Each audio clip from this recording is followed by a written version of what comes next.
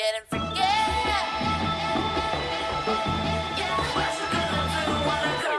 Everybody know I'm a visual. Yeah, I kill it cold like a criminal. I'm everybody's type, but nobody can deny. Yes, you know I get it. 나는 아무리 봐도 I'm getting freaky. Yeah, I'ma bring the crazy. Get that freaky on. Get that freaky on. Getting freaky. Get it right. Get that freaky on. 신경 끄고 다 같이 freaky. Yeah, I'ma bring the crazy. Get that freaky on. Get that freaky on. Getting freaky. Get it right. 상관하지 마.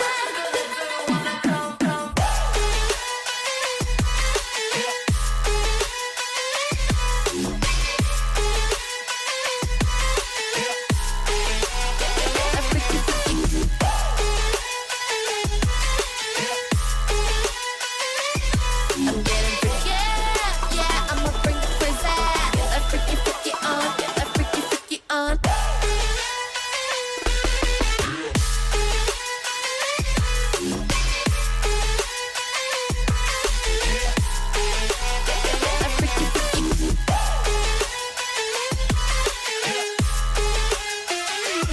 I'm getting freaky, get it right. 상관하지 마. I'll be on the top killer. I'll be on the top winner. I'll be on the top killer. I'll be on the top 'cause I own it, know it, I'm a red. I'm getting freaky, yeah, I'ma bring the crazy. Get that freaky on, get that freaky on. Getting freaky, get it right. Get that freaky on, 신경 끄고 다 같이 freaky. Yeah, I'ma bring the crazy. Get that freaky on, get that freaky on. Getting freaky, get it right. 상관하지 마.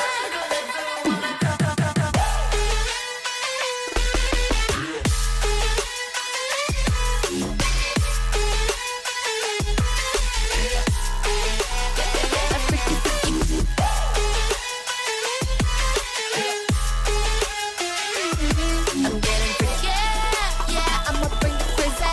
Get that freaky on, get that freaky on. I'll be on the top killer. I'll be on the top winner. I'll be on the top killer. I'll be on the top 'cause I own it, know it, I'm a red. Get that freaky on, get that freaky on. Get that freaky on, get that freaky on.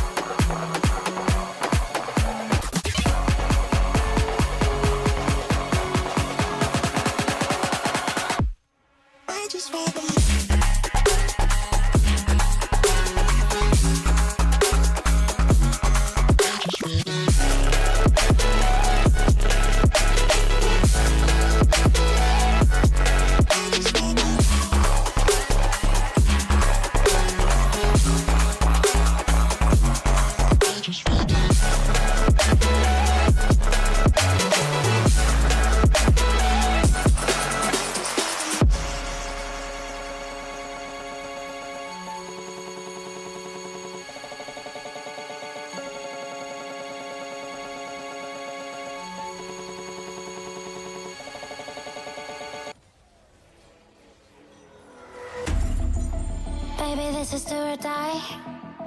Feel it in my veins tonight. Emotional suicide. You know it's an eye for eye.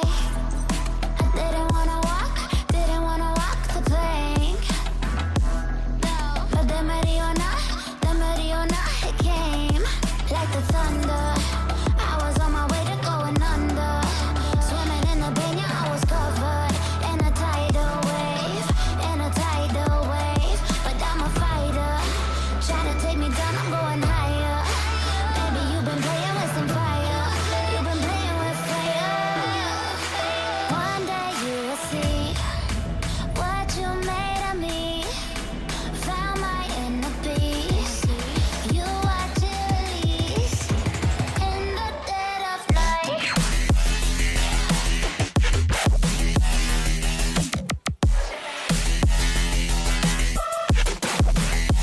In the dead of night.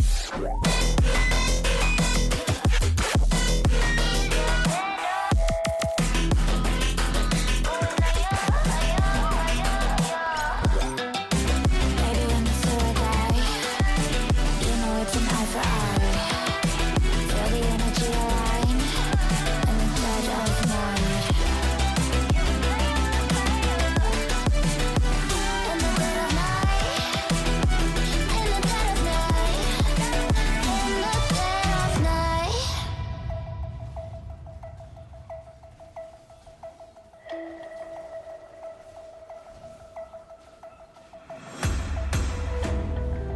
You can save your alibi. I already know you lied. Oh no, no, don't even try. Watch the flame in me ignite. You didn't wanna walk the plank. But the Mariona, it came. Baby, it was dark, it was hard to see. And that's when a spark lit inside of me. Oh, I was lost from reverie. Oh,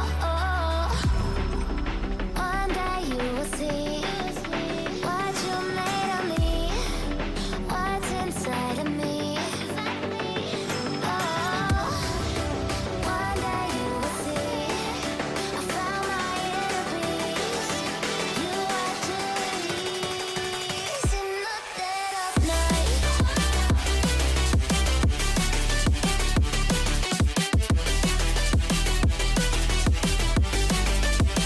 In the dead of night.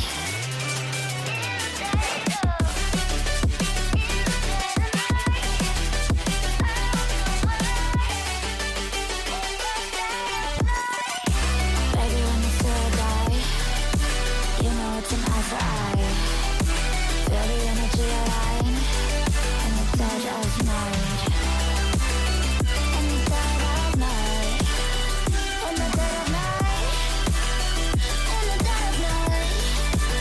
In the dead of night. And one day you will see what you made of me, what's inside of me.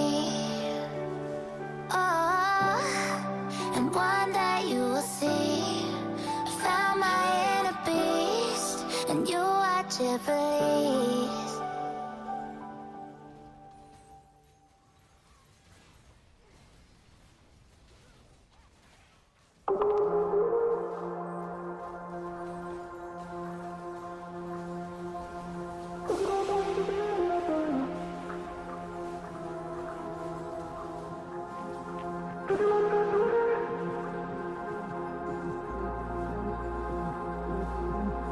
But you got to reach your feet,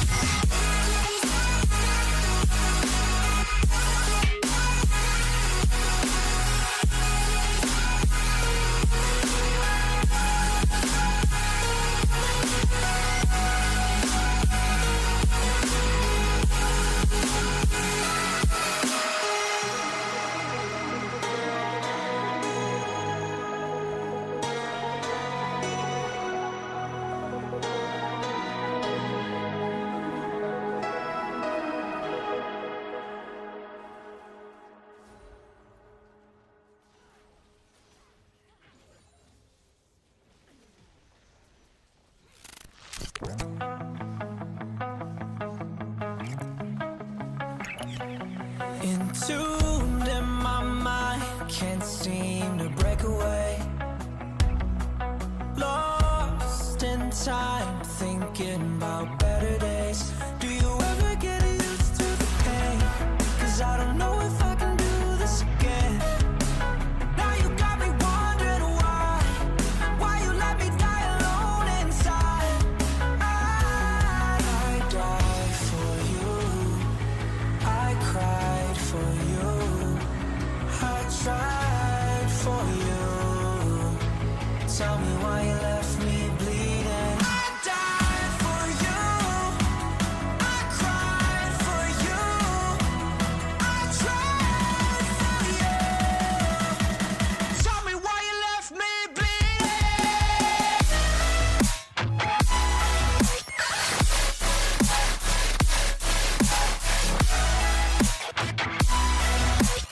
Tell me why you left me bleeding. Died for you, I cried for you, I tried for you. Tell me why you left me bleeding. Lullaby, some of you still in my head. Bloodshot eyes, can't sleep, I'm rotting in my bed. Even the drugs don't faze me. I don't think you understand, I gave you everything I had when it shit go wrong. And now you got me wondering why you let me die alone inside. I died for you, I cried for you, I tried for you. Tell me why you left me bleeding. I died for you, I cried for you, I tried for you. Tell me why you left me bleeding.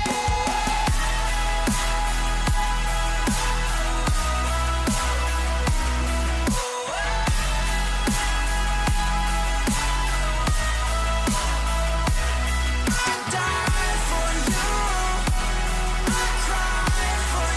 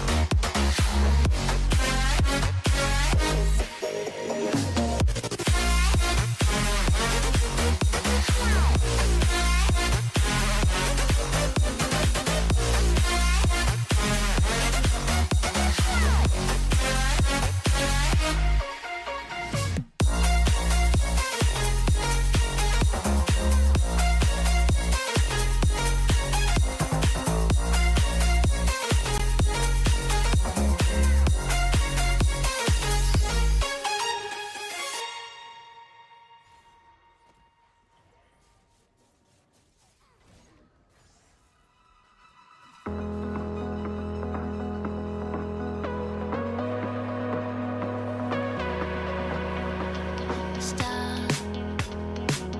The memories flood in my head, just like the waves, babe, we were endless. Drowning in your eyes, pull me in your tide. Do you still remember all the shit we used to do? The drunken walks at 2 a.m. in high school. Slipping away before your eyes are into the night. It feels better when you're frozen inside my mind. Till the clock runs out of eyes on you. When the sun goes down, it's just too soon. Won't you take me away? Oh, I can't refuse it. Give me your soul before you lose it.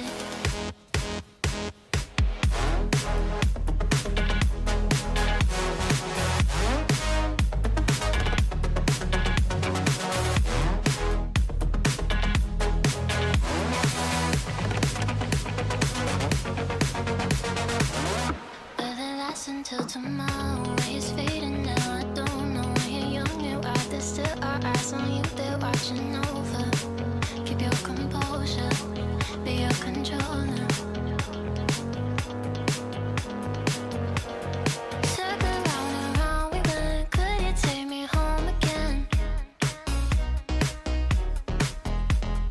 Fireworks all in your eyes, telling me that it's alright. Till the clock runs out of eyes on you.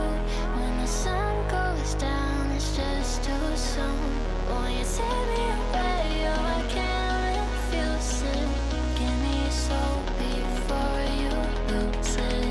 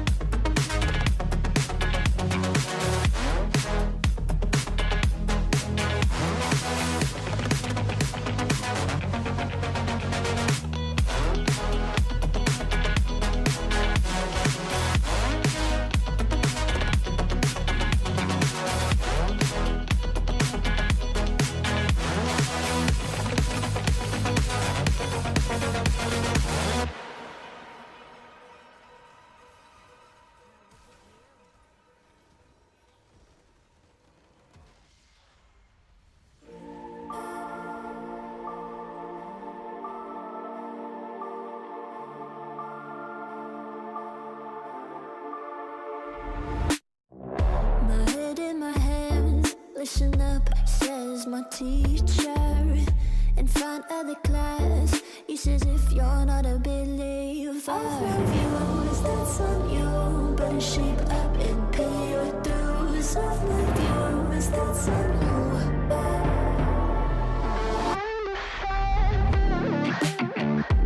I'll be on a flight soon to the end, I sing you. Gotta know all this propaganda, how do you do? Better get it in my own medicine for you. Never gonna make them think I'll stand there. For all the things that I've said, pushing me closer to the edge. And I don't know that lose, don't mind if I do. For all the things that I've said, pushing me closer to the edge. And I don't know that lose, don't mind if I do.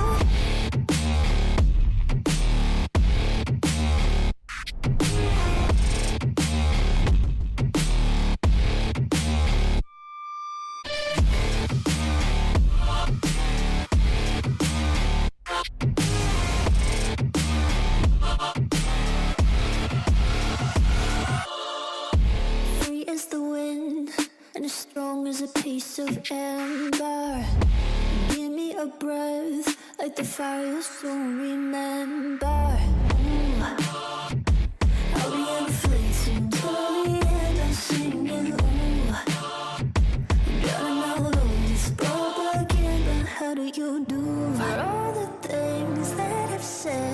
pushing me closer to the edge. Hand back, John, not let loose. Don't mind if I do.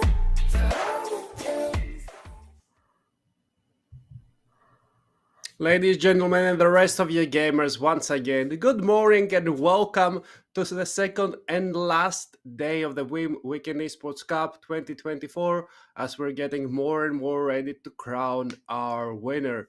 4 teams started, 3 teams remaining, and only one of them will stay home with their bragging rights of, hey, I'm the winner, I'm the best of you all.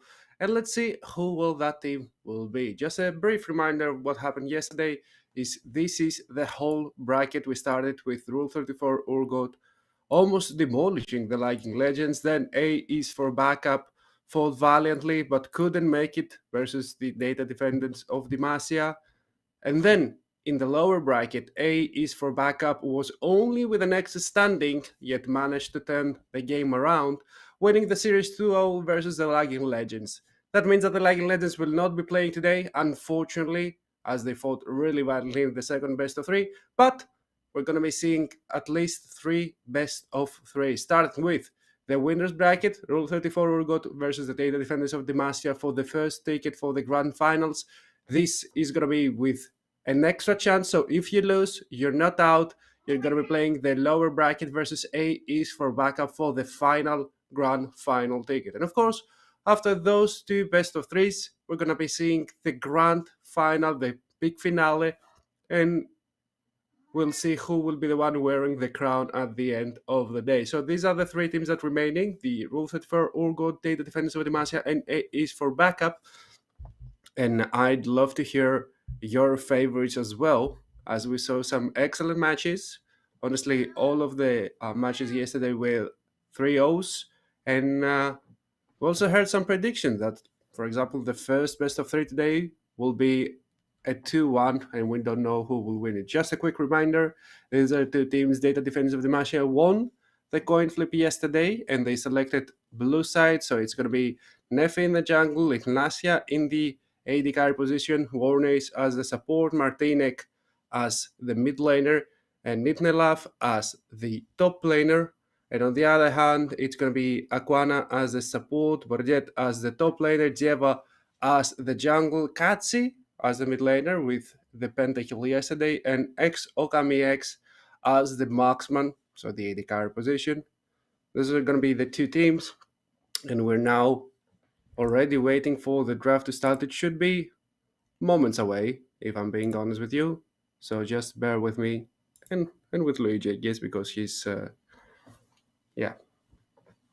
really needed right now. I'm sorry, he just needs attention. He becomes like that sometimes. So yeah, these are the 2 first teams.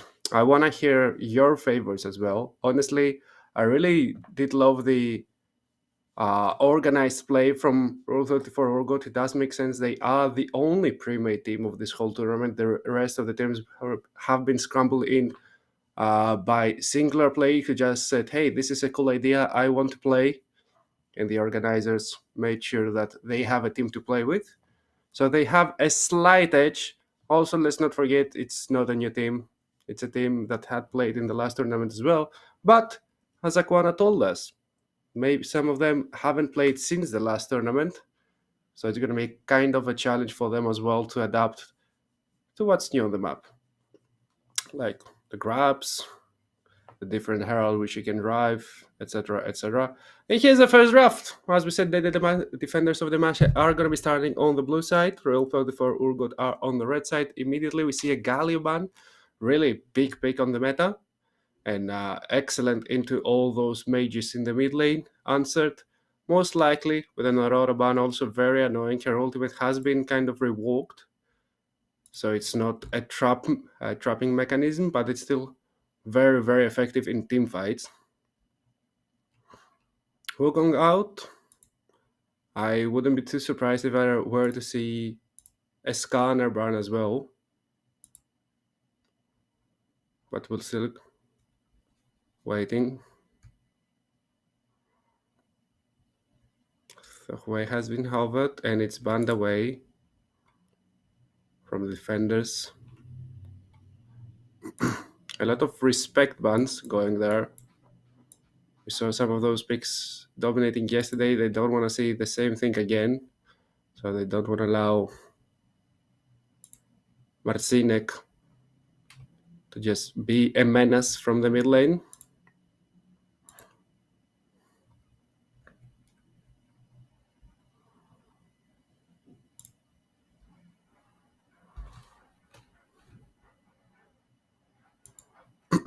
And the last one is Javan. Was just announced. There was a slight issue with the pick and ban side.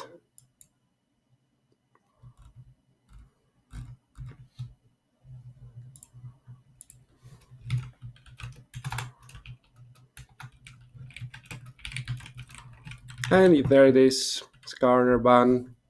Once again with an auction being instantly slapped in. Very, very strong pick. And I want to see if they want to pair it with the Oriana. If Martinek has played enough of Oriana to feel comfortable in that, the Wumbo combo can be extremely effective if you don't know the windows in which you need to defend yourself against it. The Vi, honestly, in the isolate 1-1, not an excellent pick versus the Nocturne, but we saw yesterday that it was one of the comfort picks for the R34 Urgo team and their jungle Jevo. And maybe they just want to make sure that the enemy ADC does not get to play the game. Or maybe there's a remake in the draft? Oh, okay.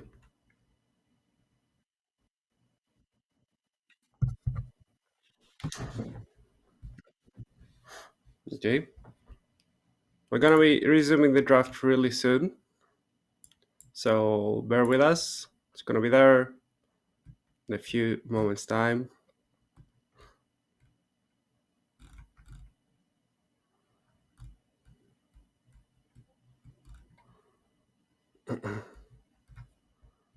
And as soon as we're there, we're gonna be. I think the draft is already resuming. So we're just waiting for a repair. Right. Okay, so what happened is that the data defenders of Demacia did pick a red side. For some reason, I also thought that they picked blue side, so the sides were scrambled away. Where everything you saw that's on the opposite side. So we're just waiting to jump back. There it is. So Nocturne, Velvet, and Shen. That's a diving combo, honestly. Should be Nocturne mid, right? If I'm not mistaken, for Rule 34 Urgot. They said that they are lovers of cooking as well. And let's see if what they cook can actually be eaten, because it's kind of weird. It's a really diving combo with the Shen, like the old submarine combo. I'm not sure you'll have the time. There's a lot of defensive stats on the other side as well. Let's not forget that this Malphite most likely will be support, as they are playing Udyr top for Nitnelav, and Warnes is playing his fabled Malphite support with Malignance.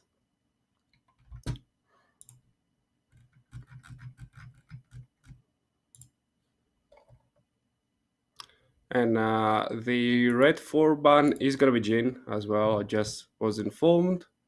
So it's Aurora, Hui, Skarner, Jin. And now we're waiting for the last ban from the red side.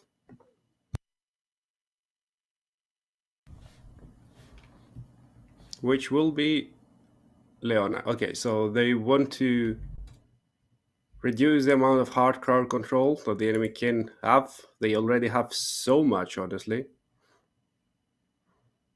With the Shen, the Belva, the whole near side effect, which is very, very effective. Now there's only one ban remaining.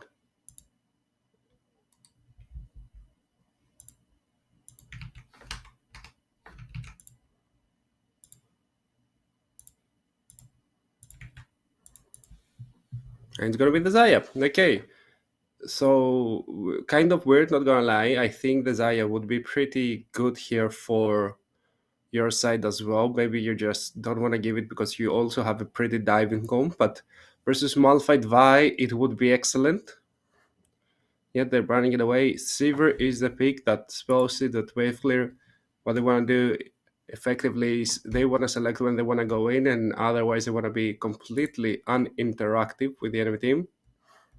Let's see if this will work out for them. I've seen Seaver being picked up a little bit more lately, but not pretty sure if she's as effective now. That I can is a fine pick away. You can kind of get away by getting the spell sheet, and then still you'll be able to use your crowd control effectively. Maybe I'm a bigger fan of the Malphite, especially with the tankiness that ult provides. And there's the Orianna. There's a combo together with the Nocturne last picked. And we're waiting to see what will be the counter pick for the Triple D team.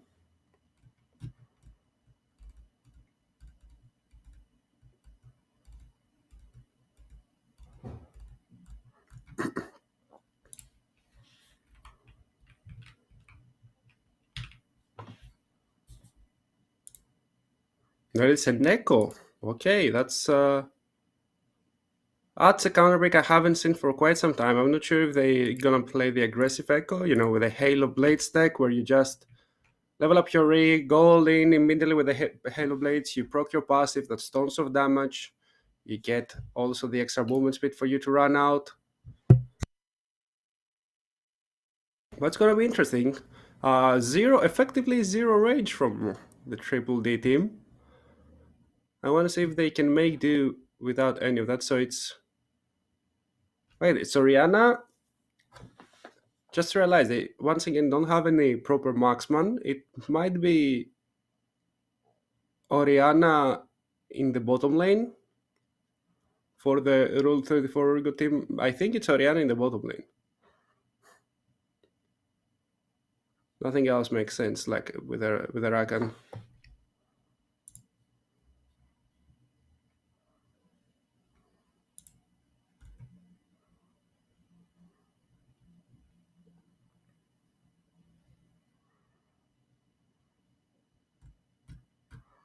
Let's see, we're waiting for the teams to get in the client. So, I want to hear your opinions as well again. Which of these two drafts you like more? So, the two blue and green slides. The blue is Javan, the red, blue and green, and the red is Jin. So those are the two bands that we're missing. Those are the drafts. Once again, a little bit cooking from both sides, I want to say. A lot of crowd control, a lot of AP damage from the red side, a lot of flat AD from the blue side, with only the Orianna being able to provide any sort of magic damage. I'd like to see how this cooking will go on.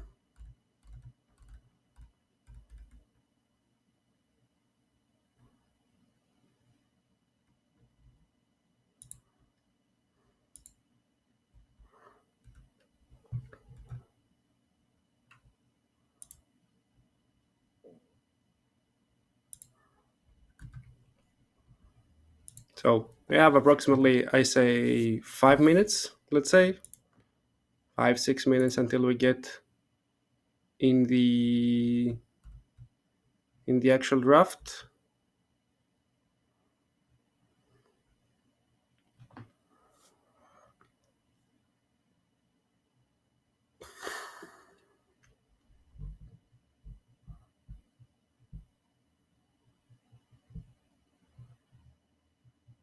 And these are the teams once again. So the last band, the red band, was Syndra, not something else.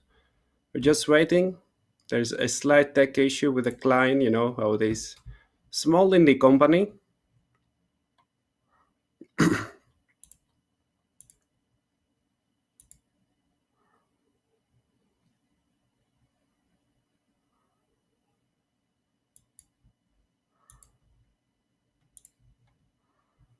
Some fans of the Urgo team showing their faces.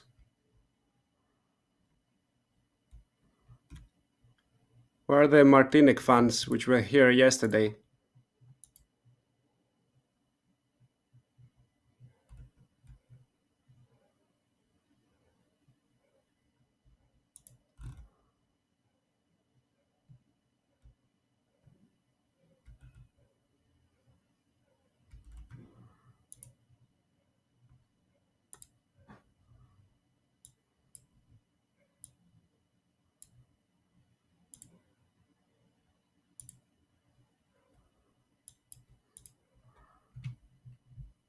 The Z legend. Okay, I now need to know what is the Z legend, which is Martinic.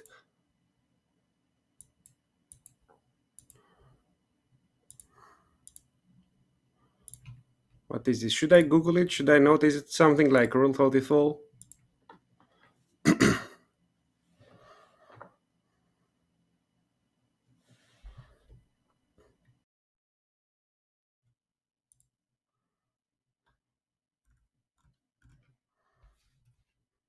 Should be getting closer there, folks.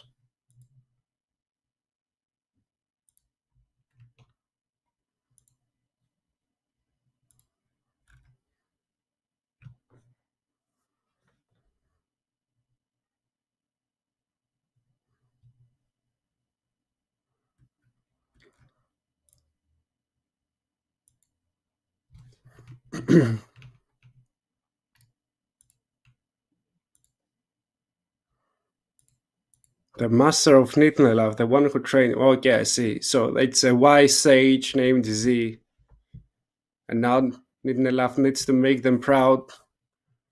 Will it be enough versus the R34 Urgot squad, the pentakillers of the Veeam Esports Cup?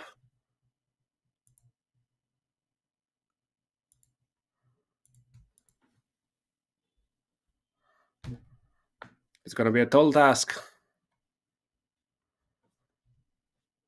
Some call this an early final. Well, see, they all have to go through each other.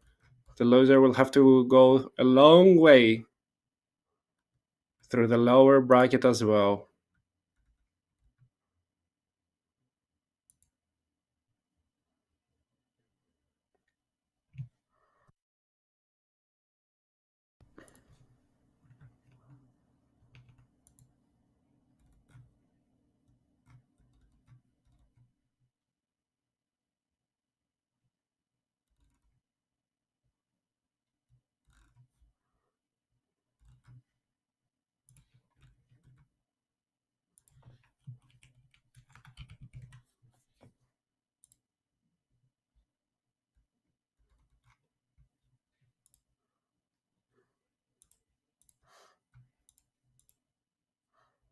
Chad, have you played LoL today? Do you do that?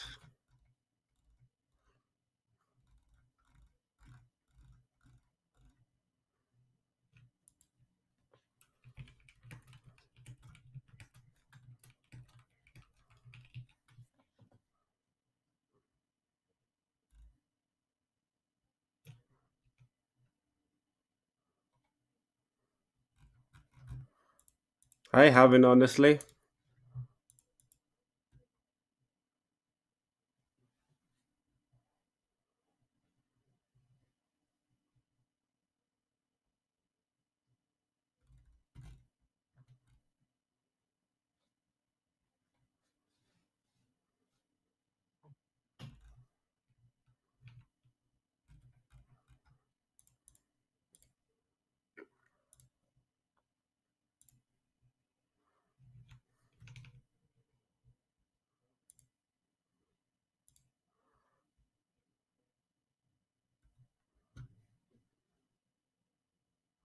Let's see.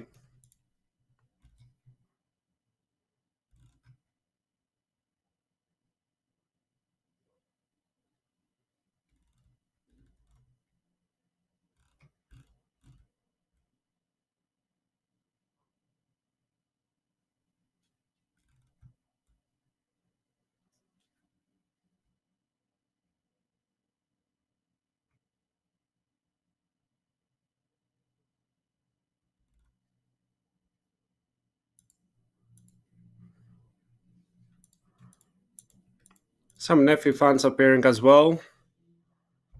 Honestly, I was a Nephi fan from the moment I saw the picture. It's excellent.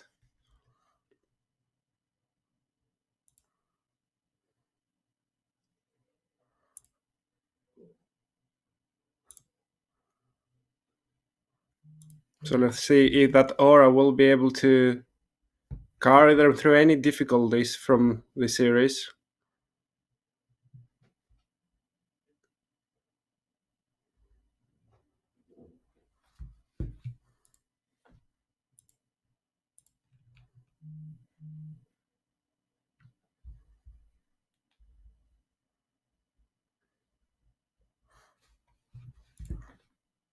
Oh, here's also lasagna.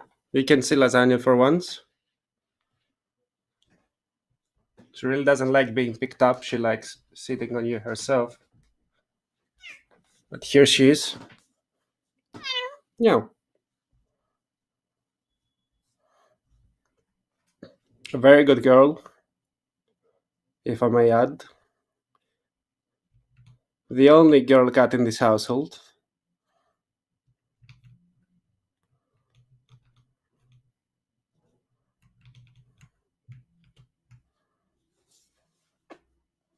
Say hi. Hey, good girl. Yes.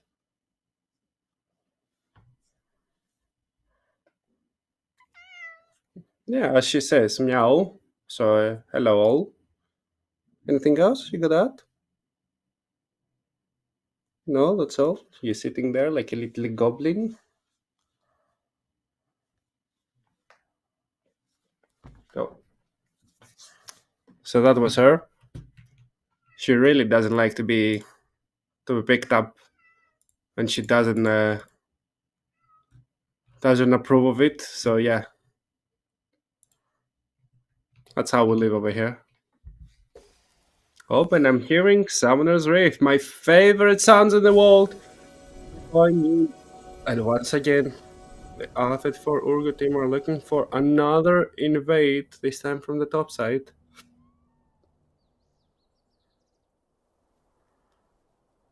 Urgot hasn't seen. Let me laugh. Now he has, but now it's too late. No flash, no nothing, and the first blood goes to the side of Nocturne. Now just realized that Jin was in the place of Velvet. That's fine, we were all bamboozled.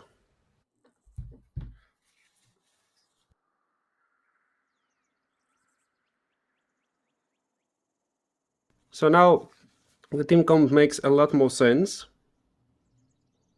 And they're also ahead of the curve with Nocturne. If he stays ahead, he can do a lot of things. Nephi, he's already in the enemy jungle. Nock doesn't know, but Nock clears these raptors way faster. So he may realize pretty soon 2 more auto attacks. And he doesn't even smite, so Jeva can smite away. You can see the red. You can see the red. No, he can't smite away. Vi can lock out the Q right now, but Oriana is also moving. The flash might be the move over here. Flash in. No, he doesn't flash in front of the Q. They're just trying to make sure that they reach her, but Sivir and Malphite are first in the chase, so they're turning away. Their attention on Malphite.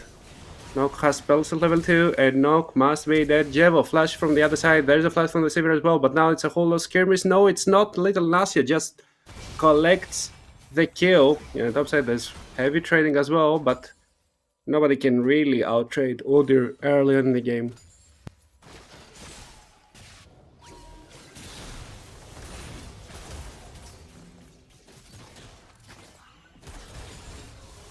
It engages, the deadly first hits. Malphite's still level 1, by the way. And that fourth shot will hurt a little bit, with Little Nasia trying to trade back from her minion wave.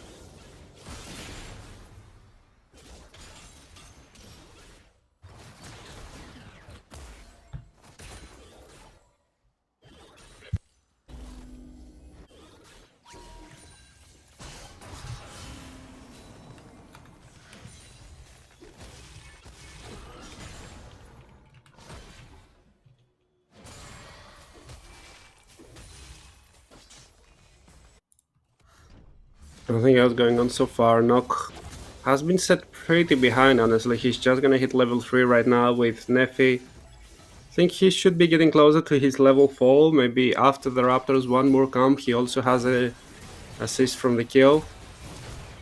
The second set, the Ignite is being popped. Little Nasya has to flash away. Will respect it, doesn't want to give away anything else.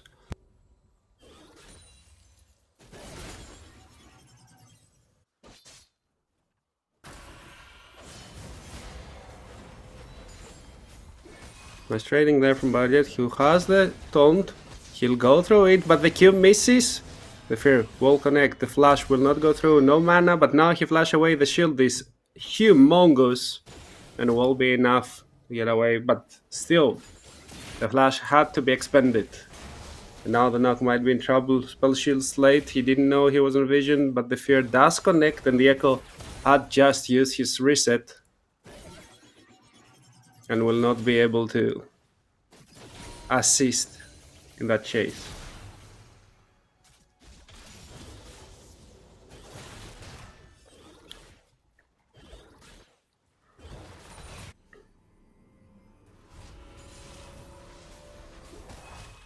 Most of the laners have completed now their first reset. We see some first components being completed, and that's gonna be, I think, the new Shen build with the sun, the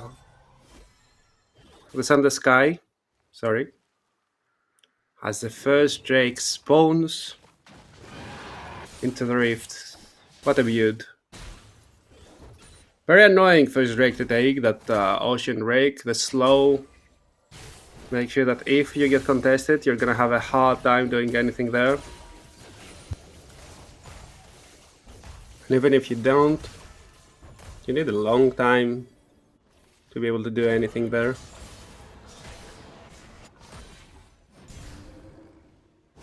Pretty chill game, even with the first blood on the top side, it's 100% even.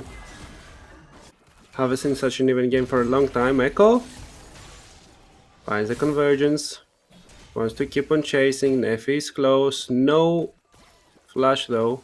They're trying to bait. Now Katsi will have to flash, flashes away. Respect given back. The summoner blown.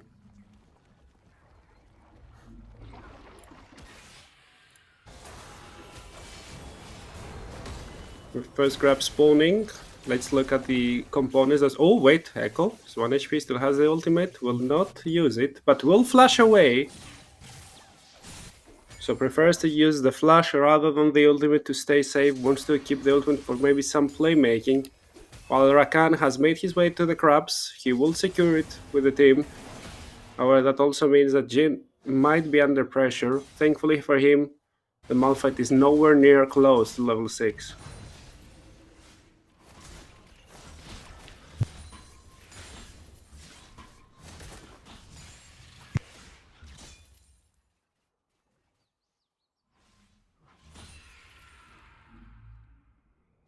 So the 3 first grabs go to the side of the Ergo team. It's mostly a denial from the Udyr, from the Echo, all those champions sideline excellently. You can't really say the same for Shen now with the newest build. He's slightly better, but it's not that he's excellent in side laning. And also Rihanna side lane is her natural born enemy. She's very easy to catch out, close to no mobility.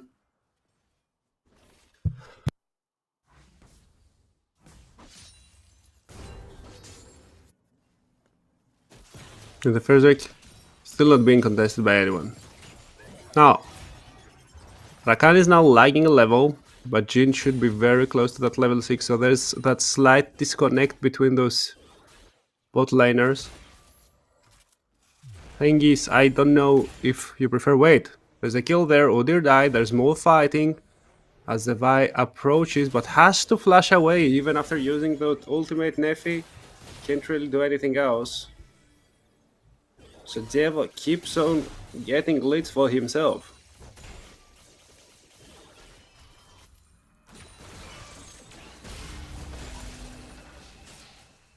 Nice trading. From the Echo just runs away after the 3-hit passive.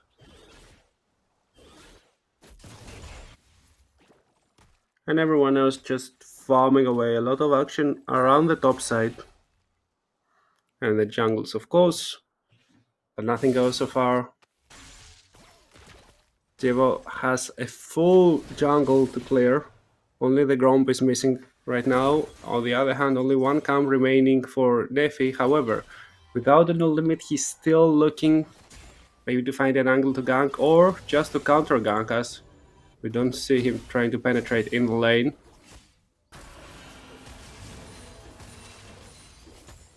Well, it's a Tiamat from the Shen. He wants to be able to answer the innate wave fleet that Udyr possesses.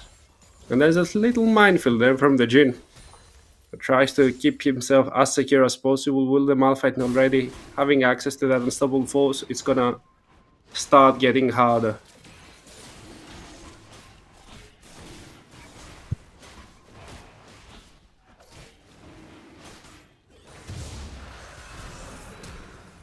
Oh, good trading pattern from Nadi. Gets the flash away from Borodet, will not follow for himself. Not sure what build will Nadi go this game. Hasn't opted for the Trinity Force as he did last time, going from the Fimbulwinder immediately, just to start the stacking game.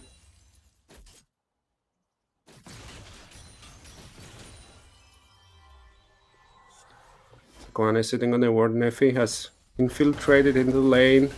There's an unstoppable force. They're turning onto the Jhin. Flash away, and there's the Cease and Disease. One battle dance, and the second, together with the quickness, will make sure that they all run away as safe as they can. And now, there's the Curtain's Call just to play some retaliation damage. The shots are being spread, second, third, and fourth hitting. They're looking for more. Does he have the flash? No, he hasn't. And Aquana is very close to dying. The battle dance come off the cooldown. But there's a E flash. Ghost barrier, sorry, from Little Nash. Yeah, that's a 2-4-1 in the bot lane. Such chaos.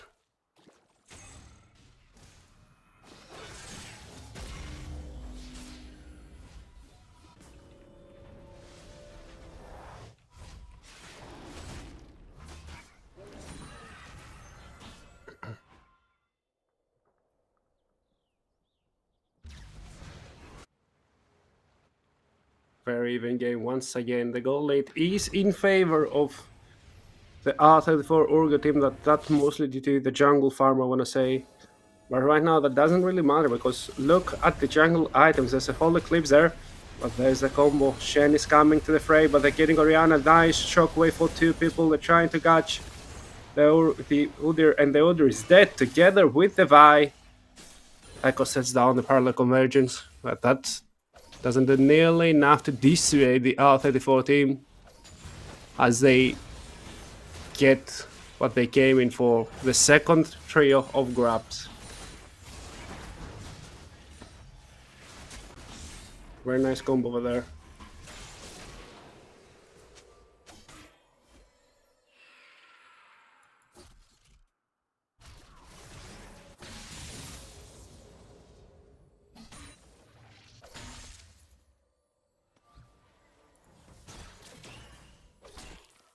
Nico has a little bit of time with the plates. Close to securing the first one, but close isn't enough. Starting with the Lich Bane, so I think split pushing will be the name of the game for him, and trying to threaten the bot lane as well, as he moves into the Fog of War for a little bit, allowing his jungler to just steal away a couple of camps, get back in the fray. Nox still hasn't reset, by the way. He will get the Grom in order to not completely ruin his tempo. And look right now at the jungle traits differential. One has 17, the other will have 4. And it shows in the gold. As soon as Nox resets, he's gonna have a full item plus boots, or a full item plus half an item over there. So the power spike will be huge.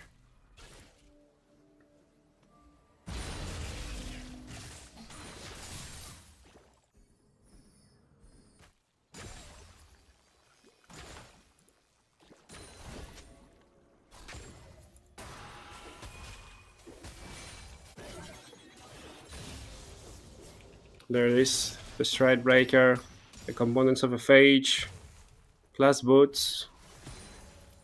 Warnace is being annoying, making sure that the Jin can't really walk up for everything. As he has the components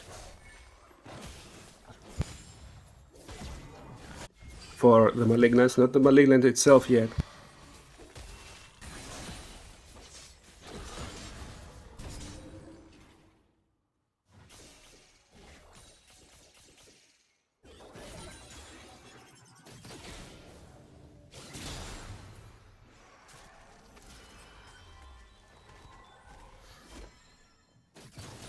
Let's do a quick summary check, by the way.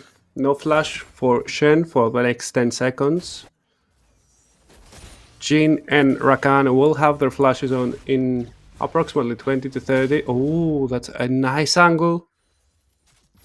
Martinic is bot. He might try to look for the dive. Nobody else is coming, but they saw Vi. They're turning onto the Vi, and right now maybe Jin will be in trouble, but the rest of them already killed the Vi. The Parallel Avengers only stands one, and still somehow Kami was alive for so long, doing so much damage, and there comes Kachi, 2-man Shockwave. But it's a 2-for-2 so far, and you have turned everyone to the bot lane. It's a 4-for-2. And now you're getting the second Drake plus free push wherever you'd like it.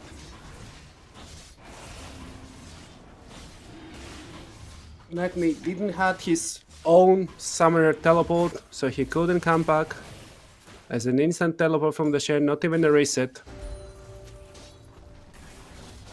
Kachi can start dealing serious damage to that mid lane tower. Orianna can actually do that, especially with the sick traps, and we're looking now. They see the Vi, they turn their attention onto Vi. Malphite knockup picks up 3, but only one of them is stunned. And somehow Hokami X lived for so long. Maybe that was the Shen shield. He was alive, he did his 4 shots, so he did his job. And although they lose their bot lane, they're getting so much more in return. They're getting 4 kills, they're getting the Drake, and so much damage into the mid lane tower. Right now they're getting richer and richer, with a gold lead setting to 2.5k.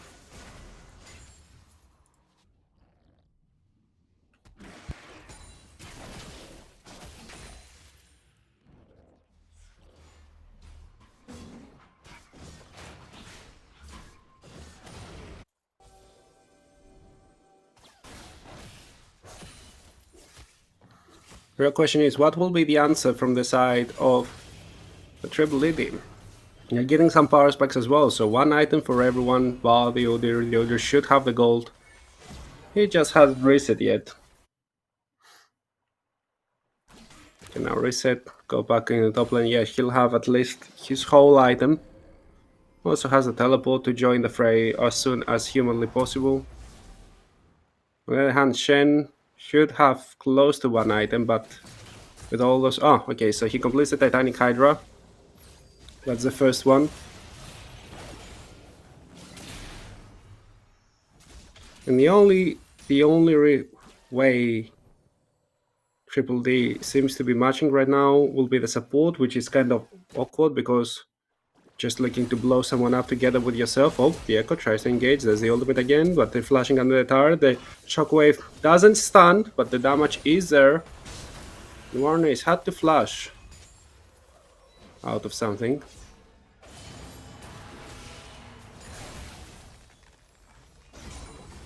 Some damage being traded away in the top lane as well. That's the usual.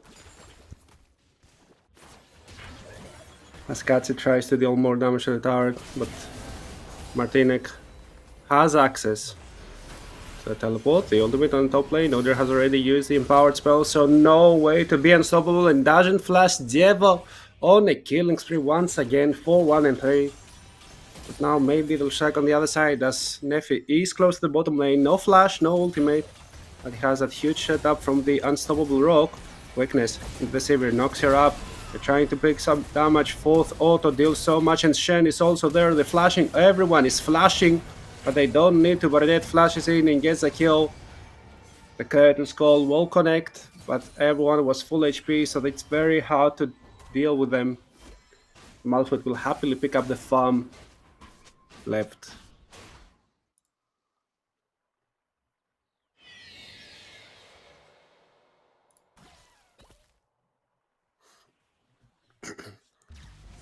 And now slowly yet surely the game starts to be open wider and wider. Look at those score lines: 4-1 and 5, 2-0 and 8, 3-1 and 3, and even Shen isn't punished. As if they just killed Hoodir and clear the wave before him using that stun unite in the bot side. And more items are coming into fruition. I love this map right now. It's very hard to contest for the triple D team. Thankfully for them, no tower has fallen yet. So there's no easier invade, more deep vision from the R34 Urgot squad. 2 items strong is Nocturne. Experimental Hexblade has been connected. With small movements with more attack speed in his ultimate. That's actually huge for him.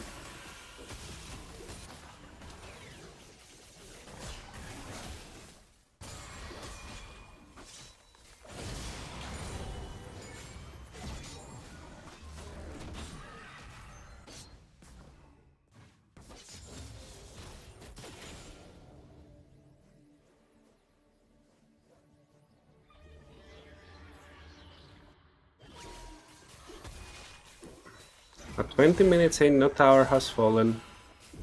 Orianna the only one, together with Nocturne, 2 items.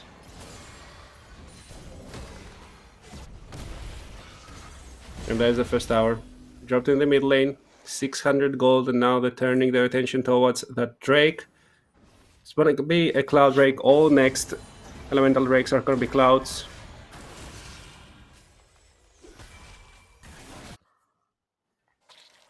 And maybe they're just waiting for the start. United cooldown Warnace tries to find an angle, gets snared down, but the deadly flourish.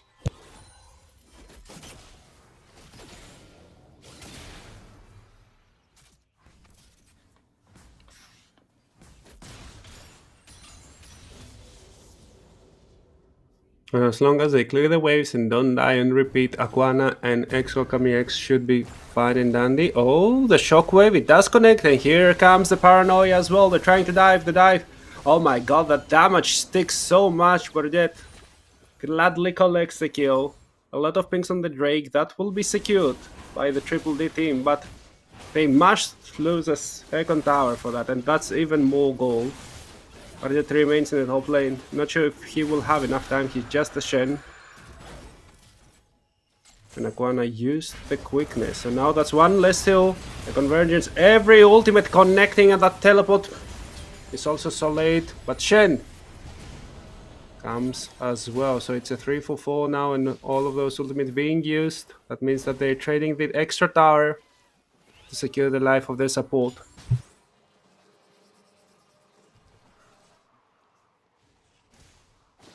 They executed so fast that Exo X didn't even have time to flash away.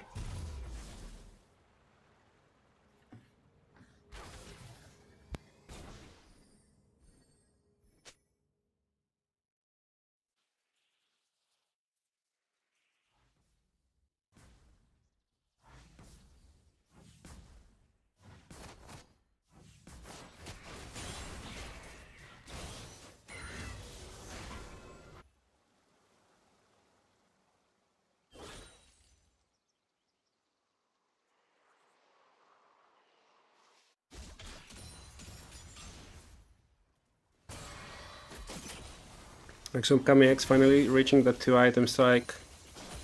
The same can be said for Little Nashia though. 50% crit for both of them, a lot of attack speed for Little Nashia if the fights are not chaotic, if it's just a proper front to back. Little Nashia should be able to carry, however, with the knock Orianna Shen combo it's very hard to just make sure that everything is stable, everything is proper, front to back.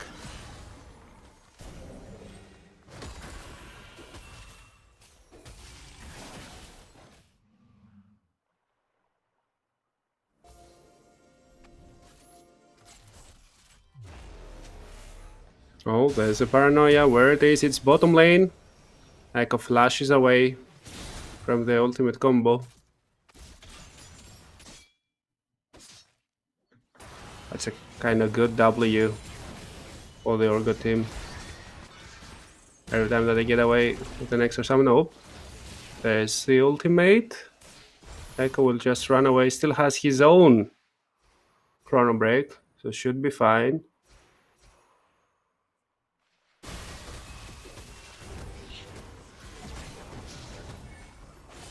So there gets stunted on the turret, but it returns the damage. But in the end, it's just an even trade. I think that Tudor has a lot more sustain in his kit.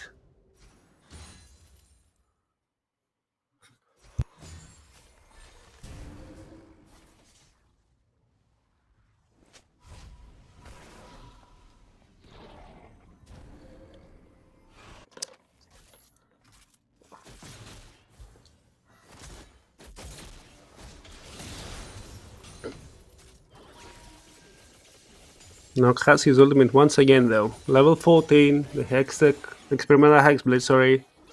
Reduces the cooldown by so much. It actually now matches together with the Orianna Shockwave. Now which is looking to use that Shockwave. Doesn't find the angle onto the Echo.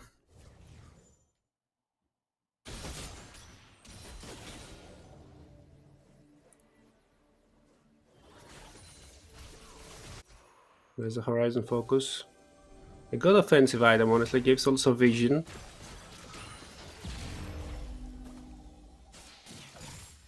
So you are able to follow them anywhere. Now maybe the look once again. Devo has cleared his whole jungle one more time. He's 60 CS up. That's 15 camps. 15 whole camps ahead of Nefi. And that translates to 3k gold. That's more than half of the gold it sits on top of Devo. So a lot of things rely on him to move.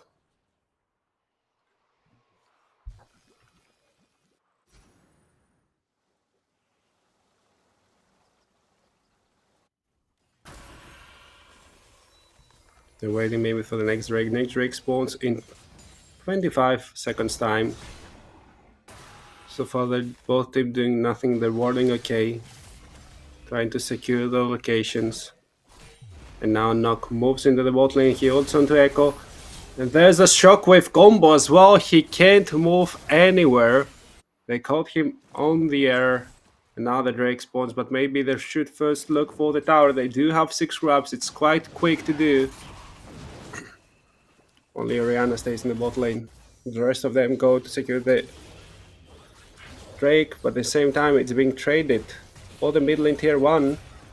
Wanna looks for an angle maybe. But doesn't pull the trigger, they just collect the wave. Not a bad trade, honestly, from the side of the defenders. As if they don't lose the tower, they have gained very important map advantage. Nefi will not use the ultimate, of course, too greedy there.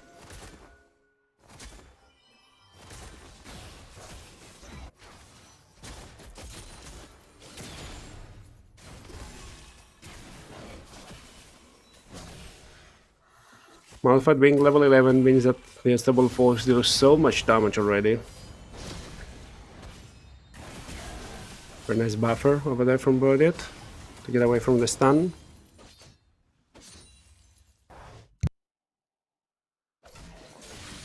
And the game comes grinding into a halt once again. 3 items strong is the Nocturne. 3 items strong is Orianna as well. A lot of AP, but still, they kind of being late on the map plays. They're losing another turret with nothing to answer for it. And it's not that they're pressuring with Soul Point, it's not that they're pressuring with Baron. These are some fine answers from the Triple D side, who equalize on the tower department.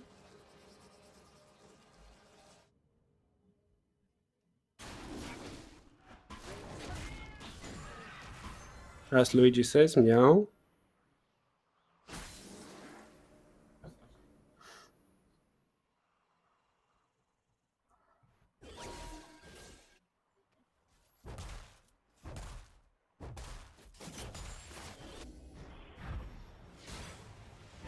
Teleport together with the Shen ult. Not sure if both of them were needed, but they are both in the mid lane. They're trying to pressure their way. Maybe we'll open towards the Baron.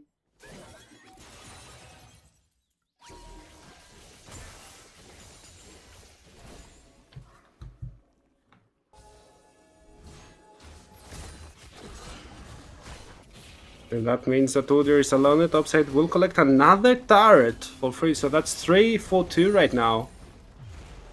The Gauntlet remains close to even now. They're using everything. He's unstoppable, but the fear will connect as soon as that end. Deadly Flourish will not though. And he tries to run away. Unfortunately, the Shen Blade ran through him.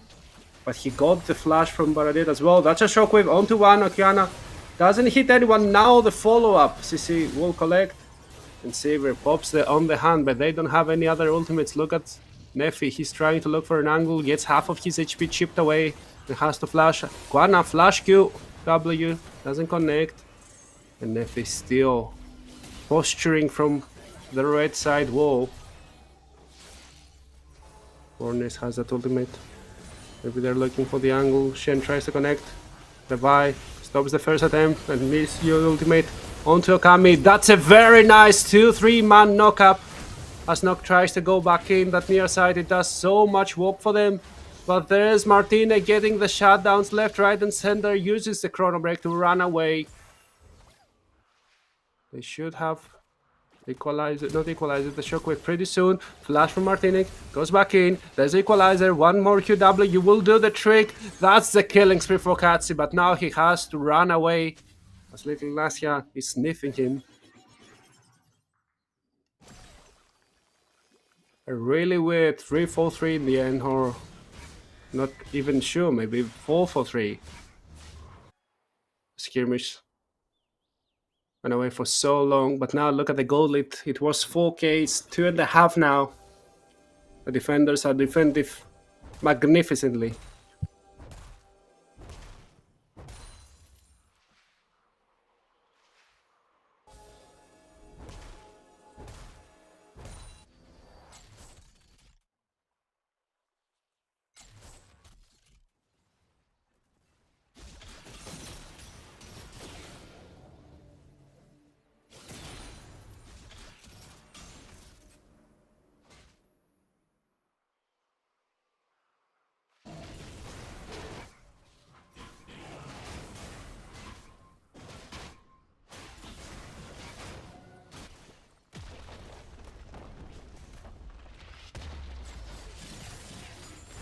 Finally they're getting that pesky tier 1 in the bot lane. Verdink needs to ult away. But they're calling the curtain. Vi tries to dissuade anything else. Needs to flash away. Gets all 3 ultimates, but then Aquana looking for more. There's a cease and desist. Shen comes with a shield. Huge for the ultimate. And there come the rest of the team. That's the wombo combo. The Malphite ult, it's only onto one and on the spells in the Udyr comes. He sees what's going on and wants to run away from the bloodbath, but can't. He can't allow his team to die by itself. Flashes away as well. They're catching another one. That's 4 kills for nothing in front of the Drake for the Urgot team.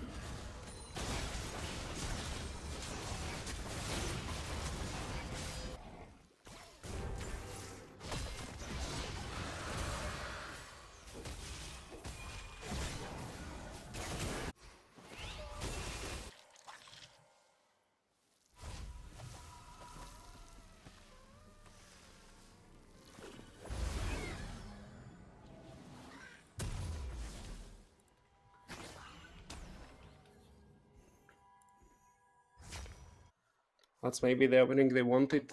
The first time they're winning a team fight so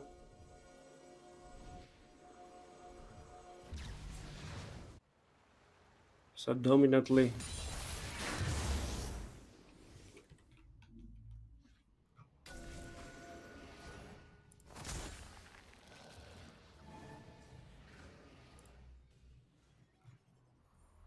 But still doesn't mean that the game is wide open.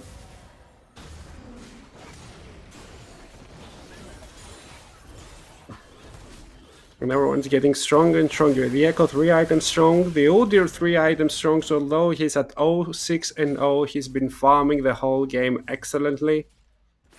Triforce and Ending Despair, Fimbulwinter.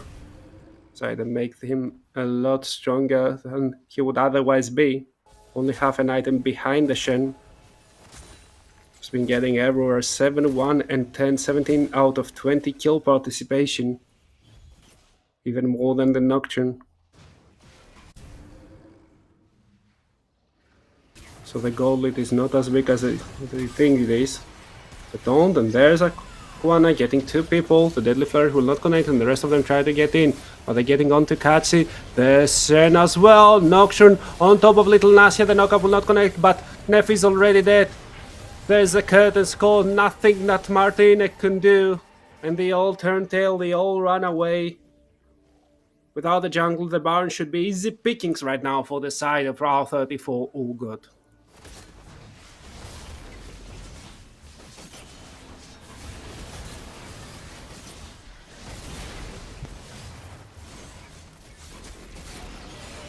Echo use the convergence, try to get in, still has the ultimate to get away. Will use that immediately, Aquana. Very, very low, they're also low. And Shen tries to make them pay for their entrance. They're getting the Baron, and now they're trying to fight. Jin is already dead. Paranoia dropped down, the convergence doesn't matter, only the slow remains. They're turning on to Warnace, and now the other tries in the 1v4. He is so hard to kill, but dies nonetheless. A double kill for Nocturne, a Baron, and 4 kills for the price of 1.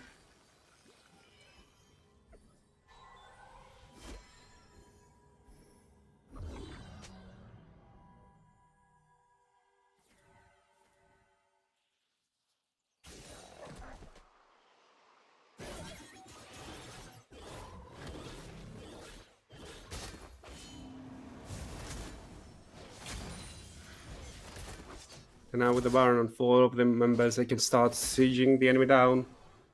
Every wave has a cannon with 35 minutes in. And if they have just a little bit of time with the turrets, they can melt them down. Look at the damage. Everyone has items. They have 6 wraps, which help so much as well.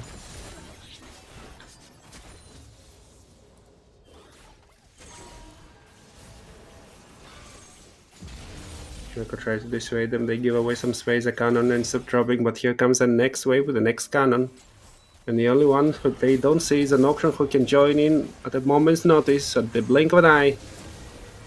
Martinek tries to engage. It's stopped, but there's the ultimate from the Malphite, which brings them their demise as Aquana still managed to get away somehow. Nock still doesn't connect. There's a Paranoia. Tries to get in right now. The Rakan is already dead. And now comes Nocturne onto a priority target. They've half-killed Shen. And Little Nashia flashes in to get more kills. He plays the aggressive play, but that's maybe not enough. She kills the Orianna, but that's a 3-for-3. And there's only 1 Baron buff remaining. That was a pretty good fight by all matters. For the side of the defenders, only the inhibitor tower drops. They still have 54 seconds of a singular Baron buff.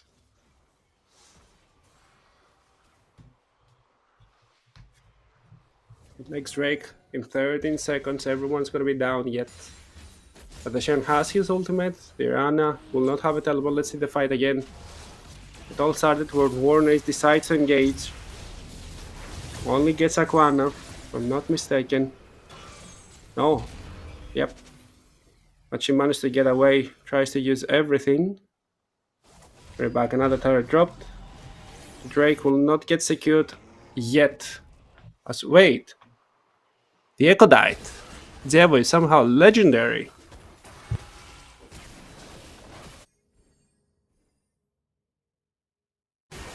9, 1, and 14. What a performance from the Roll 34 Urgo team jungler.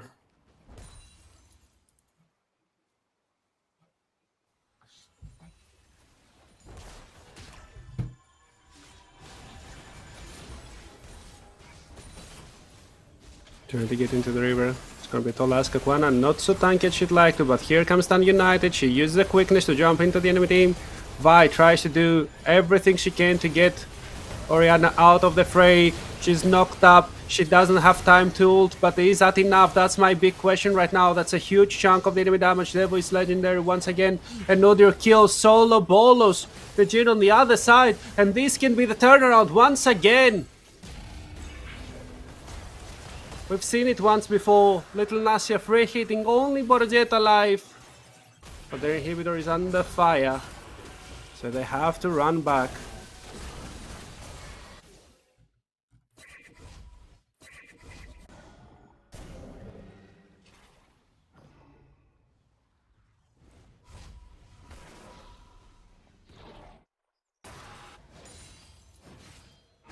Let's remember that's only the first game of the series. We could have up to 2 more games like that. Only for the first series of the day. And we're already 6 rakes in. 48 kills in. The Baron has been taken. We're getting close to the 40-minute mark. Everyone has their 4th item almost. The leader completes it. Device close. Here are the players. Here are the 10 legends that give us all that content right now. Look at the levels. They're almost all at their max.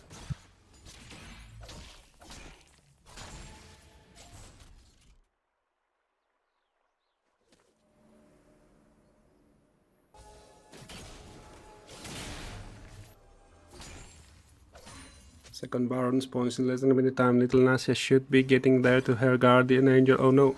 Death Dance? What's the second medallion for? Yep, the Death Dance. She locks herself in at 75% crit.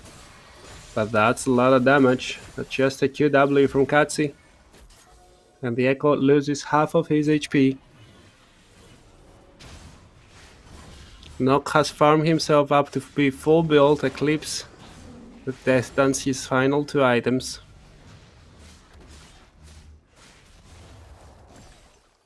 Genies and Oriana are still missing a little bit.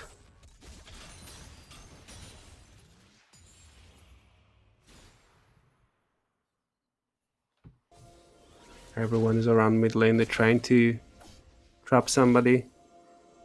But I don't think that R34 Urgot really want to engage over here. They want to collect their last items on the Jin, that Bloodthirster. The Death Cup for Oriana are so important for them to amplify that extra damage, to give them some extra survivability. But it's so tanky as well, 500 stacks on Harsel, but there's engage. They're going on to Echo. Echo has committed, still has the ultimate. The ultimate is on top of the Oriana. Maybe you will use it and does so much damage on the Oriana. She uses the shockwave, tries to get the kill, but gets executed first. They didn't respect it and now they're getting punished for it, but from the other side Urgot is healing so much from an enemy where Jin is trying to run beside him and the rest are running on the top side trying to punish Dieva. Dieva runs away. No, he's getting caught. Malphite used the ultimate only on one person and Exokami X finally managed to kill Urgot, and now Shen runs to the other side to save his team, allowing his marksman to just keep pushing. The mid lane inhibitor somehow dropped, and now there are mega minions pushing in the mid lane as well.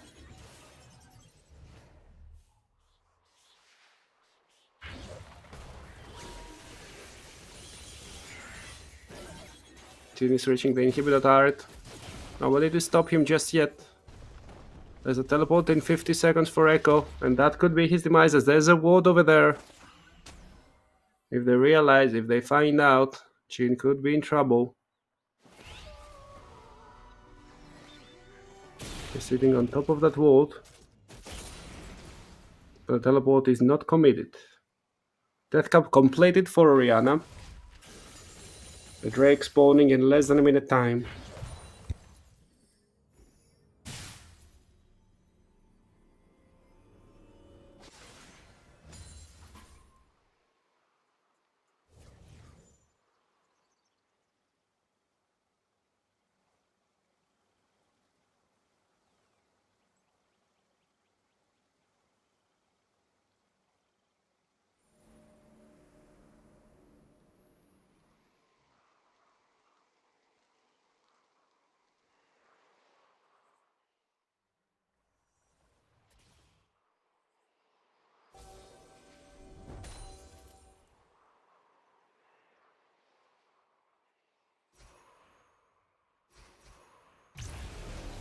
Somehow Udyr pushed to the mid lane tower, but there's the ultimate combo. They're trying to kill the Vi. The Vi runs away, she flashed in, but the Udyr has turned the wrong way around. That flash wasn't enough. Vi is still alive. That Malphite ultimate executes one, and now Exokamix tries to run away, but the Udyr catches him out. Aquana tries her best to peel for her teammate. It's just a 3-4-3. It's so chaotic. A double kill for Exokamix, and Udyr tries to run. The taunt hitting. Now it's a 3-4-2. They're calling the curtain. That spell shield will not get popped, but Shen gets the last remaining god attack, and now most likely there's only Udyr. She does to deal as much damage. Who cares about the Baron? Who cares about the Drake? They're looking at the inhibitor tower, and only Udyr stands in their way. That 3-8-5 Udyr almost full build. Don't know what he can do. 17 seconds for the next one to spawn. The stars are melting like butter, and they're hitting it with warm knives.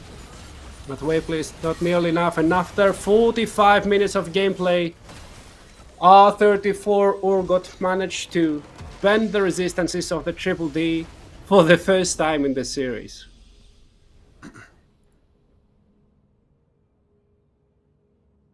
What a game! That's only the first game of the day, guys, and it was such a bang. 45 minutes, and they couldn't end it. An absolute banger, insane. I want 2 more of those just to start the day and to see where it leads us forward. But with that, R34 Urgot is 1-0, and they are 1 win away from getting the early ticket to the grand finals of the tournament. Data defenders of Demacia, even while suffering from the early invade, they managed to fight out so valiantly. It's such a close game. And let's see, I think we're gonna run into a little break and then run back for game 2. I'm waiting to hear from our producer. Okay, so close to a 5-minute break, and then we'll be right back with the second draft of the series. It's an absolute banger. Nobody miss it.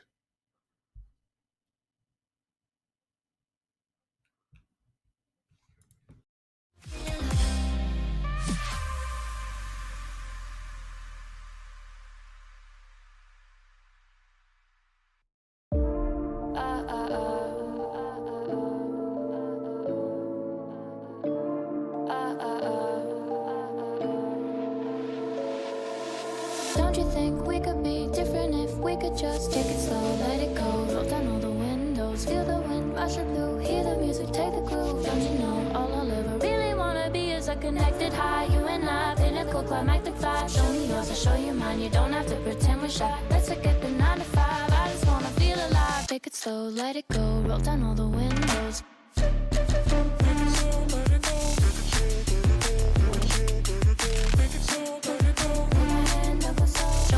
Show you mine, you don't have to pretend you're shy. Take it slow, let it go, take it slow, let it go.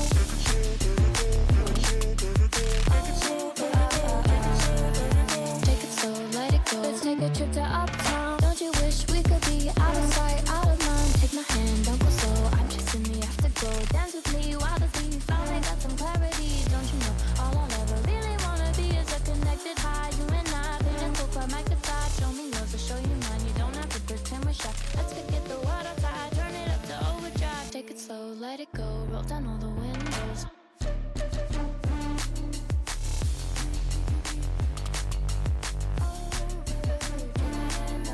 Show me yours, I'll show you mine. You don't have to pretend you're shy. Take it slow, let it go, take it slow, let it go. Take it slow, let it go, take it slow.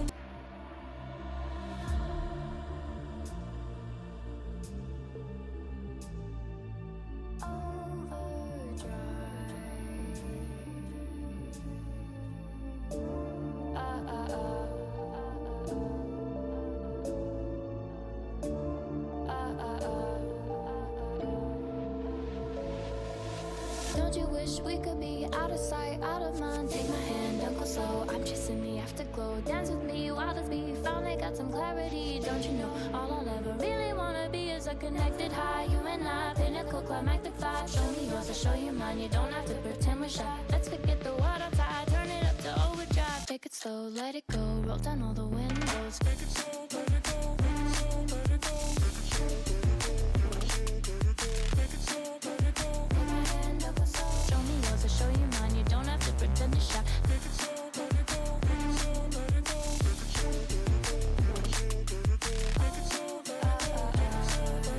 Take it slow, let it go. Let's take a trip to uptown. Don't you wish we could be out of sight, out of mind? Take my hand, don't go slow. I'm chasing the afterglow. Dance with me while the thief finally got some clarity. Don't you know, all I'll ever really wanna be is a connected high. You and I, pinnacle, climactic vibe. Show me yours, I'll show you mine. You don't have to pretend we're shy. Let's forget the water tide, turn it up to overdrive. Take it slow, let it go, roll down all the windows.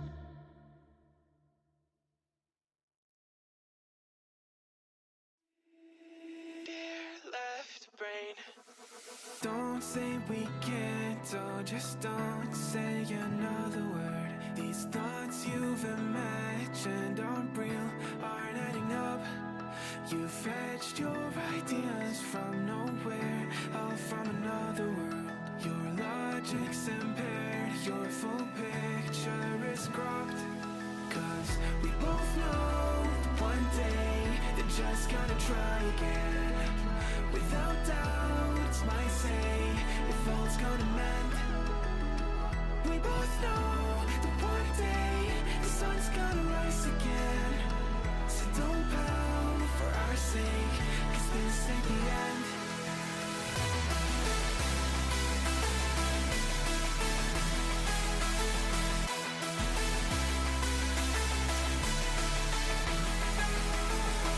We both know that one day the sun's gonna rise again. So don't pout for our sake, cause this ain't the end.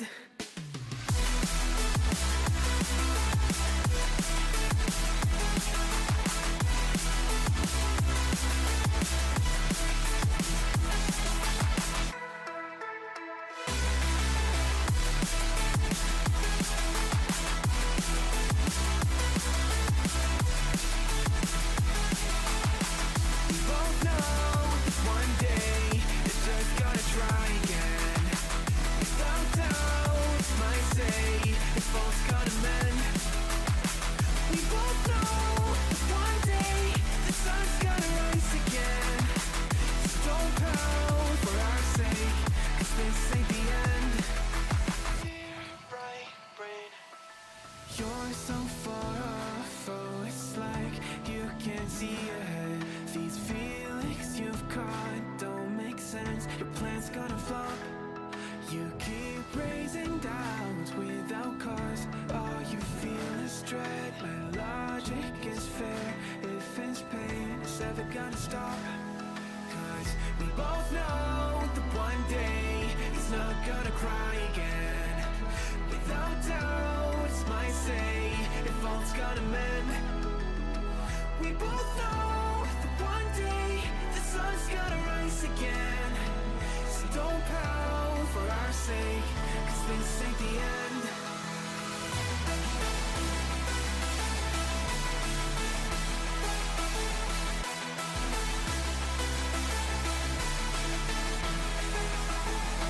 We both know that one day the sun's gonna rise again.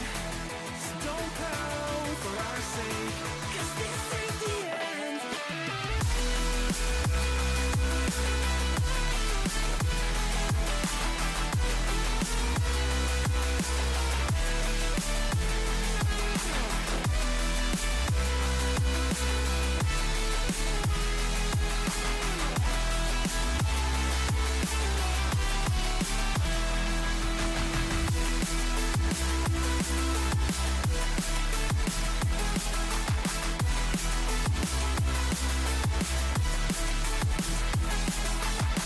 The sun's gonna rise again.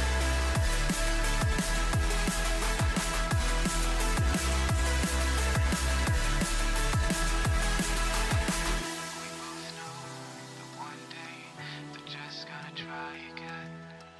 Without doubt, it's our say.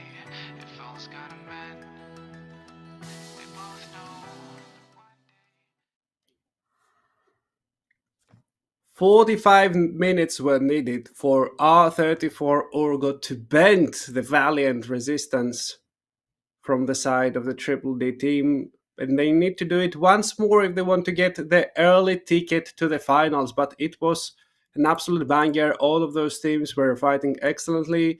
They were playing the defense game on a very nice state. They also were trading neutrals very nicely. So every time that the data defenders of Demacia were losing something, they were getting a turret or two as a reply. But in the end, Jeva was so far ahead of the curves that they managed to carry the game. Okami also scaled a lot, and we're almost getting ready for the second draft as well. So I remember yesterday we were speaking to Stormy Q.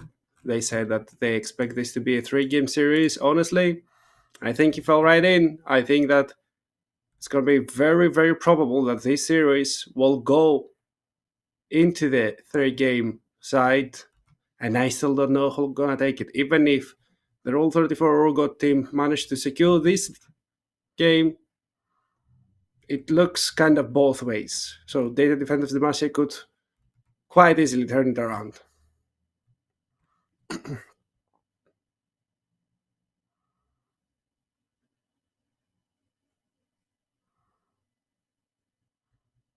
We're getting closer and closer to the second draft of the series.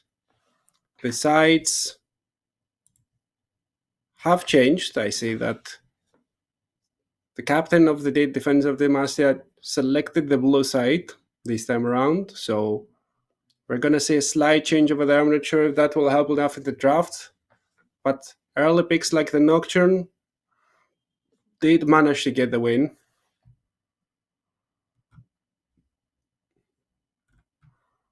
So let's see if the Nocturne will remain open, if it will be picked by Nefi,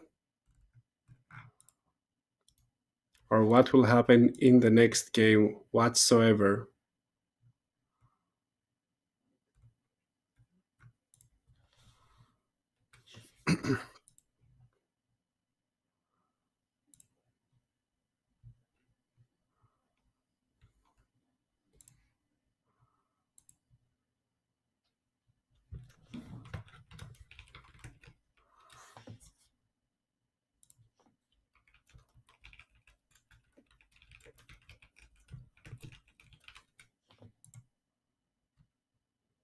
There it is. There's the second draft of the day. It starts right away. Data Defense of Demacia getting rid of the Hui from Katz's hand. Immediately, the Gallia, the bans don't really change a lot from the first game. I think it's, yep, there it is. In Rule 34's Urgot side to change the draft, they are getting rid of the Nocturne.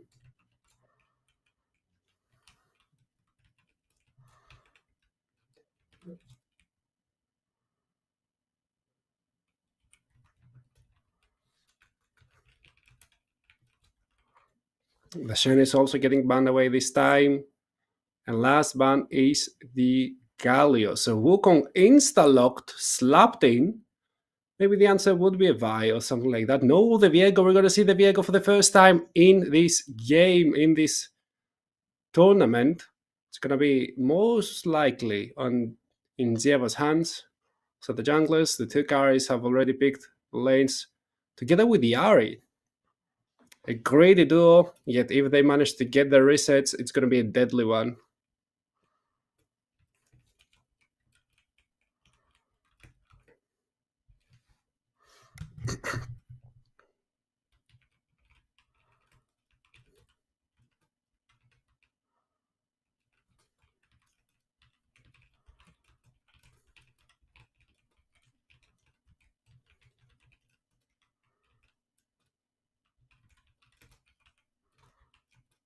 Echo is once again locked for Martinek, doubling down. He did scale up very well. The last fight he dealt tons of damage. So they just want to fix a few mistakes in the early game, and they think that's going to be pretty fine and pretty daunting.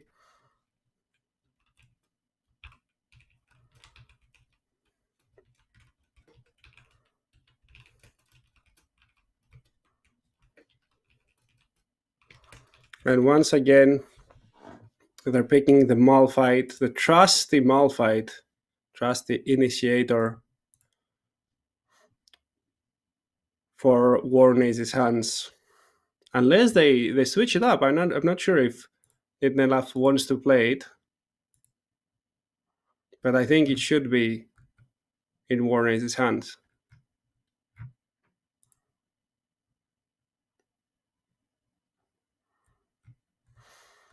Going back into the second phase of the bans, the Yorick is getting out of the fray. I suspect either the Udyr or Volibear will be the last bans, as these are the other two picks that Nidnelaf seems to very, very like. And simultaneously, the defenders get rid of the Old God.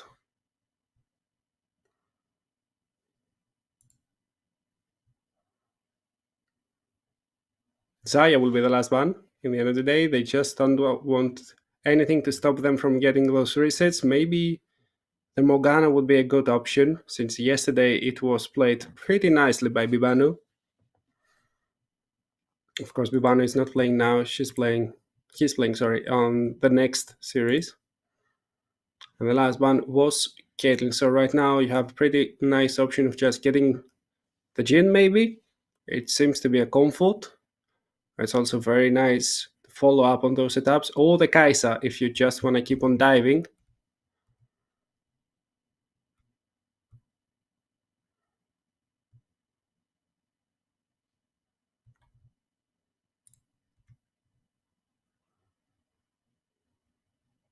There's a Jinx. Okay, so you're getting more and more resets. All of your team comp right now is heavily relying on you getting at least a single reset. So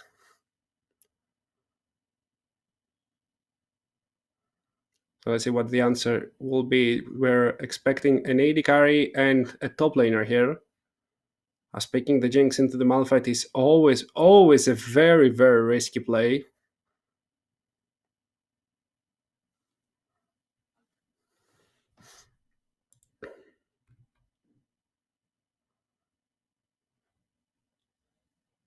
And the Volibear is indeed locked in for Nidnelaf. It's one of his most played. A very comfort champ, plays like the Udyr, a little bit stronger in the early game, a little bit more aggressive.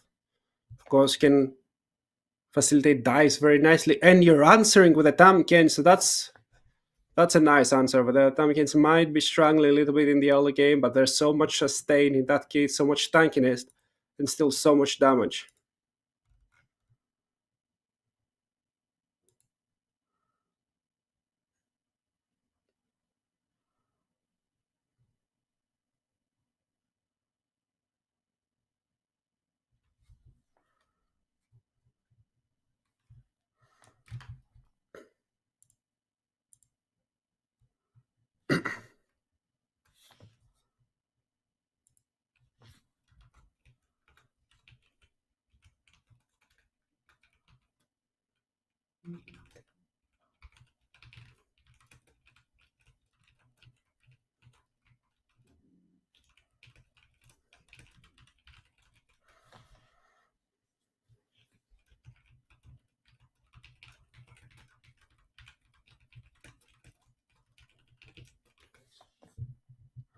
Okay, so now we saw the draft. We know that the teams have pretty much some parity. Chat, I want you to give me your predictions. Will Okami will be able to carry with his Jinx? Will the reset come together with some protection from the Tamkin's ultimate help? Or will the full-on aggro damaging movement speed build from the data defenders of the Machia manage to equalize the series? Will we have our first 1-1?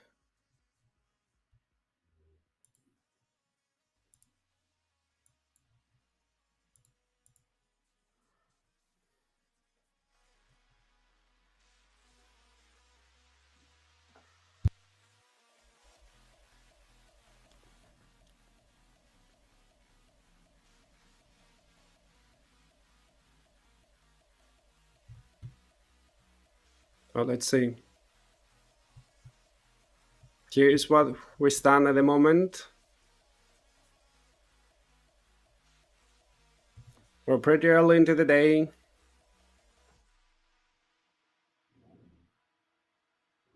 So we're gonna see if they manage to get the first. Sorry. The first 3-game series. Or if somehow the Rule 34 Urgot will manage to run that back. Of course, we've seen sometimes when you lose the first game, you lose your nerve. Sometimes the enemy team manage to find your weak points, and does get pretty difficult to deal with.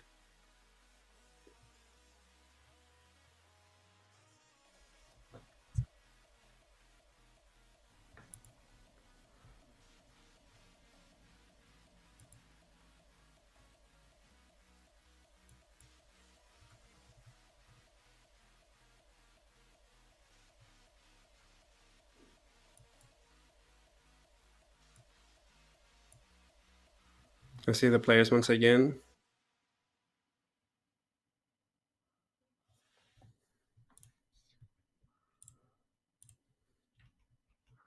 They're all getting ready, they're getting into the rift, and we will be following them soon.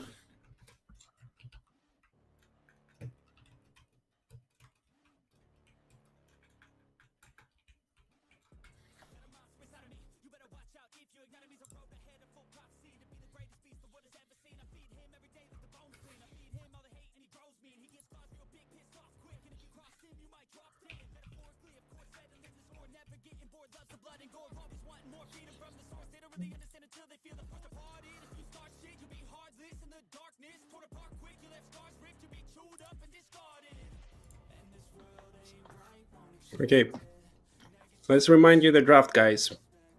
For the blue side, for the data dividers of the match, it was Volibear, Wukong, Echo, Sivir, and once again Malphite.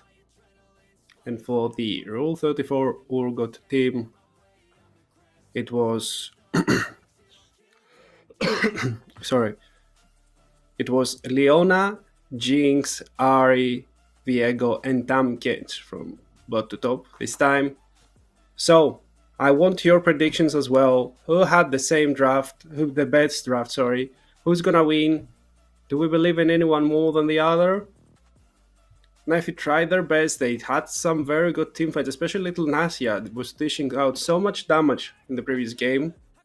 And Nitnelaf as well, while being 0-6 and 0, was doing his job more than enough. But it wasn't enough to take the game. Somehow Devo managed to secure everything. Aquana with the engages, but Jet was everywhere with those stand uniteds. And they managed to get the first victory in that best of 3. They need one more to go unbeaten into the grand finals, but can they? The first game was so difficult for them to break. They needed close to 45 minutes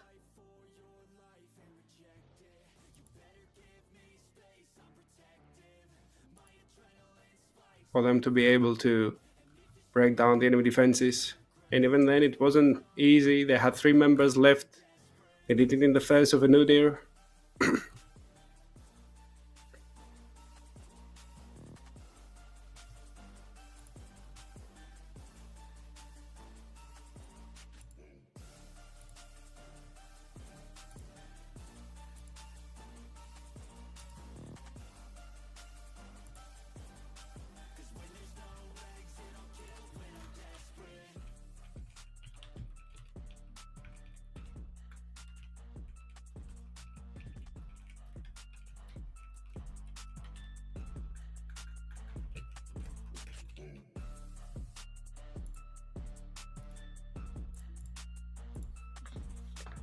And we're getting closer and closer to that Summoner's Rift sounds.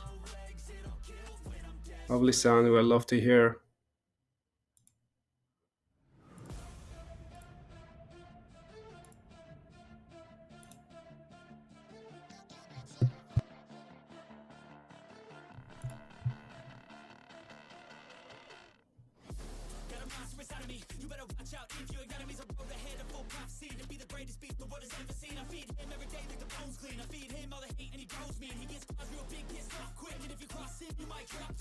Should be getting there in approximately half a minute or a minute. Still waiting to see your predictions.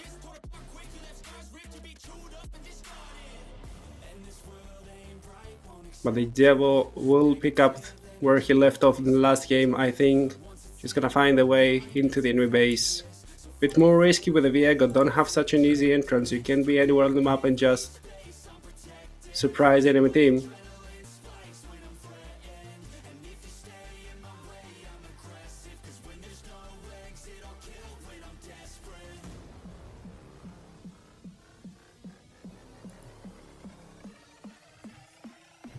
There it is. Rounds. As promised, it wasn't long. And we're back in Summer Relief once again. They never fail to deliver. They early and great. We have a lot. They keep on going. They saw them, and we're gonna have a full on 5v5 in a few seconds. Who wins that? Alpha level 1 is kind of whatever. The same can be said for Jinx, the Diego, and the show them. But Volibear's done so much, and use the charm. Neffy's dead, the first blood goes to the Ari, and there's the first reset. But Diego just is a Wukong right now, gets the second reset. The Jinx is so excited, so much attack speed. They're getting one more kill. No, little Nasia flies away, so they turn on the other side. The charm on the Echo, now they try to get something back on that side of the rift. That's a 2-for-1. And the Echo survived with just 1 HP, just a sliver.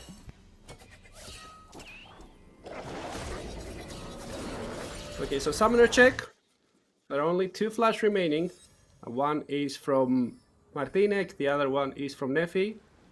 Nobody else has any flashes up. Jinx has a kill and assist. The Ari as well, but she'll remain on the lane. We'll get the first couple waves before going back to spending that hard-earned gold.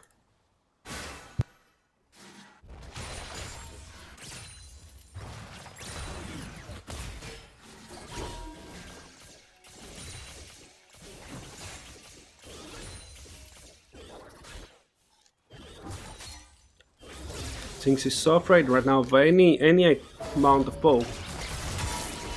I think they really shouldn't mind. There's the exhaust immediately on awareness, who has to run the whole way around. Little tempo is broke. One more auto is gonna be enough, and Okami with another kill. Those rockets are outranging the Sivir now.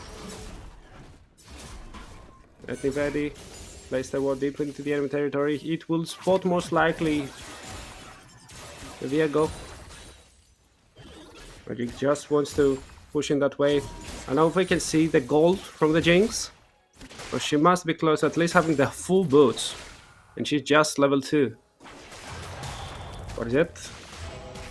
There's a stack. Viego runs into the enemy top territory. Abyssal Voyage will not get the knockup, but there it is. Throat stack again, stunned just outside the shield. No, the shield still connects somehow. Zevo tries to get the kill, and Barajet will collect it. Another one, Neffy tries to remain here. Devo, if he face check, is gonna be in a world of hurt. But Neffy will try most likely. Oh, there it is. There's a clone. It gets in. The stun, the shield, not enough. But it wants to get something back. 1, 2, 3 autos. The Tongue Lash that gets the stun. But here comes Netnivedi. That means it's just a 1-for-1 in the top lane.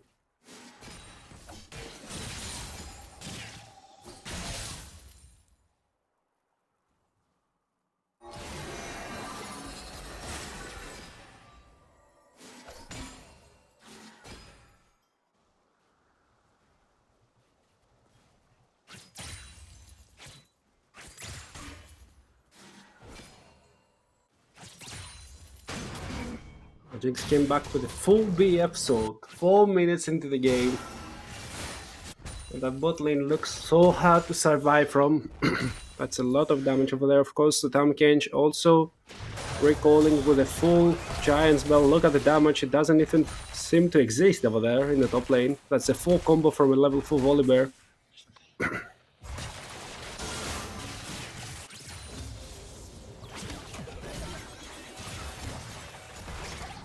One is just level 2. Shouldn't be able to walk up to the lane. And that whole wave is crashing right now. Ignacia will do her best to collect the whole wave. And that's the first Drake. That's a Hextech one. And with Aquana and Okami having the full pry of the bot lane, it should belong to the defenders. In order for them to properly move, they'll have to push out the next wave as well. And then they're gonna be losing stuff anyways.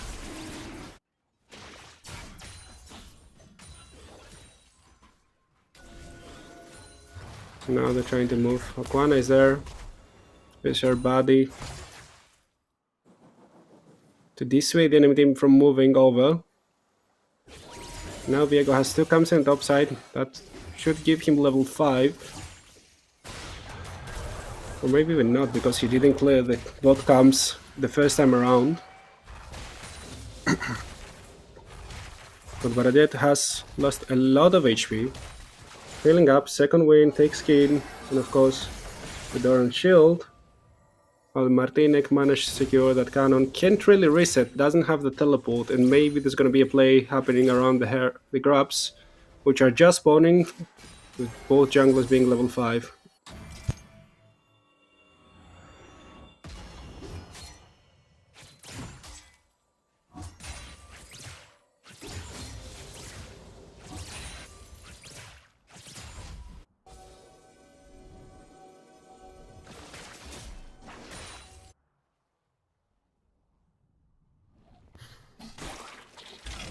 Martinek managed to secure the honey fruit. That's going to give him so much more survivability, but he only has a Shin versus a full Lost Chapter. But more damage.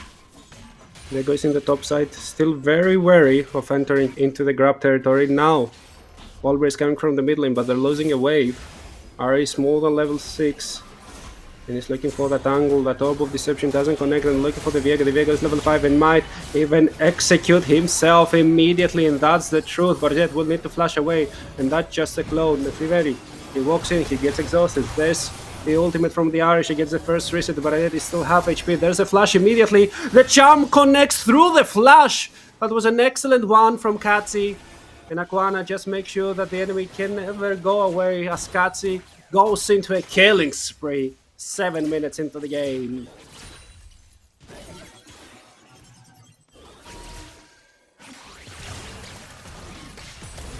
Oh, some good damage from Okami.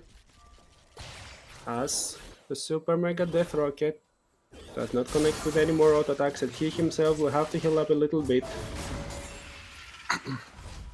As Aquana and Vardiet saved their top laner from all the extra tempo he had to use to get to the grabs. They collected them themselves, and that's a very, very positive start.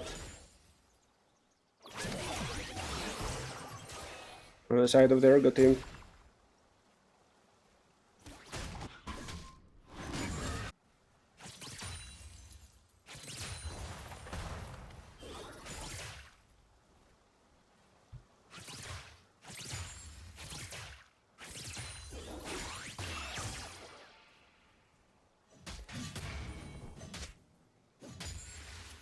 On his bot. Nefi doesn't have his flash, but the Cyclone is up, enough cooldown.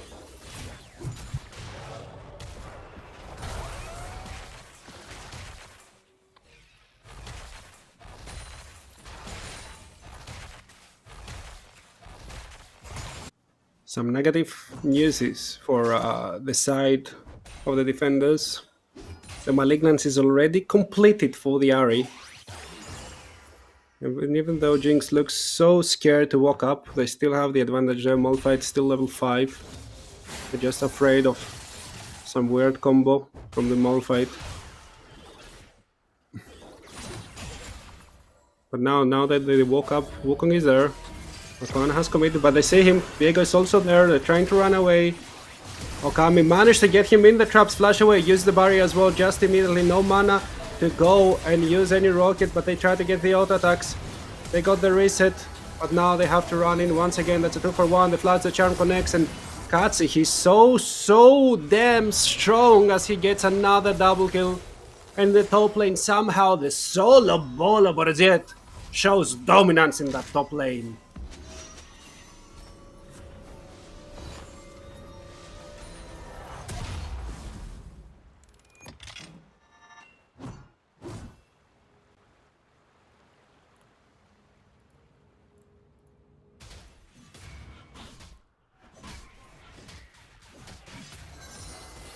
Now we'll score 5 to 10. With an hour with a 350 gold bounty on her head. But also before Rogotar looking to start snowballing this game into oblivion. Tari looks so strong, the next rake is up, and I don't think they even need to start it. Not sure if Katsu used the teleport, I missed it to be honest with you. But still has the same items as before, should have quite a hefty amount in his pockets waiting for him to spend it. Same with Barazet, he should be getting closer and closer to that first item spike, and the hut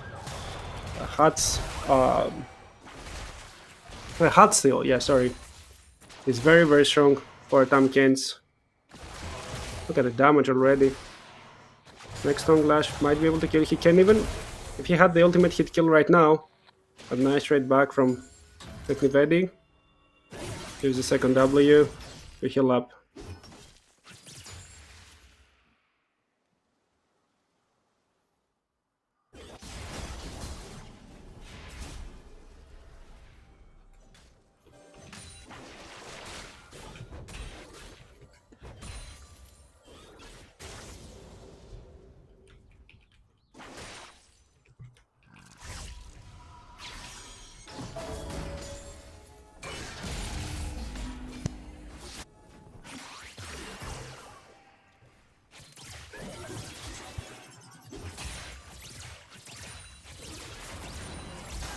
First items are being completed. There's a Solar Flare. They're engaging on the Malphite. The Malphite has his own ultimate. Getting exhausted. And Jinx trades a lot of auto attacks. There goes the Unstoppable Force, and Jinx has no summoners to run away. 1 HP, or more like 110. And she has to turn tail and leave the area as both teams are trading second rake for second tree of grabs. R34 gonna trying to pressure the soul point way earlier this time round.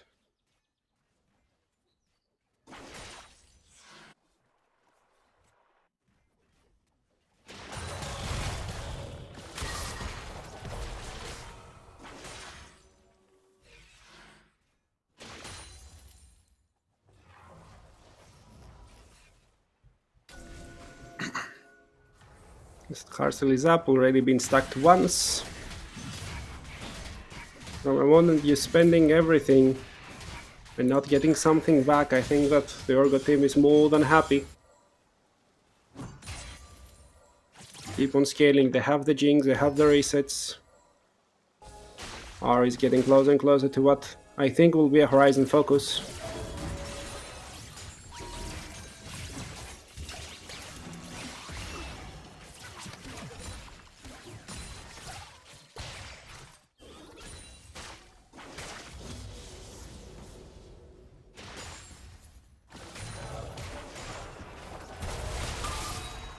One more Hogs will stack, 48 extra HP. Don't forget that the extra HP gives more damage to the passive of Tamkench, which gives him more own hit damage every time that he auto attacks. He does more and more with that tongue.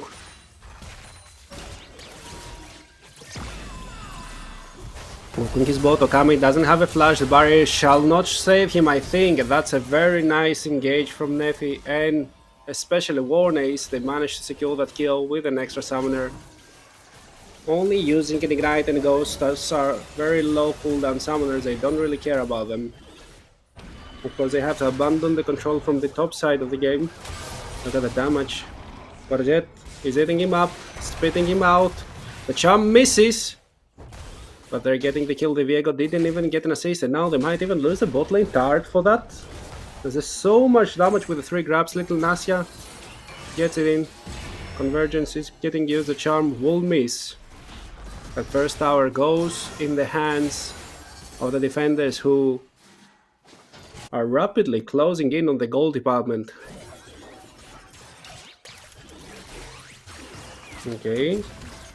The traps are being used. Aquana wants to engage right now. They're engaging on the Malphite. Wukong is still very close. The little temple being popped. Wukong goes in. And now the flash will not save you, little Jinx. As the bonk will connect for quite a range. Aquana still alive. But now the Ari does connect together with the Tahm Kench. They try to go and secure that fight back in their favor. Yet they are unable to do anything so far. Tahm Kench needs to flash out. Look at the damage, it starts connecting, Tahm Kench still healing up, has the thick skin enough, the Viego coming in, but the Hallowed Mist is from the wrong side of the wall, so they can't get the movement speed. Defenders are back in that game, with the Volbear on the top side decimating the top lane tier 1 tower as well.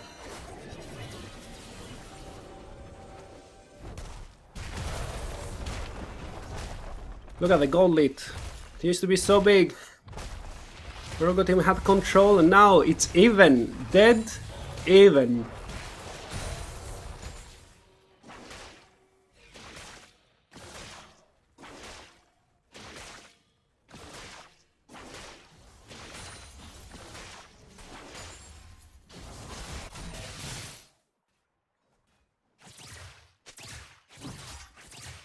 And it seems to have another banger in her hands.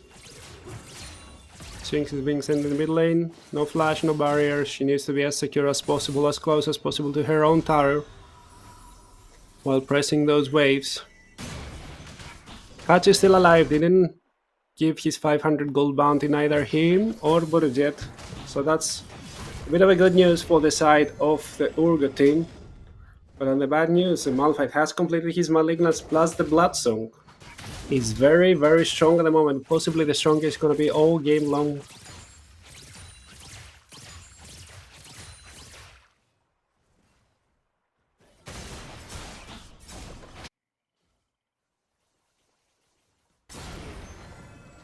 Next Drake is spawning. 18 seconds time. It's a mountain Drake. Very important to pick those up.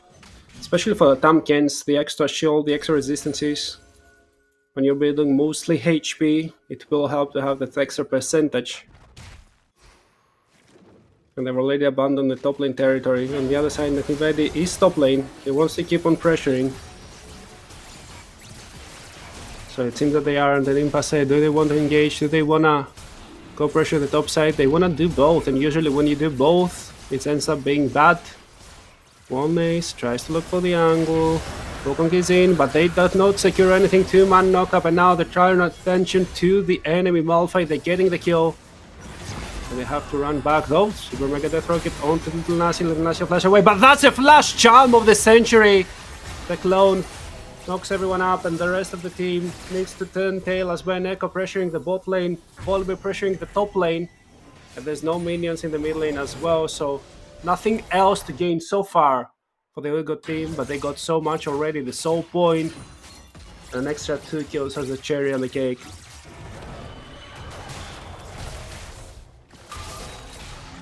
Oh, jumping it in. No minions in the tower, but he uses the ultimate away. Diego very, very close. Has the Heartbreaker. Does not even use it so far. There it is. There's the execute. Diego gets his first kill in this game. Aseko used the Paralook Avenger, so Kami doesn't have a flash. Aquana has it, tries to save her teammate. The barrier is used there, and there's a flash right. The Echo trying to get something more. The last attack will not collect, and Echo Martinek gets something back. That's a 2 kill for the side of the defenders, but there's Tahm Kench, and they're trying to get Echo, who's being caught up, being executed. Simultaneously, Little Nasya together with Warnes, they're clearing up the mid lane tier 1 tower, and they should be able to clear it. No, it's so low, but not enough. Every time that they're losing something, the defenders run them up on another side. They're getting so much more. They almost have gotten 3 towers, and that's just the first for the Urgot team. The Rift Herald being used in the top side, I think it just expired, unfortunately. For the Urgot team, it will not give them anything, while they're losing the 3rd tower as well.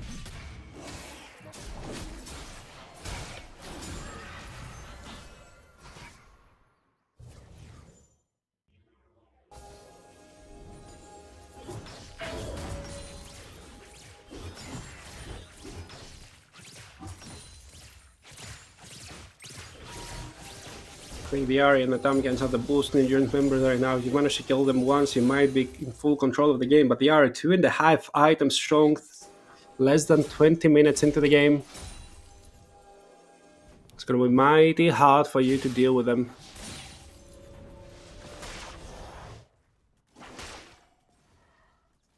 Tamkin's also scaling up. Will not go into the AP build. Usually you see Riftmaker here, maybe Leandris. Something that gives both AP and HP. Not this time around. This time around, looking for Net Niveli. They're catching him up. There's the charm. Nothing for him to do. He gets executed. Katsu deals so much damage. Doesn't even have a Dark Seal to amplify his damage.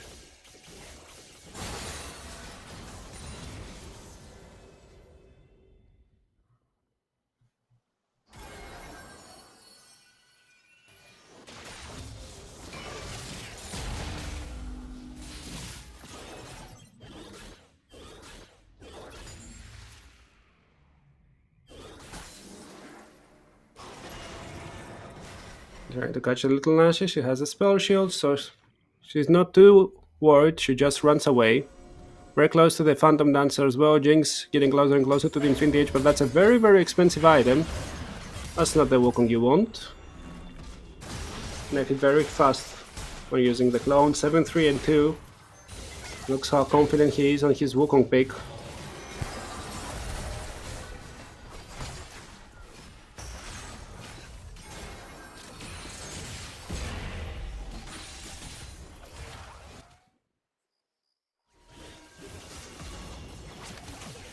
Or needs to turn tail or tails there. Ari has 9 of them lore-wise. Just to make sure she's not caught out.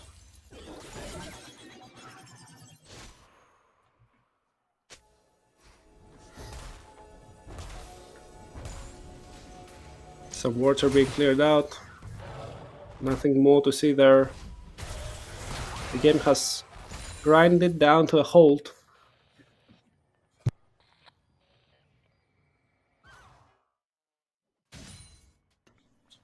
Ari officially completed 3 items with 22 minutes in the game. This is absurd. She's an item and a half ahead from the enemy team. Shadow Flame as well. So much execute potential for her. If her team managed to set her up, it's going to be excellent. Warrior now with the Bama Cinder can't really approach the turrets as easily. What they need to approach is this next Drake Nephi. Will not hit the Leona, and the ward is not being cleared, so Katz is still trying to find any strong load on the other side, and that control ward doesn't clear the ward on the backside of that pit. It's a 4v4, Brojet has not yet moved. Nakwana slowly yet surely is losing more and more HP. They're trying to engage until Lunasia, but there's Nephi and the 2-man knock-up. It's excellent for the side of the defenders so far, but no! Katsi gets the first reset. Now they're looking for more. Dievo kills Little Nasia and the teleport is from Borjet. And Ivedi is still top lane alone. He doesn't have any single teleporter. Warner is without his ultimate, without his summoners. He's just a standing rock. Not much he could do to try and steal that Drake away. So that should mean soul for the R34 Urgot squad. Very, very early into the game. Opening them up even to an Elder Drake. Oh, once again the same play. The Ivedi still has his ultimate, uses it to get away. This time the Viego is not there. But the Abyssal Voyage will bring him forward, but it's still so healthy. He still has a lot of grey health to play with. Unless he greets and doesn't use it. The Echo doesn't collect with the Barlin Convergence, and Nari should have her ultimate very, very soon, but the Ari is not there, the Jinx is. And there's a pause. Very unfortunate, but we do have a pause.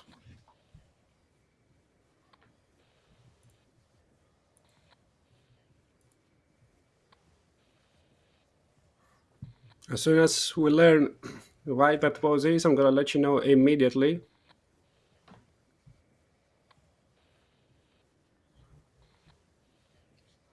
While we're seeing some replays of this fight. Look, very nice double engage on the other side from Nephi, from the other hand from Warnays. That's not enough. Katz is so strong. So ridiculously strong, I wanna say. Doesn't even matter that you execute the Jinx, who's 2 items strong. You get the 2 kills, you get the resets immediately. The defenders need to turn tail and run.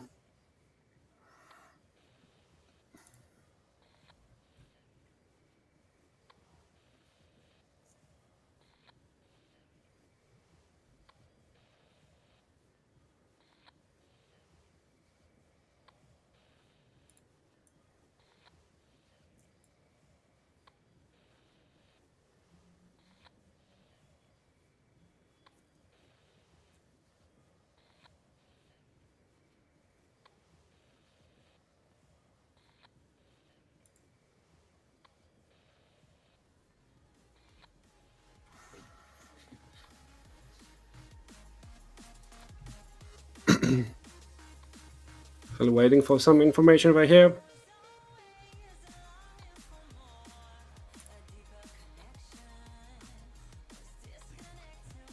Hoping to find out real soon, so I can let you know.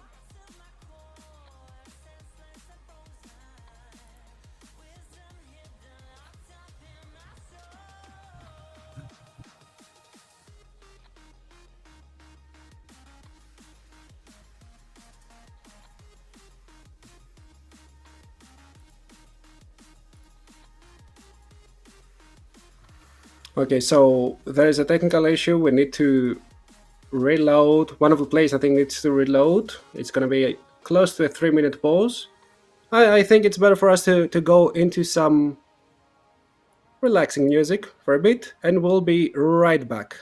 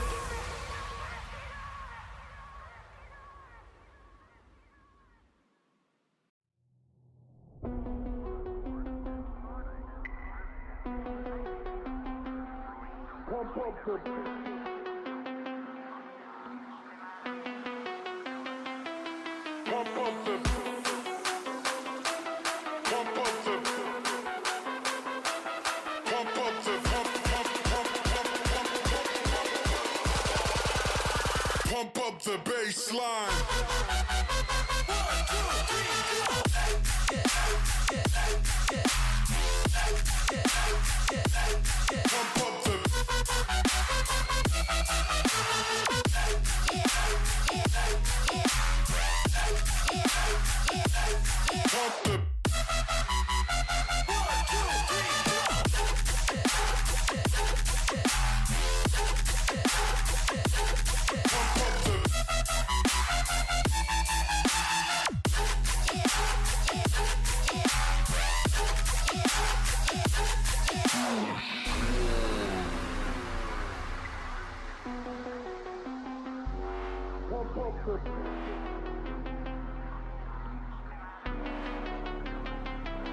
Pump up the pump the pump up the pump up the pump up the pump up the baseline.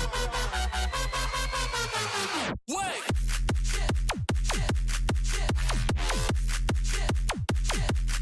Pump up the pump up the baseline.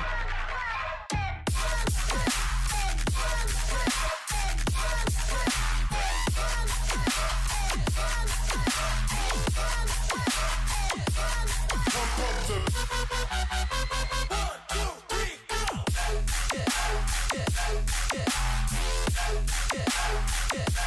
Pump up the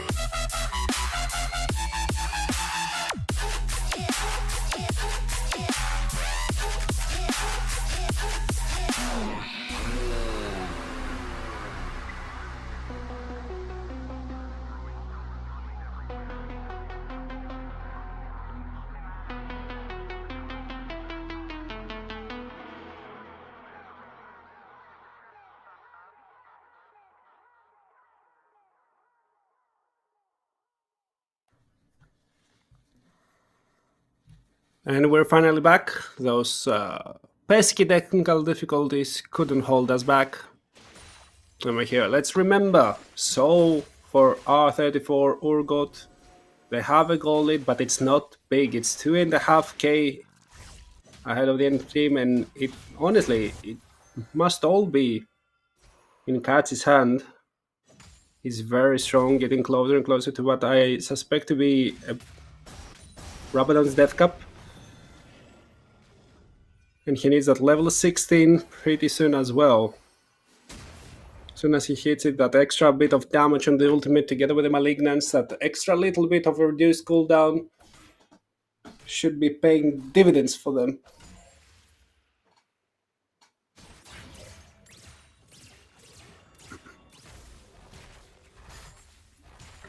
But now only the Baron is up and available.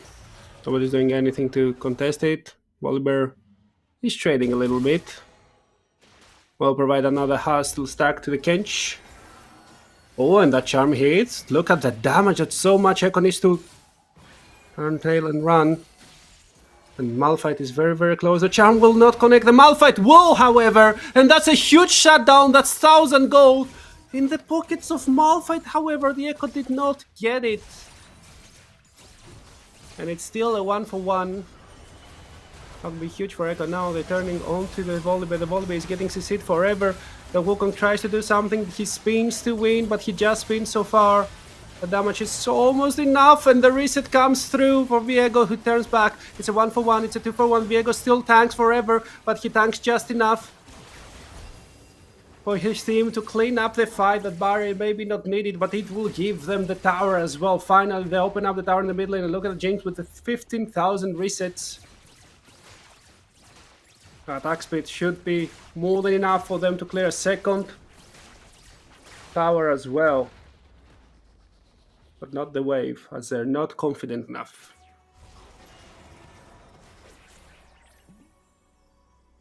Now the R is back. Level 16, no flash however. That flash could prove the difference. How many times have you seen Katsi flash charm somebody?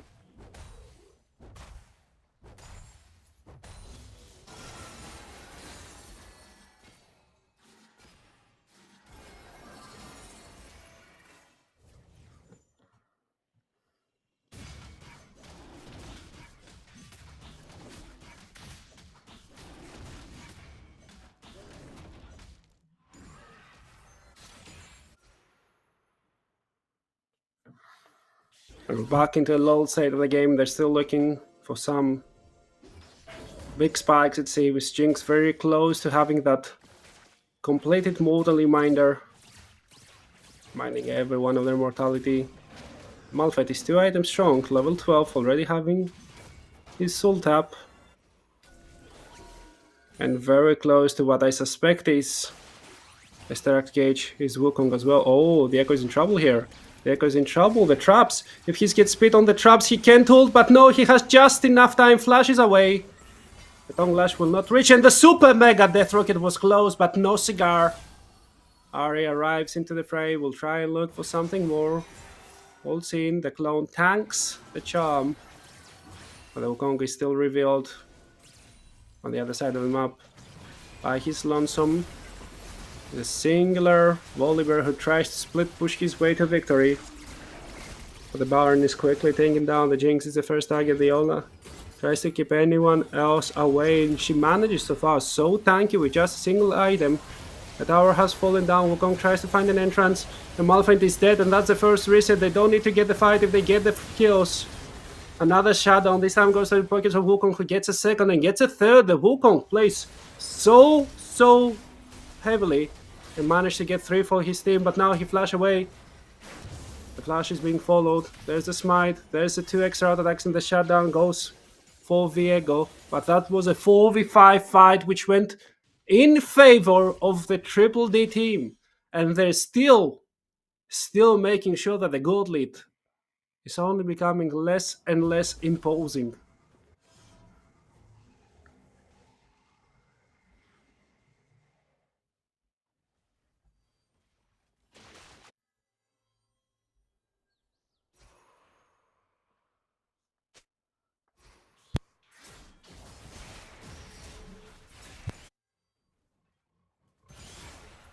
The game is still not over. Still pretty close. The Soul helping oh so much. And the Elder Rake spawning in 5, 4, 3, 2, and 1. It's up. And now Ari has her ultimate. No Death Cup yet. Still almost 2 items stronger than the Echo. Okami with no flash. The charm will connect. Look at the damage. Echo pulls immediately in. But the reset comes. Super Mega Death Rocket. It just enough, and Katsi finds the ankle this time round. With no mid laner. Can they even contest? Look at Tamkinch. He plays from the other side. And they're picking on the Baron. Can they even take it? They should have enough damage. But do they have enough time is my question. As the rest can simply run towards the top side. What's the HP of the Baron? It's still at 11k, but nobody else cares, so it's gonna be a trade. Elder Drake, full Baron, or maybe it isn't, as Tamkins finally there's his attention there. Use the Abyssal Voice, the Baron is there, but he wants to chase the fight with the Elder Drake. They're so strong, the slow connects, but they need to flash away. Everyone flashes, there's on the hand, that's just a clone. And everyone starts their resets. And they immediately, abruptly end them. Also remember that the Baron lasts a tad longer than the Elder. And it's also stronger while pushing. So if they just avoid any sort of fighting, Triple D should be fine, as they get another turret. Or they lose actually a turret in the bottom lane, never mind. But no local gold shared. The gold is still slightly in favor of the R34 Urgot team.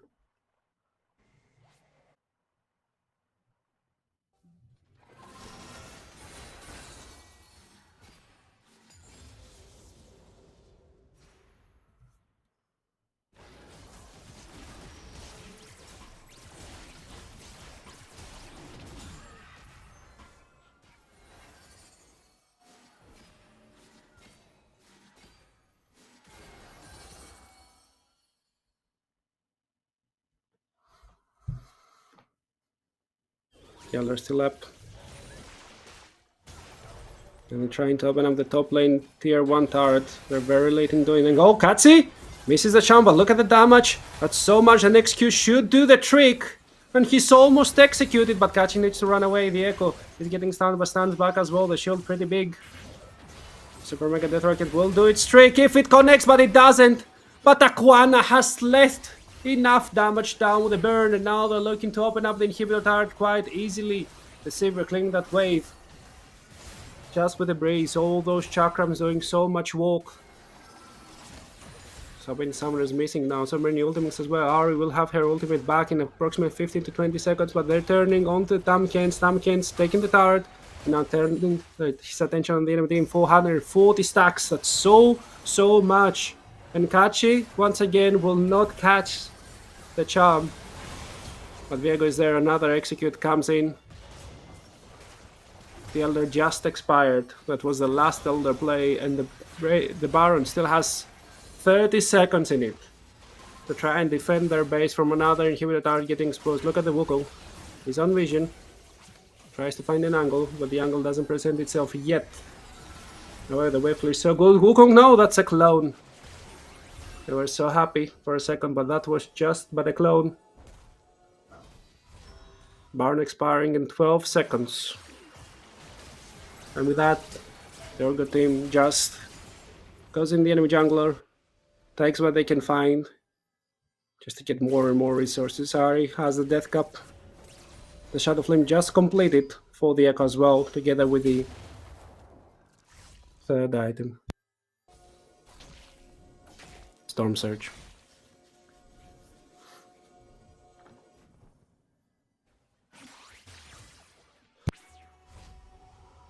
Sivir starting to build the Blade of the Rain King.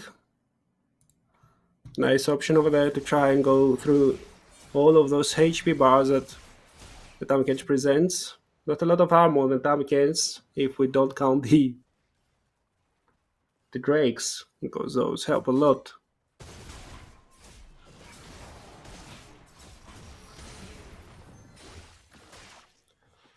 Now we have close to 2 minutes with no objectives on the map. Katsi, they're trying to catch him out. There's a charm, there's the execute! Almost immediately, no!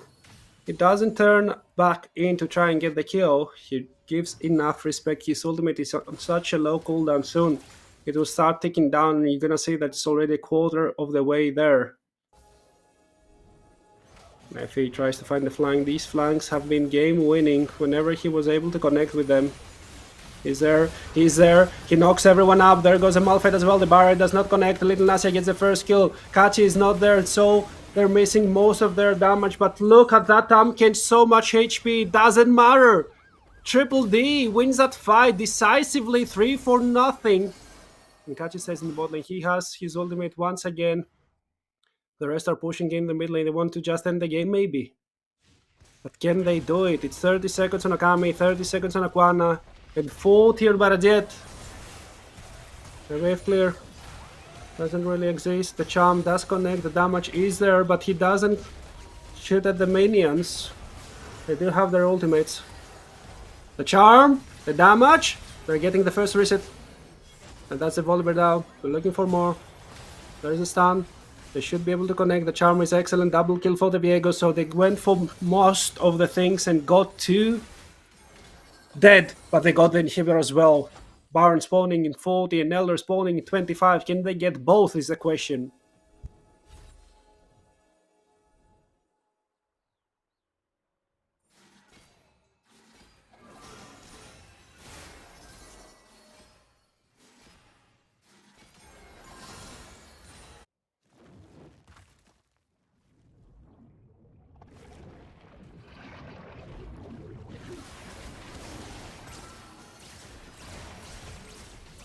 The Elder melts down. Nobody there to contest it. It's all there, some 5 members, but now they have to go and take the Baron as well. The game is still as close as ever on a knife's edge. 5 people, full HP, eldered up. They're clearing those Elder Mega Minions like they don't ever exist. But they don't go to the Baron.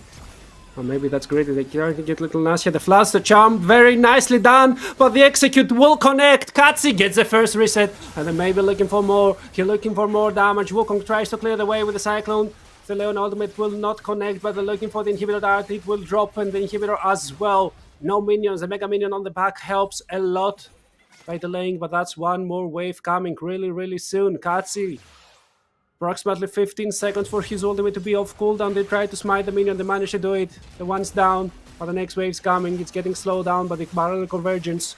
It's a full V5, and the Malphite ult is up, and everyone else is grouping. So if Warner is managed to find the angle, it's going to be excellent.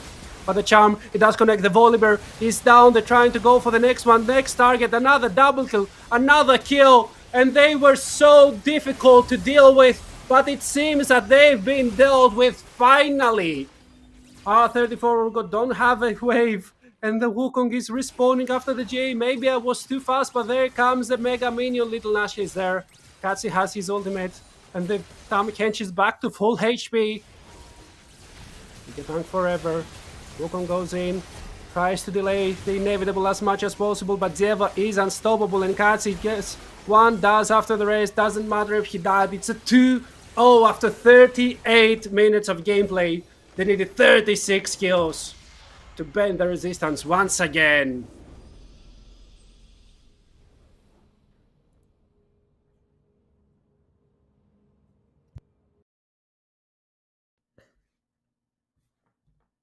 Very, very close game once again, but everyone give it up to Rule 34 Urgot.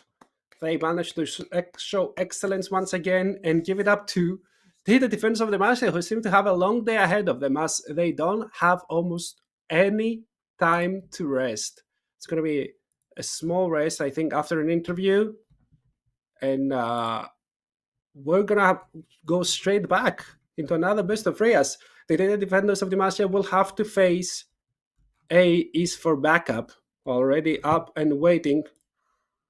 Heartbreaking game.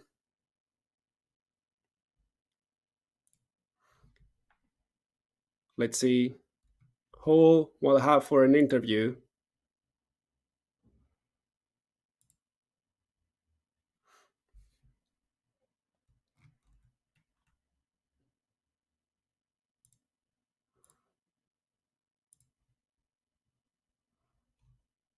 We're waiting to find out right now, chat. However, what an excellent best of three, right? Like these first two games of the day, it was insane. Jeva managed to do it for Miyazaki in the end. And although Tam Kinch could die, it didn't matter. They managed to secure that first victory.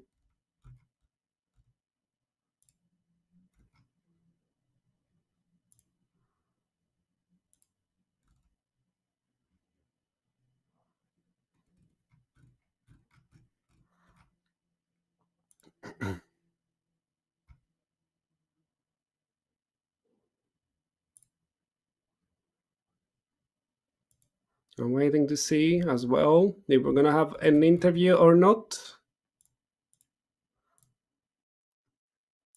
Elden Ring Game of the Day 2 for 2. I mean, okay, that's a nice discussion over there. Should a DLC of a game be considered for Game of the Year? Because it's not an actual game, it's an expansion. And I know it's a huge expansion. Like, I am not saying I'm a huge Elden Ring lover, okay? I'm a huge Soulsborne lover. But it's still an expansion, even though it's as big as a main game. So, because it's not like based on like a completely new, should it be considered for Game of the Year? Okay, so we're going straight into the interview, and let's see what they have to tell us. If I didn't misheard, Katsi is going to be the one talking to us. I think for me, at least, the MVP. Katsi, welcome, and once again, congratulations for that victory. How are you feeling? Thank you very much. We're feeling okay-ish. A little bit of tired, but overall we are fine, I would say. I mean, this was the hardest best of three to win by far, I think, in this whole tournament. And at some point, even though you were ahead, I want to focus in the beginning on you. You got caught once, almost got caught another couple of times. did the stress started getting into you at that moment, feeling, hey, if I misstep even once, it's gonna be game over and we'll have to start all over again to win this best of three? Or were you chilling? Uh, I could only get caught if there are at least two people following me, so it was okay. Even if I die probably. I get in a kill, and my teammates would just secure an objective or a push tier 3 tower, so it was pretty much calculated from the start. Mm, okay, I get that. Now, the data defenders of Demacia will have to play against A is for backup for the last ticket for the final. I don't know if you've seen the A is for backup play, but do you have any favorite in that next best of three? Do you think that you're going to be playing versus the defenders again, or is there a fair chance for the A is for backup? I'd say we will become the Nexus destroyers of the whatever. How was the name again? Data defenders of So Demacia. So we'll yeah. will become a data destroyers of Noxus, I assume, in the next 2 hours. But if they get tired, though, probably a mental state will be a little bit low because they just lost like 2 very long and exhausting games. So Yeah. I would say A for backup has all the chances to win this best of 3 series. Okay, I hear that. And last thing, since you have the mic right now, and I've seen that you have some fans as well, do you have anything to tell out there to your Why? fans, to your friend, anyone? Hi guys. Thank you for watching us. It's a pleasure It's a pleasure playing for the people who like enjoy watching us play. So thank you very much. Yeah, sorry, I'm Okay, a I little hear bit that. stuttering, and I haven't been speaking English like for a very long time, No, like in no person. worries, no So worries. You're doing fine. Don't worry about it. So I'm gonna leave you to go to rest. It was indeed a very tiring best of three, and you have at least one more. Well, you have one more to play in the grand final. So go have a rest, strategize, and best of luck in the finals, Katsi. yeah, thank you very much. Bye bye. So that was Katsi. At least for me, the MVP of the last series. He was excellent when his team needed it. Dished so much damage with both the Oriana and the Ari, and especially with the Ari getting a couple of nerfs lately. It would be harder than usual to carry. Now, I'm not sure if we're going to go into a short break or straight into the next best of three, so I'm waiting for the production to tell me.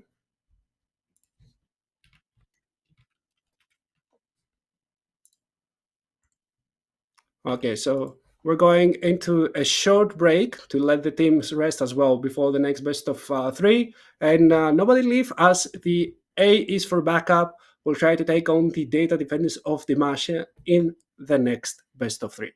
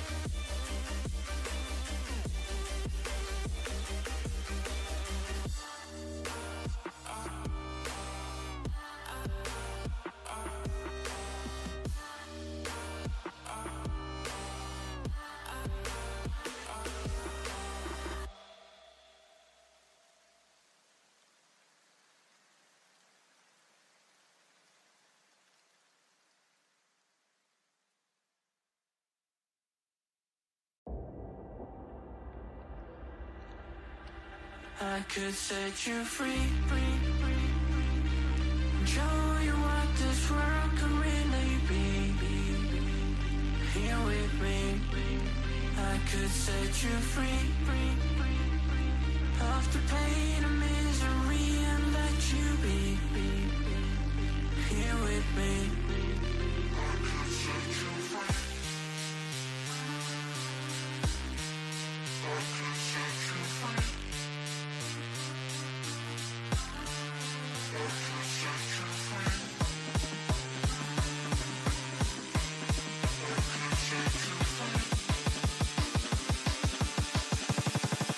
I could set you free,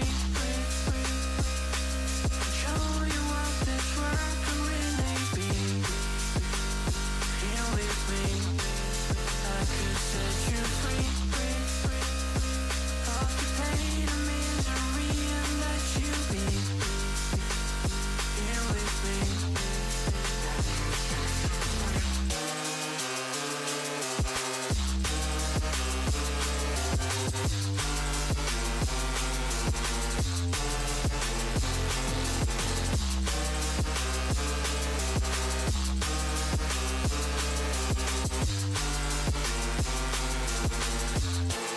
I could set you free. Show you what this world can really be. Here with me, I could set you free of the pain and misery and let you be. Here with me, I could set you free. I could set you free.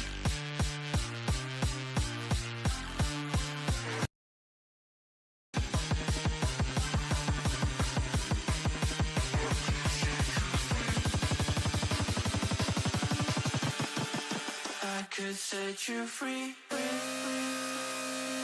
show you what this world can really be. Here with me, I could set you free of the pain and misery and let you be. Here with me,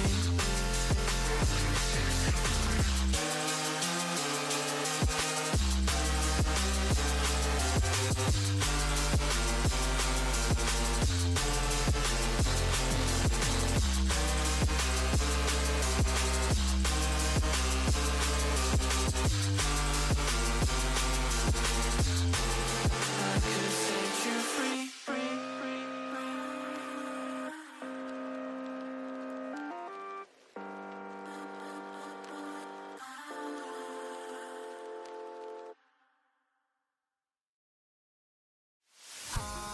In the sky, gazing far into the night, I raise my hand to the fire, but it's no use, 'cause you can't stop it from shining through.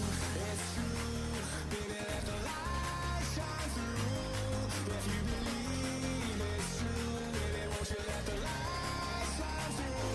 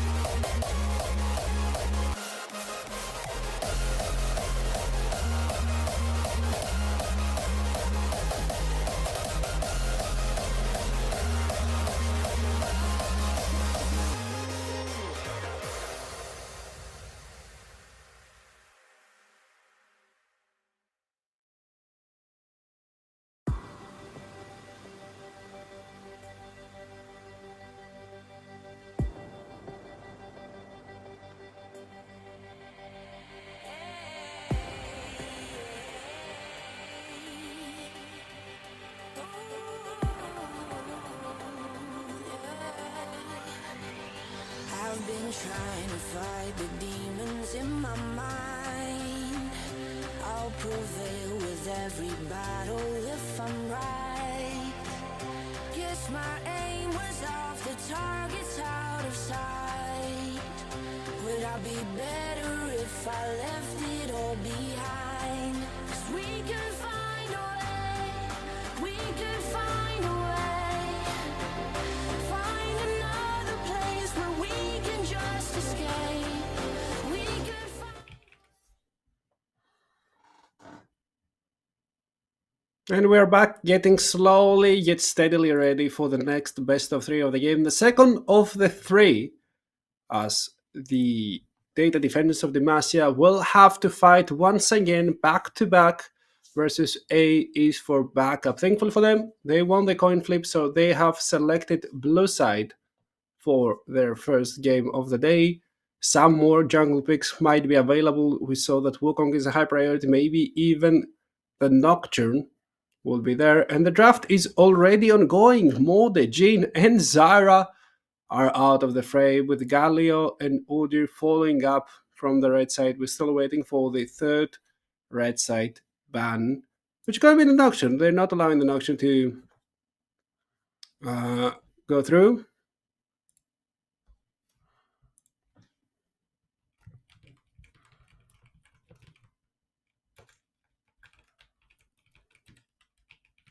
We're ready for the first pick. They're not as ready. Maybe again the Wukong. There it is. The Wukong is locked in. And on the other hand, a huge priority on the Ass.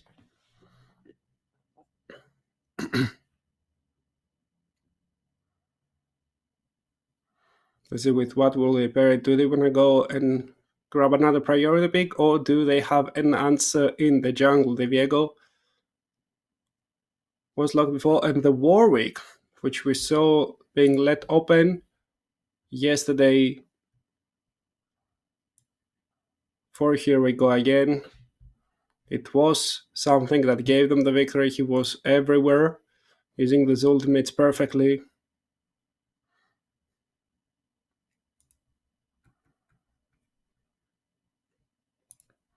Immediately answered by the Zaya and the Ari.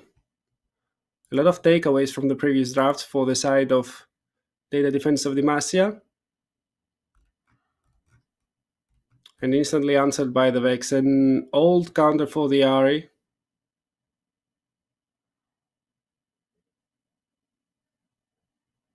But still, one counter that lately wasn't working all that much. At least in competitive play. Second phase of the bans, they're removing the Malphite. A huge comfort point for Warnace. Now maybe he'll have to turn back to the Brand or the Morgana, unless they're all banned away as well, because you can just ban away the Brand here, pick the Morgana for yourself. You're playing versus a Nari anyways. And they all got easy ban from the Defenders of Demacia. They don't want to see it in Stormy Q's hands. He was pivotal in their victory yesterday. No, they opt out to take away the Rakan. They don't want to pick it themselves, as it can get interrupted by the Wukong.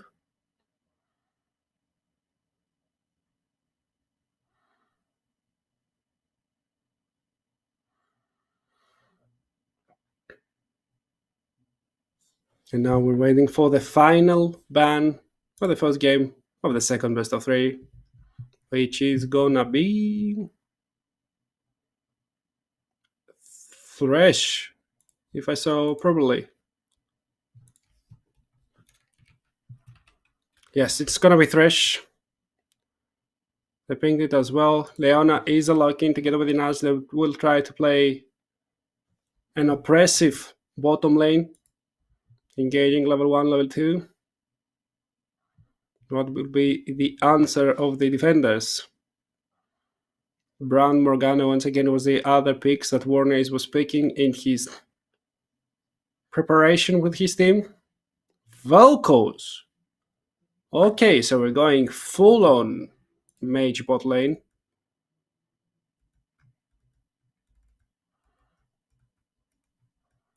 Let me see what they have for the top lane pick.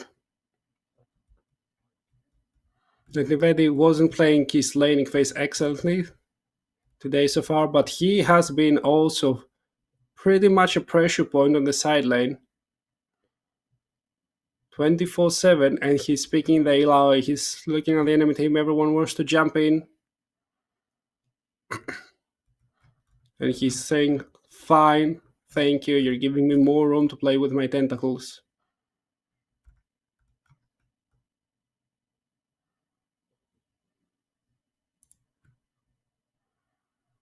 And Trundle is the answer. Trundle in the top lane, very much a skill check early on in the game. Trundle should be the one winning those, especially with Lethal Tempo back in the game. Even with Pressy attack, I think he's supposed to be pretty strong. Using that jump, removing a hefty amount of AD from the enemy team. And those ultimates are a game breaker.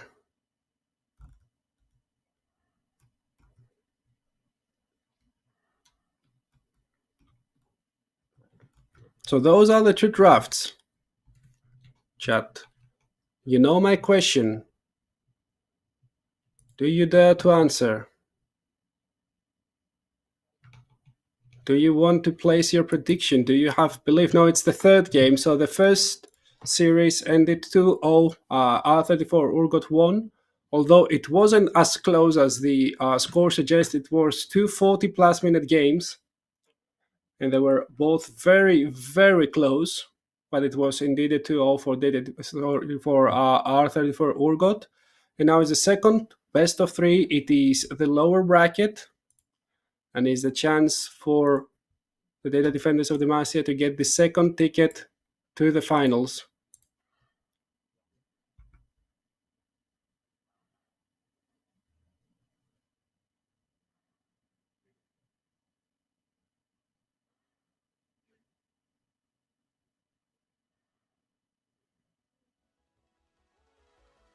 These are the two teams.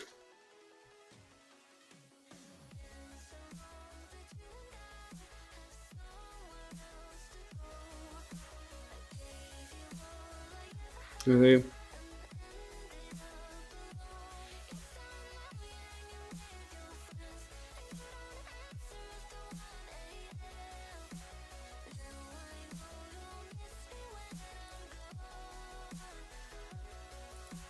We're getting closer and closer to the first game of the second series.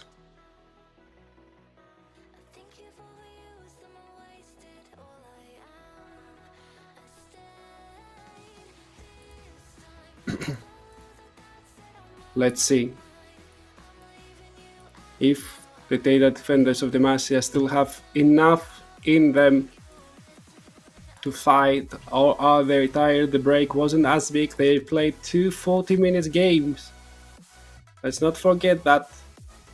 It's very tiring, especially when you're so close in getting at least one of those wins.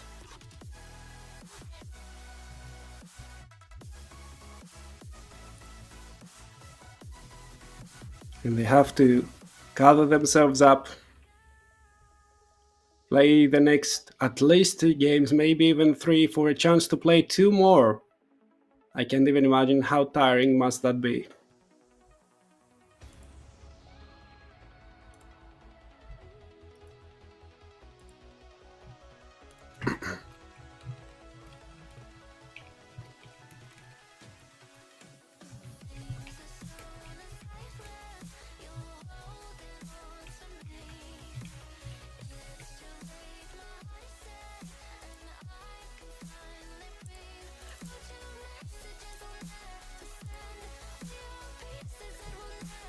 If you're going to support anyone, now is your chance.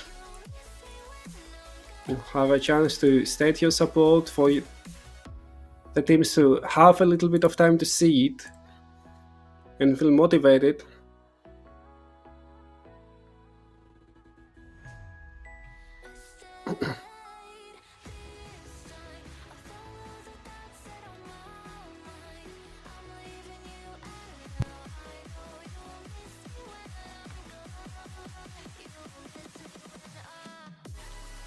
Mm. Let's see. I see Stormy Q being already supported.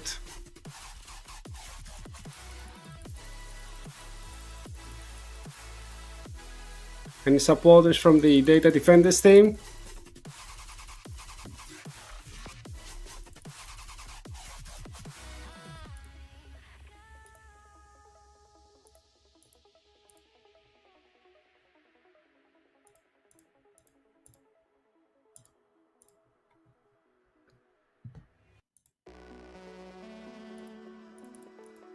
I want to see everyone supporting, chat.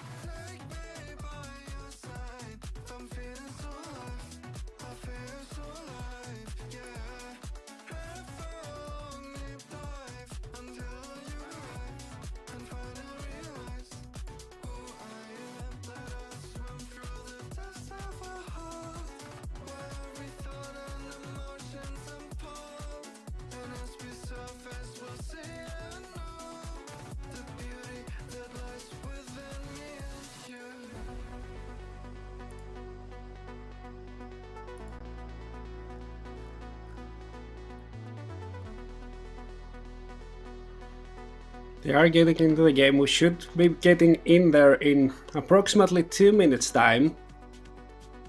So get yourself ready, grab yourself something to drink, something to munch on maybe.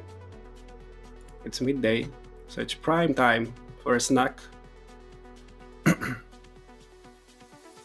Fun part is how Dega keeps getting his Leona. I've checked his account, he has like close to 70% win ratio on the champion.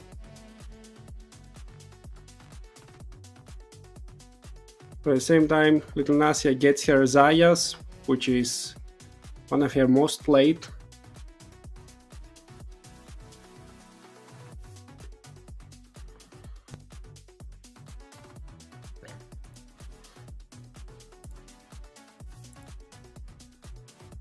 More stats there. We already saw Nefi on the Wukong. We know that he's capable of bringing great disaster to the enemy team.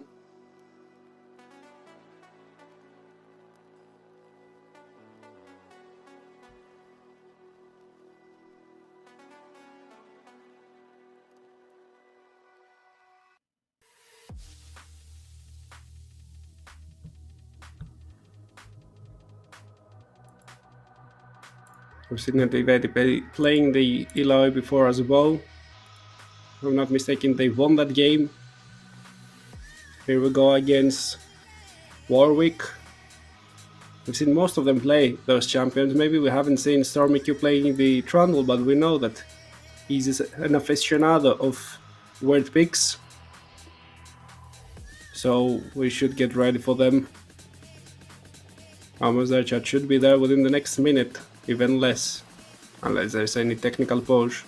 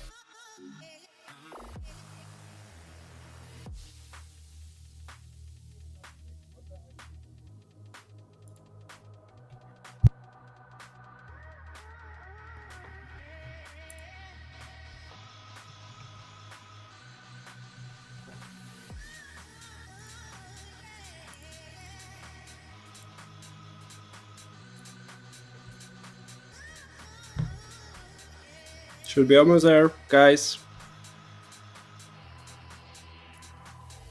My calculations are correct.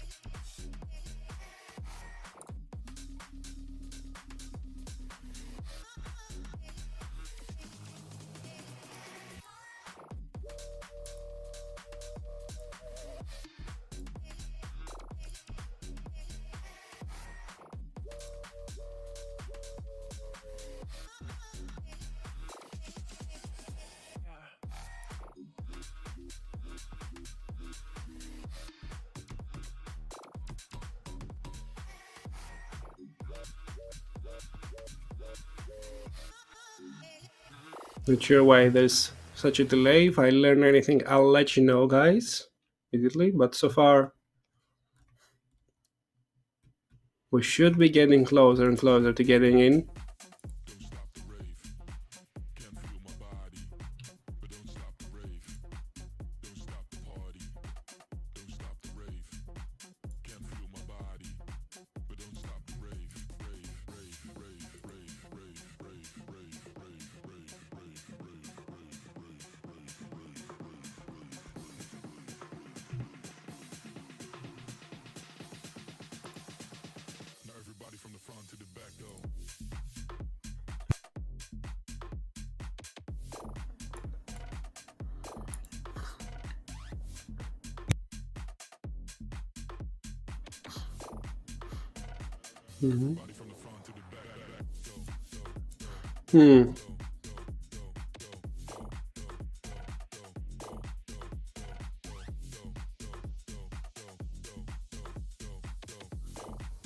Well, there it is. Everything's on the wall. So we're going back in. There it is. They're all gathered.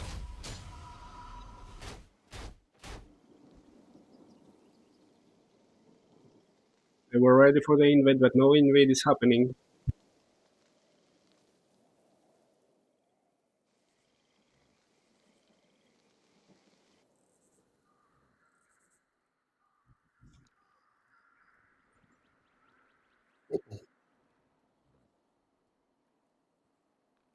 Nothing yet happening. Everyone's just in their own, making sure that no chicken invades are going on. The game should start in a couple of seconds when the first jungle comes up here. Both junglers will be clearing towards the top side. Of course, Wall is stuck champions. I'm pretty sure you can wait with anyone else in the early game. Even Trundle would suffer.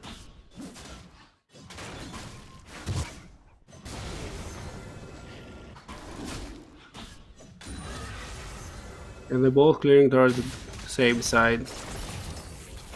The first to come should be a little bit easier for Warwick. Trundle does what Trundle does best, immediately Ghost. The next Q should be up there shortly, but let me love flash away before it's too late. Flash for Ghost popped, of course it's very beneficial for the Ghost user, as it is on a much lower cooldown. Warner is connecting with all those Qs time and time again onto Bendega, forcing them to use one of their poach.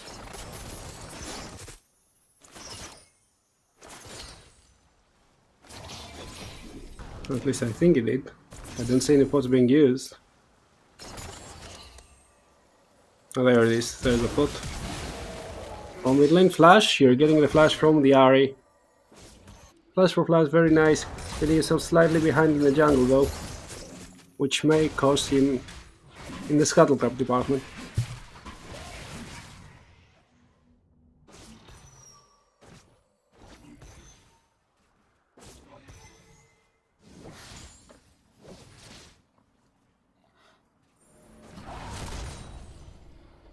Laning goes as planned so far. The Eloy keeps the lane in a very nice state, honestly. Has healed up with, I guess it's... there's no second wind, there's only the bomb plating there. But yeah, even if the warrior into his comes way faster now that they're low, he will never be in time to get the scuttle crab. I think it's also a level behind, so now they have to be wary as Neffy runs into the top side. They must be aware. Now they've seen him. Oh, very nice. Pillar stops him in his tracks. The observer didn't... Observer client, sorry. The observer client didn't see it, but it was an excellent way to stop the E from the Wukong. Now the warrior goes into the river. He should know that the Skull Crab is missing because they saw Wukong. They know his CS. Whoop. Well, I missed Unicorn. This is a one counter, but there it is. No flash. Very nice. The slows do apply. Do they have enough damage? I think not. As she will heal back from that little Warwick soul that appears.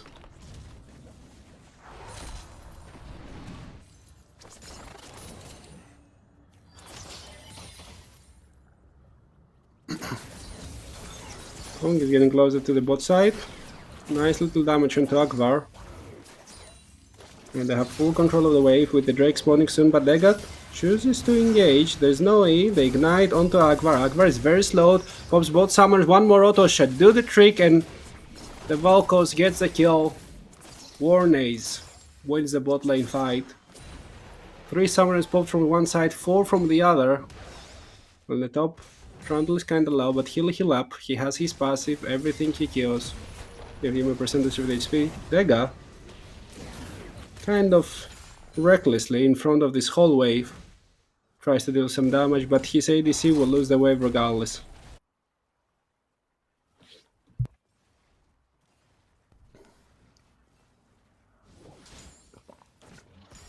And some very strong CS discrepancies already present themselves. Bot, mid, and jungle for the side of Triple D. They're winning hard early in the game. Of course, it's not the same for the top, where Trundle is very hard to beat so early.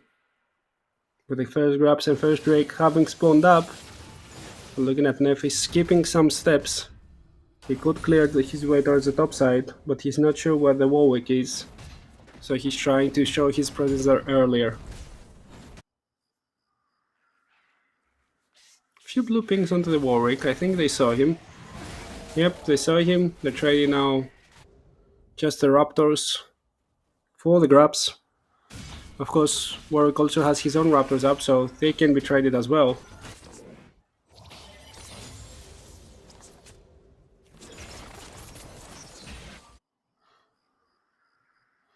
And the Cal from Nasia is stacking up. Oops, here it is, showing on the map again, going for the red buff.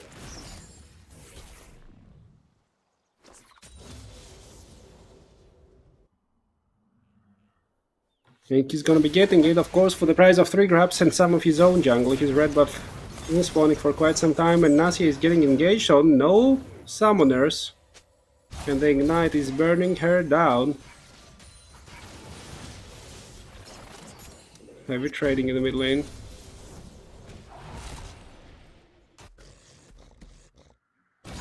And Warwick sniffs his enemies,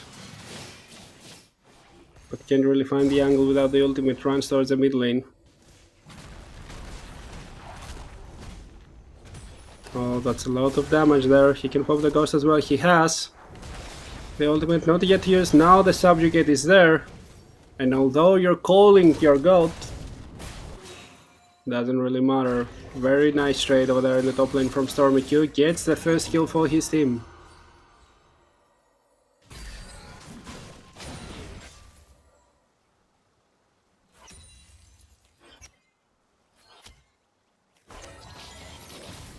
Of course, the grab would be excellent for himself. Oh, he's getting slowed forever, and Dega can actually Q again. Warnace walked up a little bit too far forward and getting punished for it. The kill goes to Ash.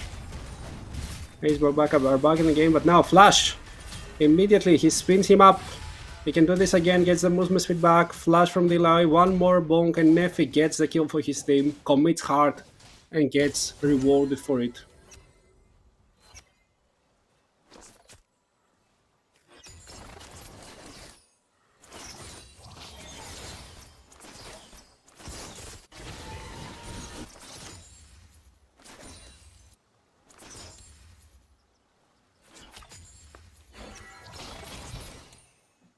Pretty fair match so far. If you look at the goalie though, 2k in favor of the Triple D. That's only the CS. Look at the CS discrepancy in the mid lane. That's 50 CS up. As Martinek has taken this game a little bit too personal. And he wants to show a real Ari performance.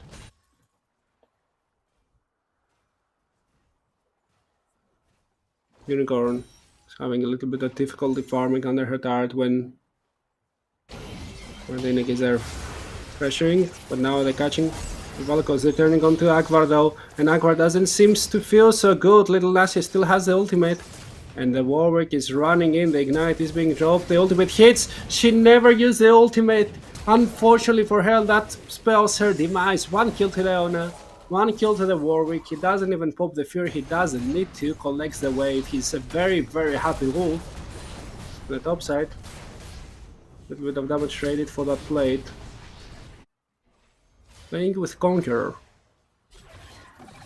And at the usual grabs means that she's losing a little bit of sustain.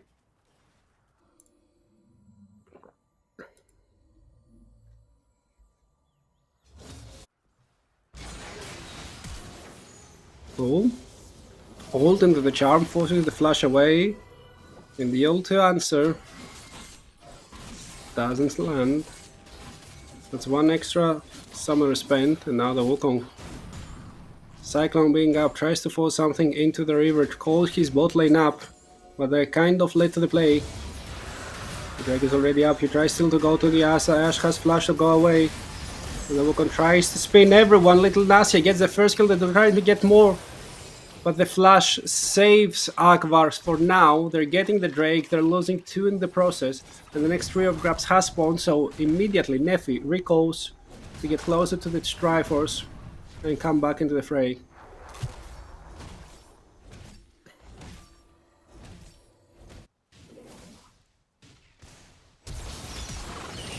Oh, flash in, Featherstorm, and that's a kill. Flies over the arrow, and Little Nasia collects her third. The top side, Eloy has no mana. Easy pickings for that plate. Martinek gets suppressed. The Cham collects, there's Wukong as well, but there's also the Fear, the Scream, the Feral, making sure that everyone goes away, but they don't let him leave. They get the first kill and they're looking towards the top side where Tron got the solo ball, but now his Subjugate is down, his Ghost is up, and maybe he'll manage to run away, but he does the ring around the rose, he connects to him with the Charm. 2 more bonks will do the trick, but he tries to run, the Vex is there, but the Vex is late. Unfortunate for her. And that's 2 more for the price of 1 for the side of the Triple D.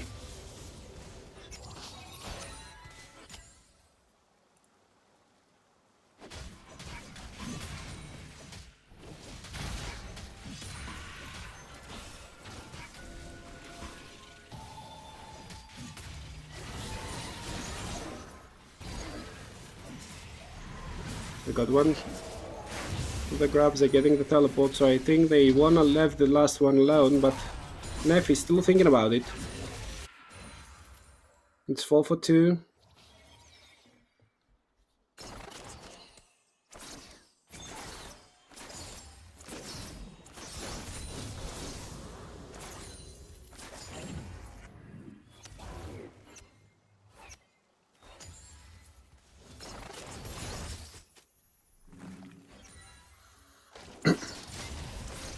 Messi is getting caught. Akbar is far away, but the arrow does land true. Velgos can connect with stuff. Messi still has the ultimate, still doesn't connect with it. A little bit too greedy over there now. The connecting all to Arnes. He spent his ult already, tried to hide in the brush, but there's a lot of vision over there. One more arrow will find its mark. And there's still more kills for the side of Akbar. The top lane. Storm Q spent his ultimate, but now look at the minimap. Ari and Wukong are running towards the bot lane. They have been spotted, but Ari has access to the Spirit Rush. She can play behind that wave. Gets slowed by the volley. The charm misses, goes by, but there goes a Cyclone that strikes through. They're trying to get more than one, but it's very, very hard and very, very risky. But they just gotta start with that one in the top lane. There's an ultimate. And evaded. He gets ulted back. The subjugate healing Stormy Q for a substantial amount.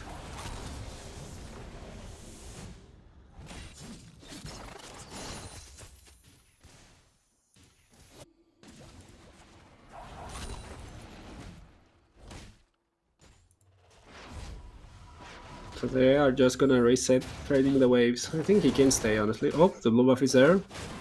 Maybe trying to steal it. Oh, that ult flies wide. But they fear they will connect. That's quite enough damage to dissuade the Warwick from continuing in. The ult. Just a slow, but he casts the AP support item. He's there to do the damage. That guy, I don't know if that was a misclick on him. He just wants to deal a lot of damage. Eli teleported back in the top lane with a completed Iceborne coat that skipped the boots. So very far ahead in the first item department.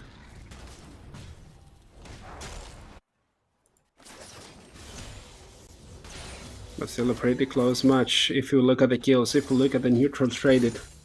The gold states a different thing as the jungle mid synergy is there for the triple D.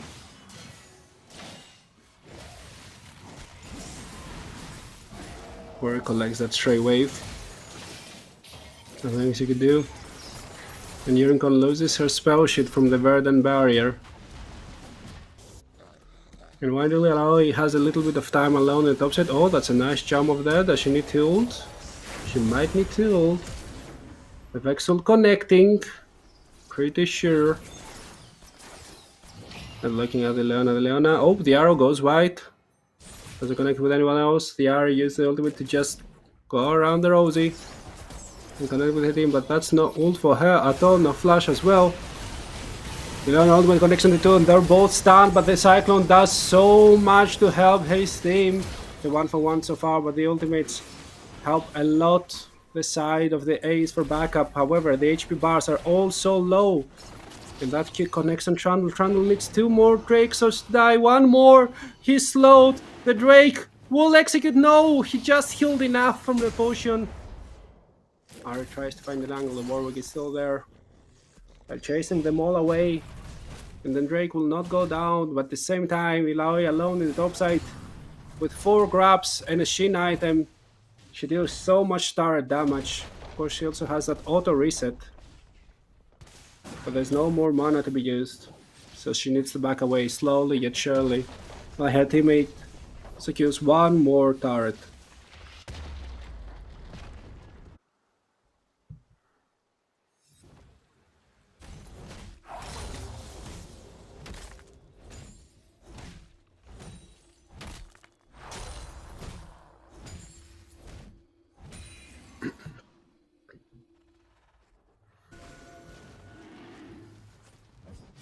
So now, although the fight looked even, the goal lead has ballooned once again.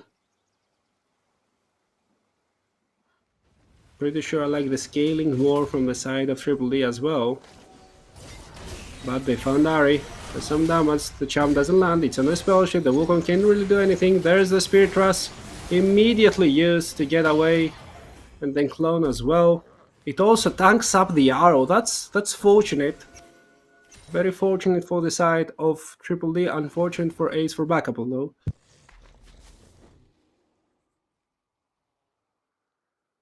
However, it's still a 4v4. Trundle is top. Starting the first tower for the side of A East for backup. We'll be able to secure it, pretty sure. Yep, immediately. And Nari goes to answer while the rest of them take the first Drake for their side.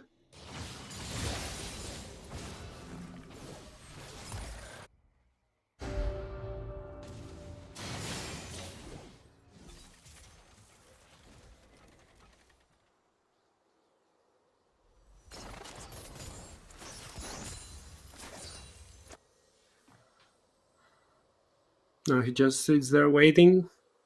The area has access to her ultimate, so she should never die, but Ghost pops immediately, gets jumped into the subjugate. Still so much movement speed, will dash through the wall, so that's just a trade of ultimates. Plus one summoner, of course, for Stormy Q, who went all in immediately.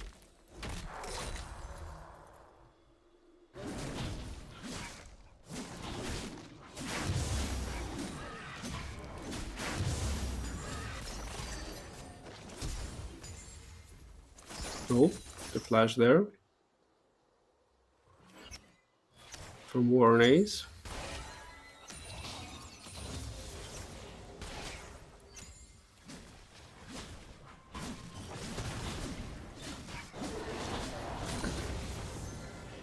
And now Ace for backup is regaining some control of the map. Of course, the towers are not in their favor, and Ash is still pretty far away from the rest of the team, but still Degal is looking for that engage. Doesn't connect even with a slow. A little Nasya managed to weave in a lot of auto attacks. Use a W, so much damage already, gets the root. Dodges away from everything. And Dega will not land as any blade, will get charmed as well. Slowly yet surely they're getting poked out and outranged.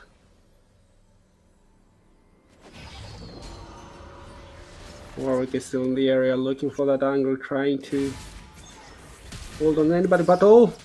They tried to expect the ultimate, they did not find the angle. Now he runs away, but Warnes collects the kill from the Soul Shard. Nasya still has the ultimate.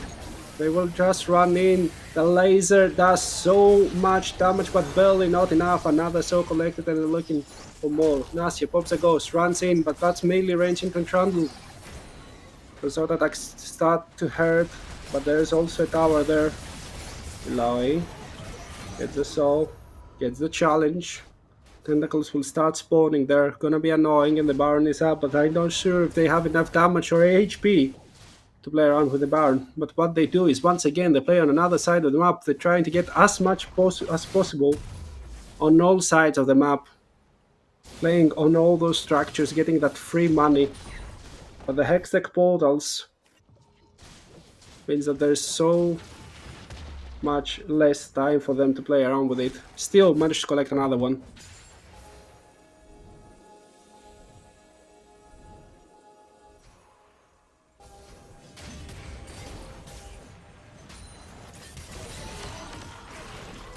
Oh, the ultimate connecting on the little Nasya, very nice Featherstorm. Unfortunately, the feathers miss, but there's Wukong, another bonk! And that's a kill, the flash and ignite used by Unicorn as well. That's two summoners missing for the next skirmish. Ash tries to find the arrow, but there's Ilaoi as well, just keeping the pressure up. Finds Leona, tanks the tower a little bit. And now she's getting slowed out.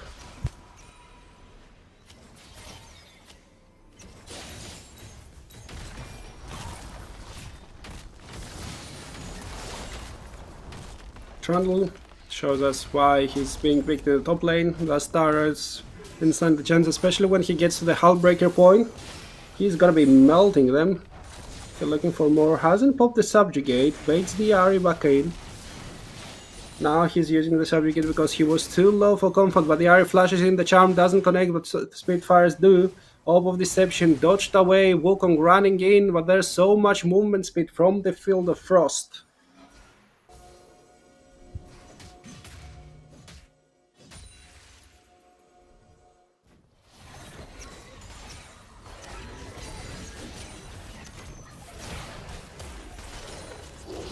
Stormy winning so much there for his team.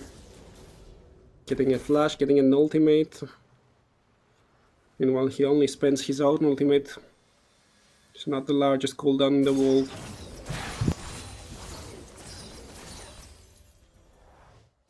The hull breaker is completed, so now he can start playing on the opposite side of the map forever.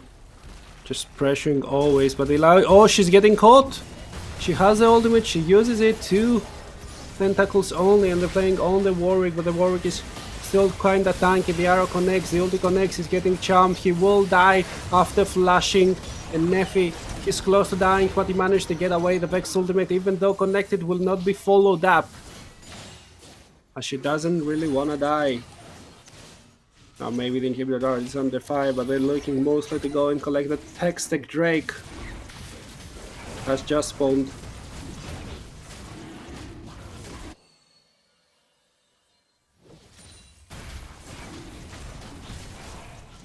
It's there's nothing to do. No way to steal it. And now they're just resetting. Collecting the bounties. Spending all that hard-earned gold very close to the Navori Flicker Blade is the Zaya. Her W will be up forever as soon as she can complete it. But she face checks into a Warwick. The ult is not up. The portal will not save you when you're getting all damage, but look at the damage she's dishing back. The Warwick needs to turn tail and run. And somehow she survives. Vega now has the ultimate and may be looking for that angle.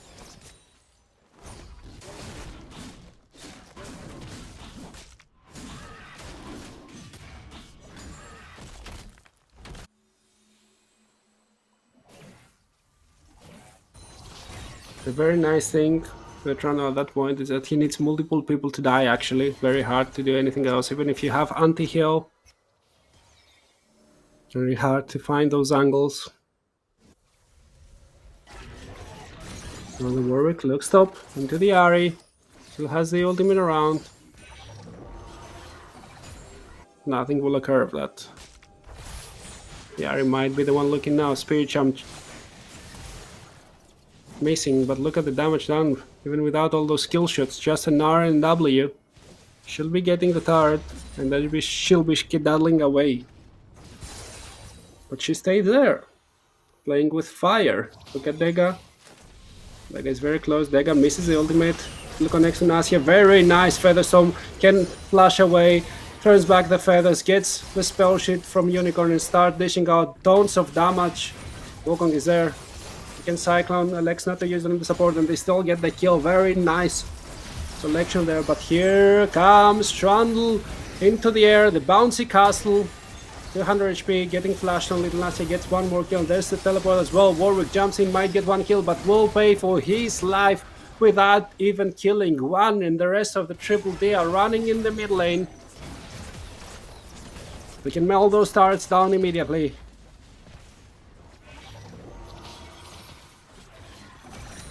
Next one a little bit too harder to break, as it seems. But do they have enough time? Do they have enough HP bars to play for the Baron? Let's see as I start it up. No flash will not save Akvar.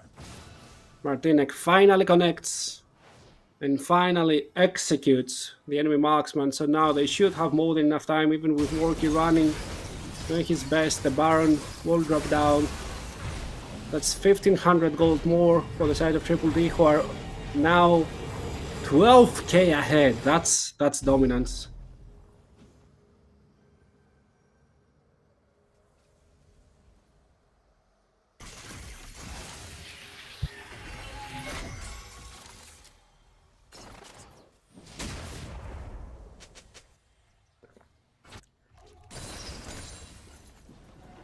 It's very hard now for AB to get back in the game.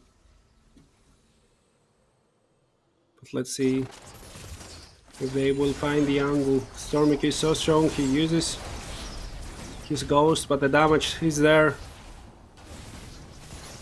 They'll have to run away. Only 1/3 of his HP remaining. Even less, 1/5 I'd say. Little Nasia healing up from away.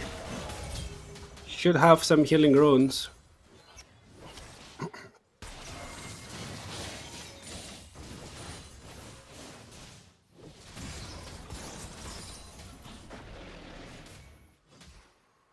They're looking to start to break through at least 2 of the inhibitor turrets. W from Nasha does so much. The ultimate will not connect. She uses the Featherstone preemptively, roots everyone down. Even if she dies, there's so much damage coming in from Warnace on the other side. Ari starts dashing in left, right, and center. The Charm will connect and will get the kill on the Warwick. Still one more dash as the rest of her team decimates the inhibitors. And we had 240 plus minutes games. This one is not one of those. In less than 30, Triple D managed to find the opening and they immediately execute, going 1-0 in the series.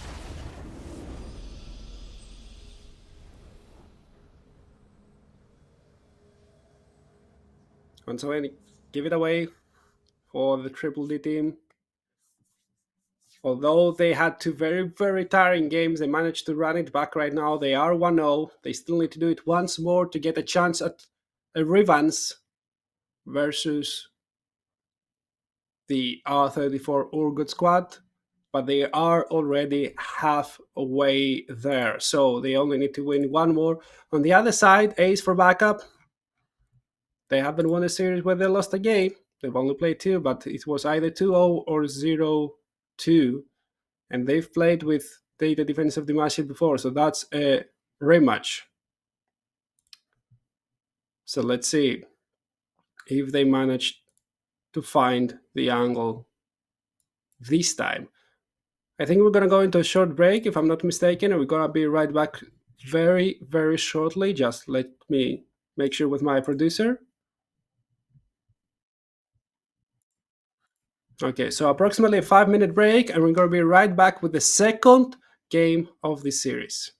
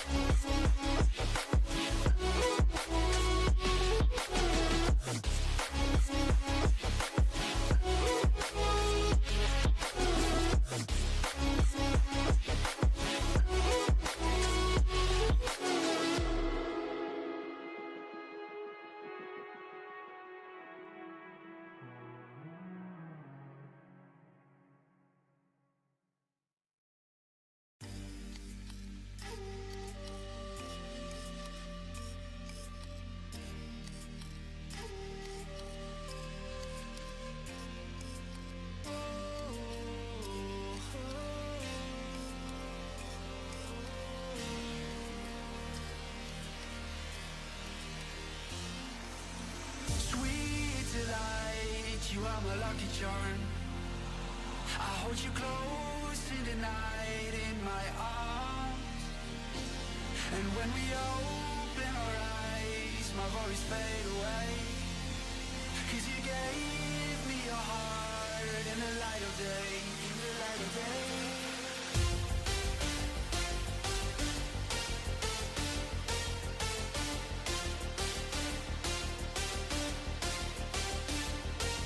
And when we open our eyes, my worries fade away. 'Cause you gave me your heart in the light of day, in the light of day.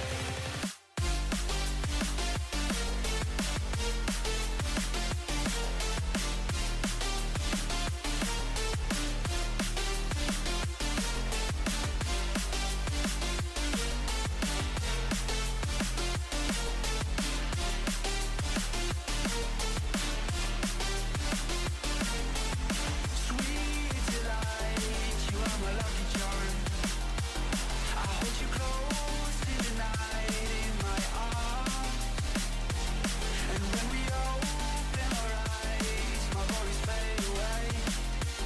'Cause you gave me your heart in the light of day.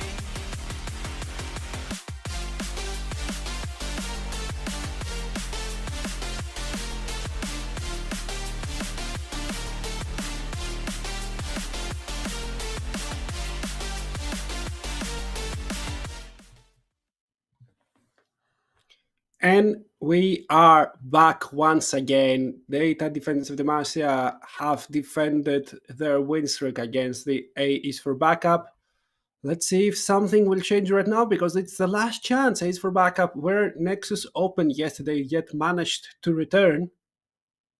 But we'll see if they manage to find the strength today, or if instead of being tilted, the defenders are just feeling hyped up and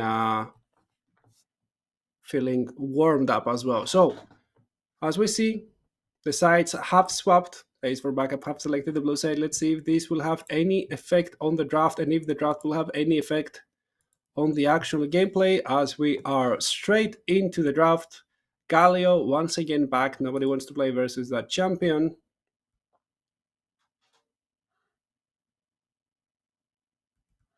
Mordecai is at the next band. Nothing changing so far.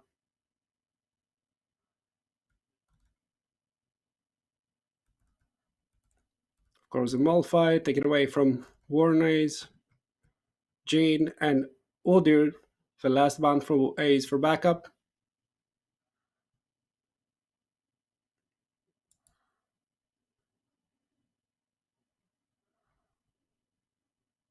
And the last one will be Zyra, taking that away. Knock is being left open though, so let's see if this will have any impact. If this is a strong enough pick, as it's getting immediately counterpicked by Wukong.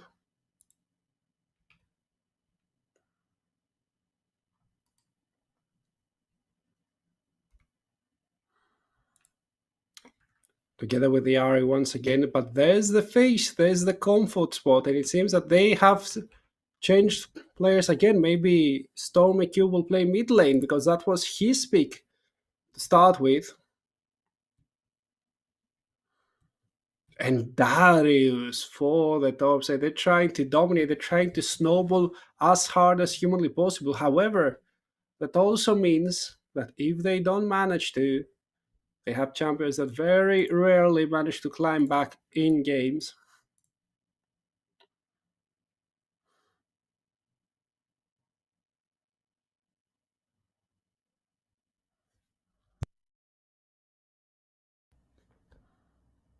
And Volibear is locked versus the Darius, and skill matchup, very, very aggressive skill matchup though. So we'll see who manage to snowball, or if they manage to stay kind of even.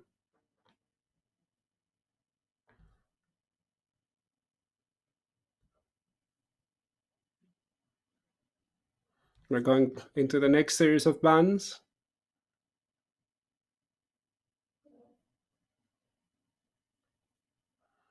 Zai out.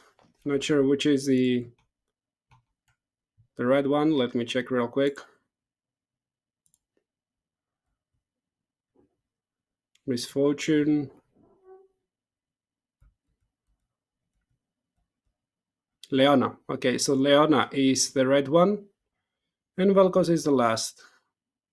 So Leona can be picked. Let's see.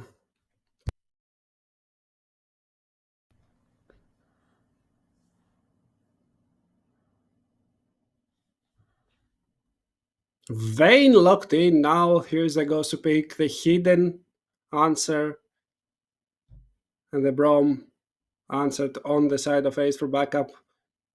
No, actually engage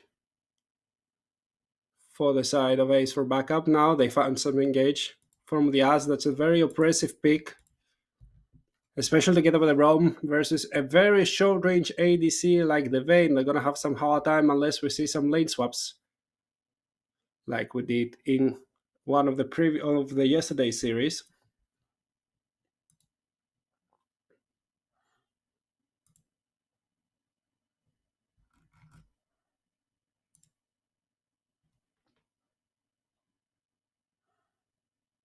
And the Brown. So Vayne Brown, very, very mixed lane. Not gonna lie.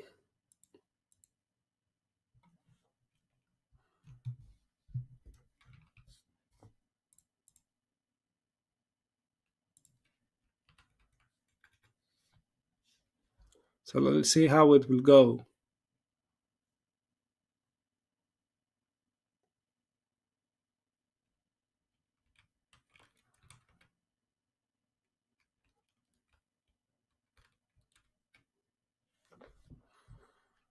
We'll need approximately 5 to 6 minutes to get into the next game. Chat, is there any chance for Is for backup back in the game? Or with another weird draft right now with a Vayne Brand lane, will the Triple D team be able to lock it in? Give me your predictions.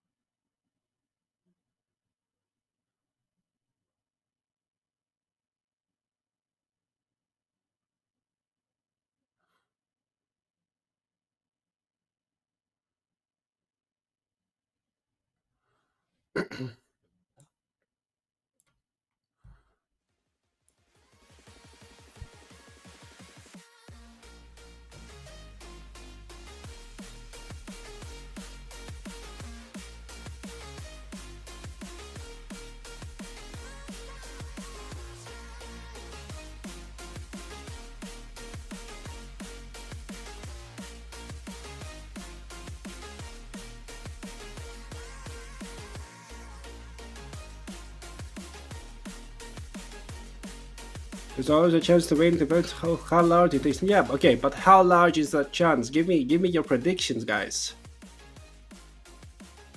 I want to hear. Do you think that the jungle mid duo from the defenders are too strong right now? They have taken it a little bit too personal?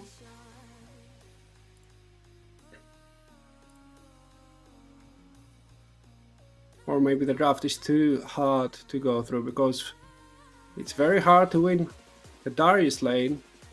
It's very hard to survive the Fizz.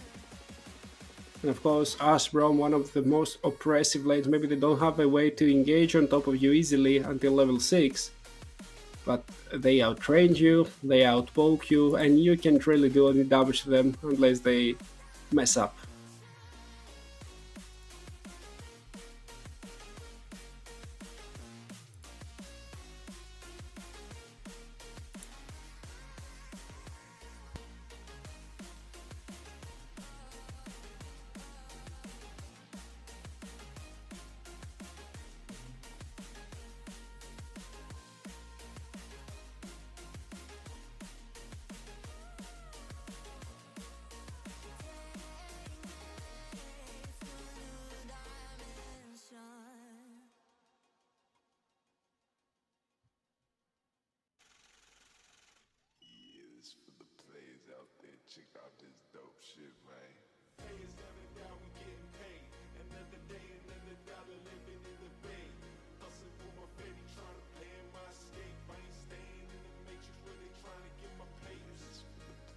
I see.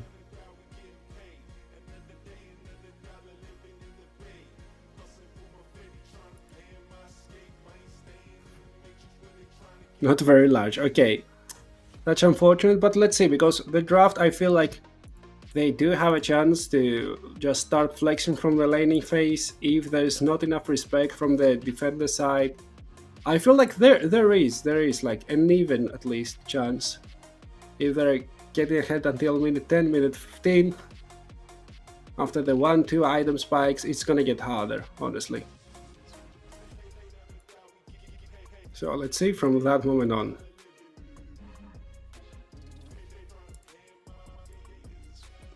But they are all in their champion selects. They are repeating the draft in the Riot's client.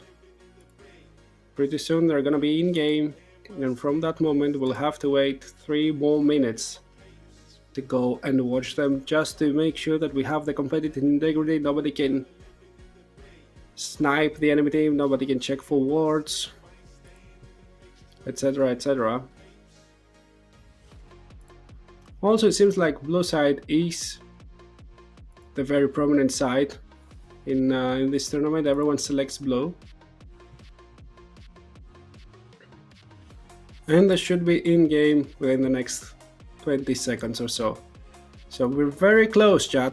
We're very close to being there.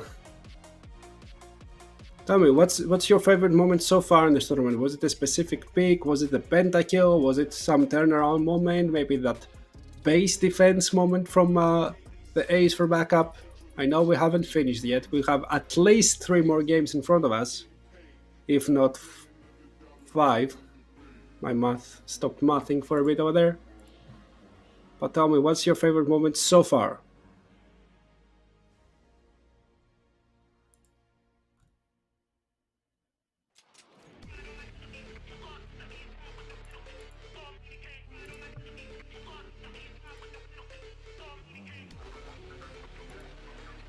Okay, they should be in game for a minute now, so approximately 2 more minutes.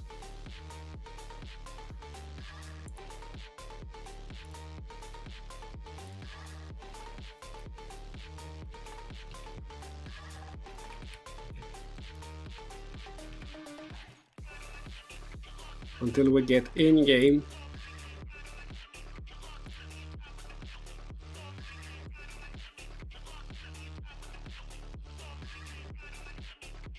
So what I can tell you is that Dega has again close to 70% win ratio on the Brom.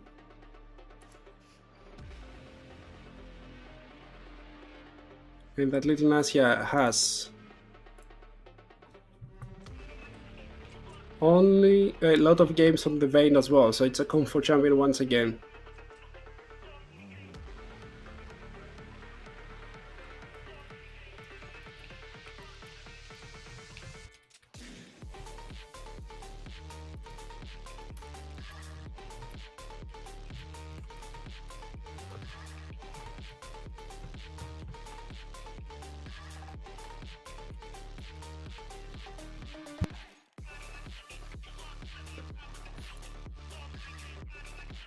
Approximately a minute, chat, maybe even less, for us to get into the game.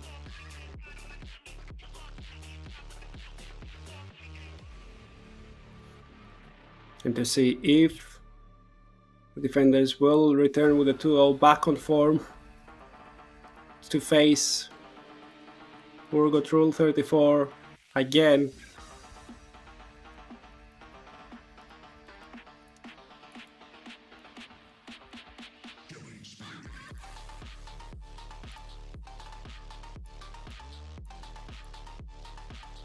Or if we're gonna have a game 3 as well.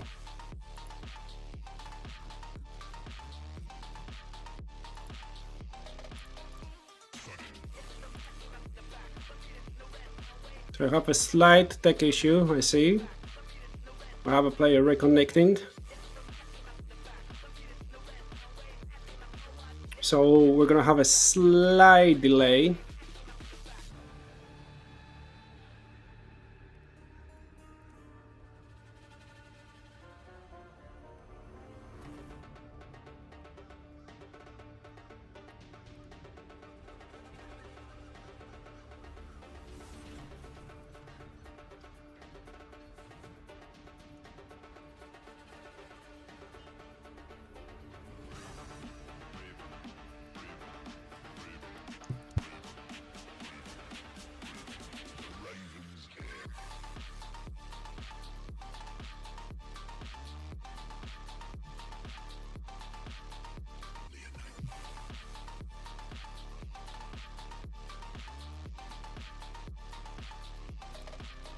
As soon as the issue is resolved, we're gonna be back in the game. There's a pause there, as I was informed.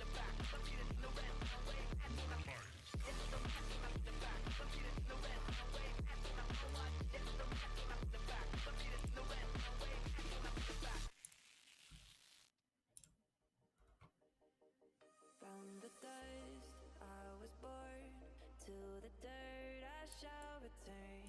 When my eyes are closed, in the shadows, my enemies will think they won, but I'm here to stay. Okay, so I think let's go to a short break until the technical issue is resolved. And as soon as all of our players are back, we're going to be back as well, straight into the Summer's Rift for the fourth game of the day.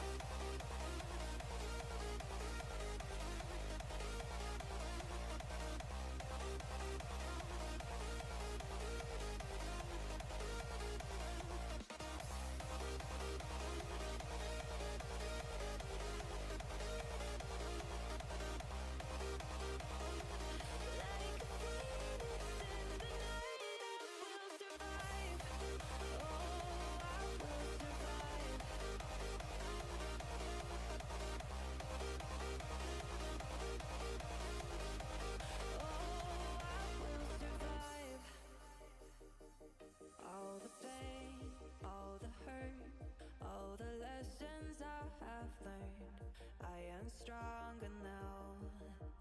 I won't let me down. Oh, my enemies will think they won, but I'm here to stay.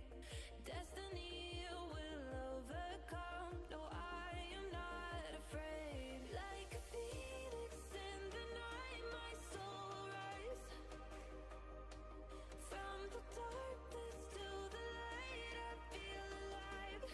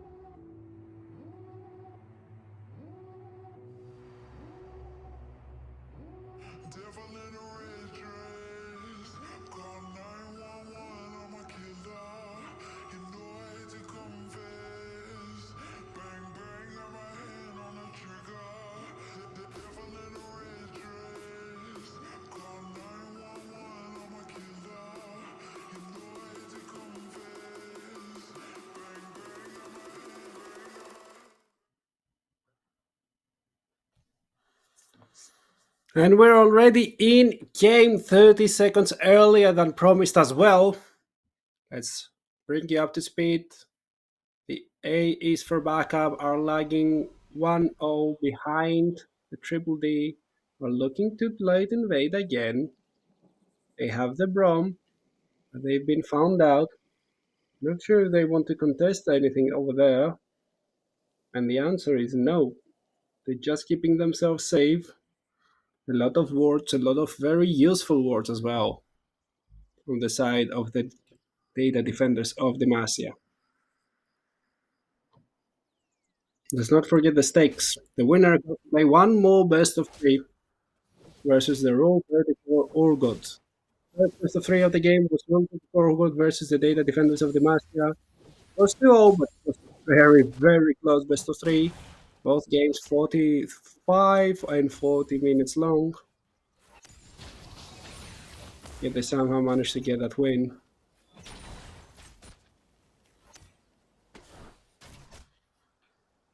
Nice chip down over there from Little Nasia and Ornace. He keeps connecting with those blazes.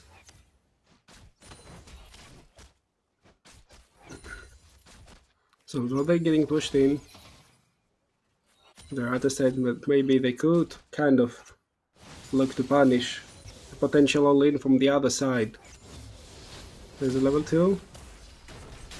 Waiting, not sure which spell he got second. Most likely the Q. And it hits Agvar again. Agvar has already expended his potion. Will heal up a little bit. But not so much that he won't be in a dangerous spot. Whereas in the top lane, I see a orange late start Volibear. Usually we see the ring, it gives you 1 extra potion, plus you have some excellent AP skillings in your kit. This time Doran's played just for him to get the extra sustain in that kit.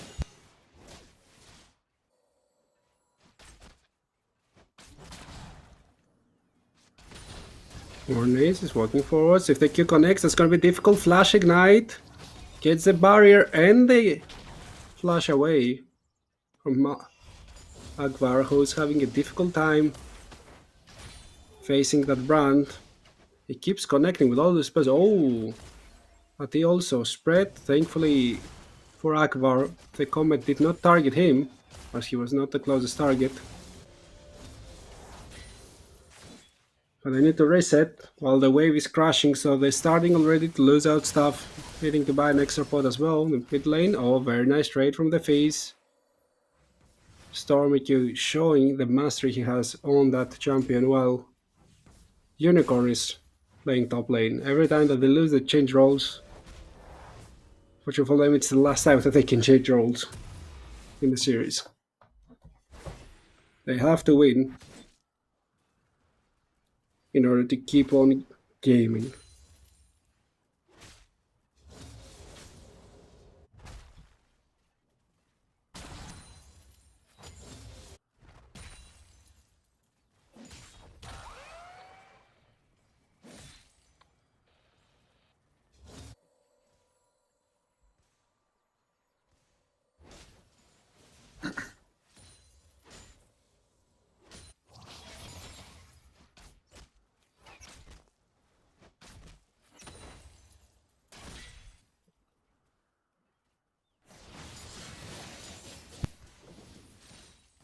Okay, so two junglers have done their first reset. A little bit better reset for the Nocturne. You see the 1000 gold buy, on the other hand, that's only a little more than 800. Nice dodge there from Akbar. Only gets hit by the point and click, gets the Guardian as well, and now Little Nasia will get dealt a lot of damage. There's the lethal tempo getting procced. Nasia has bought the Cal though. That's a little bit of extra sustain together with Doran's ring. And the refillable pot will keep her up and running so far, but Warnes may need to flash, but the flash is not available. He'll die, and the first blood goes to Alvar while the Wukong comes in. One more hit will do the trick. Little Nasia flashed in. Nice condemn away. Now the Wukong lost all the stacks, but he'll get stunned either way. They're trying to auto-attack. They kill Little Nasia, and now, no, here we go again. It's just at 1 HP, but will not fall down as he scuttles away, getting that kill for himself. Very nice start for Ace for backup.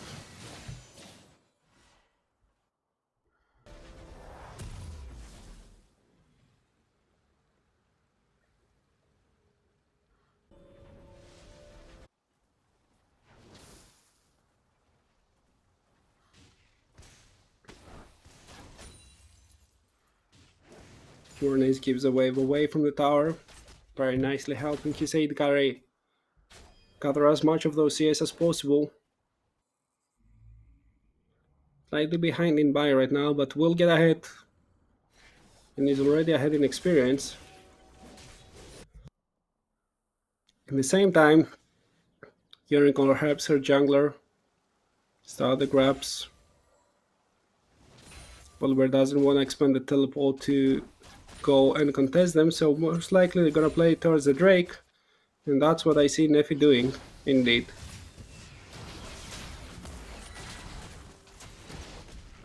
When there's bite landing, 4 auto attacks there, already stunned, a lot of damage. Hornets don't have any more spells to try and dissuade the enemy engage. And look on Dega, he's playing the most aggressive Braum I've ever seen and giving so much space to his team while sacrificing so little HP.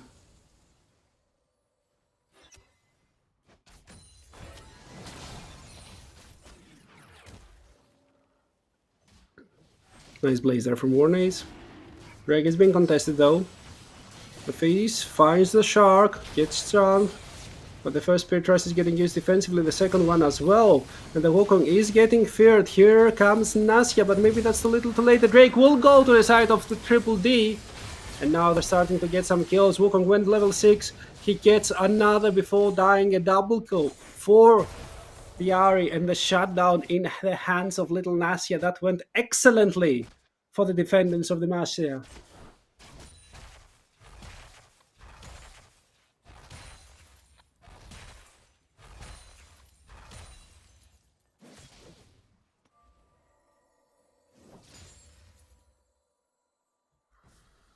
That gives them so much more free space as well. The plate will drop, will go into the pockets of Wardays. He grits a little bit for that, but gets so much more gold. Should have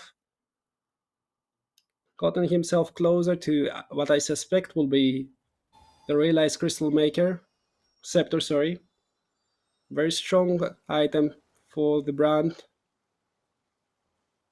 Gives so much more space for you to hit all of your abilities the moment you connect with one. The dot keeping the slow for so much longer. Wait, we'll just tumble away. No, it's not gonna be the Scepter. It's gonna be Leandris first, since I see the Hunting guys being the option immediately.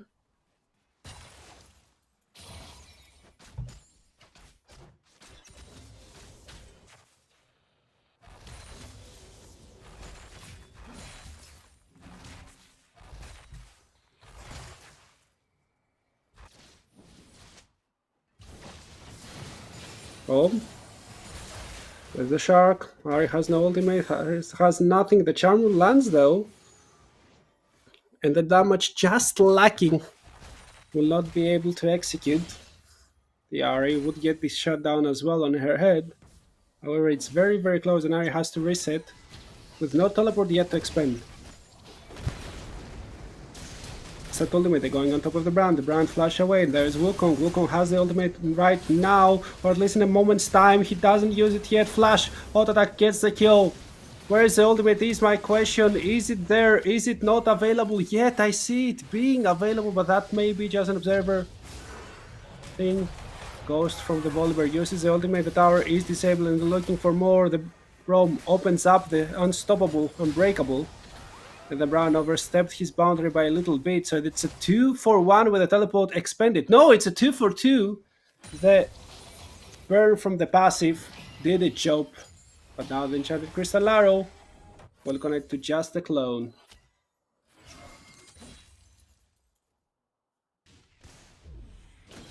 Ari teleports in the mid lane immediately, right after taking the plate and shoving in the wave. The Fizz can't really teleport in the mid lane, so look how much does he miss. There were like 2-3 waves there worth of XP and gold that he missed. And that's a new Nocturne build, the Umbral Glaive. He will be controlling so much vision for his team. However, he's so much squishy and it's a cheap item, yet it descales pretty heavily. The charm connects, there's a Wukong as well. There's no thing to do, nowhere to go, just the gray screen area. Brand also there, helping with the grabs. His passive helps so much, but there's a Fizz, there's no flash, there's nothing for the Brand to do. He will die immediately, but now they're looking for the Fizz. The Fizz can't go anywhere. He gets shumped and gets the shutdown on the other side. Little Nashia tries to run away. The ultimate poke, the flash is there, but she wants to get the kill as well. 1 HP is Dega. No flash, walks back. Now will flash away. That misclick, I suspect, cost her her flash. She almost was out. But on the other side of the map, her team is doing wonders, keeping themselves ahead.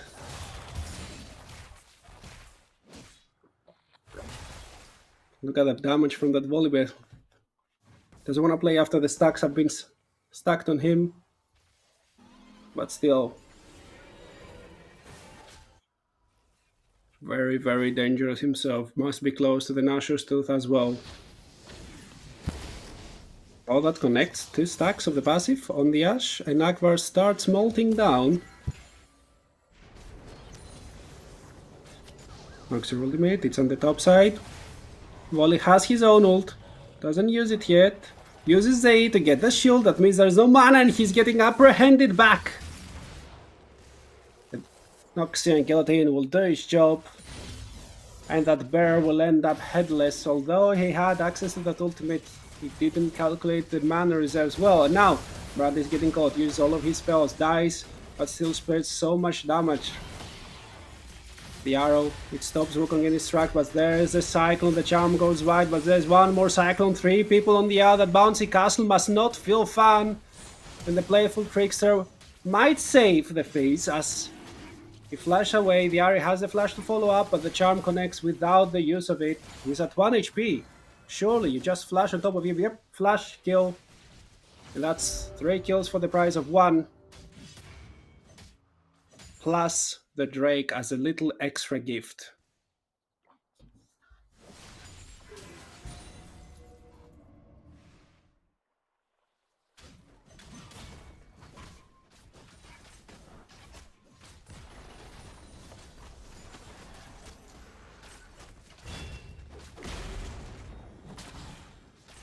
That is everything. Little Nashia looking to fight. There's no Cyclone, but there's the damage landing. No stun yet. One more auto will do the trick, and Akvar falls to the ground. Nashia loses half of her HP to that wound up turret, but maybe they're gonna be looking for a redive over here. Who's gonna tanking? Nice cleanse. One last auto will do the trick, and Dega ends up falling together with the first tower of the game. 14.5 minutes in. And now it's getting way harder for the Ace for backup squad, as their champions are lane dominant and they're starting to fall behind harder and harder as we march ourselves into the mid game.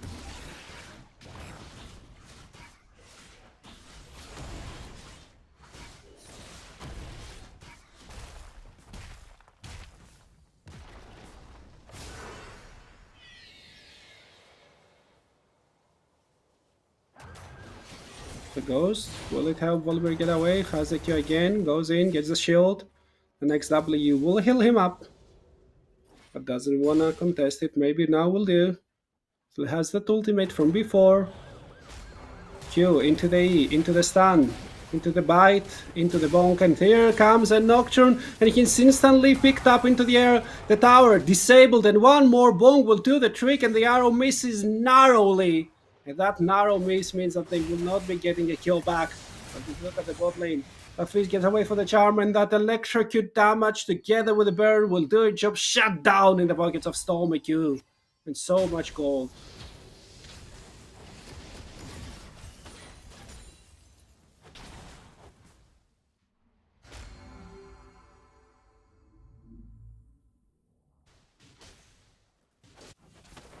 It also means that the objective bounties will not exist in a few moments' time.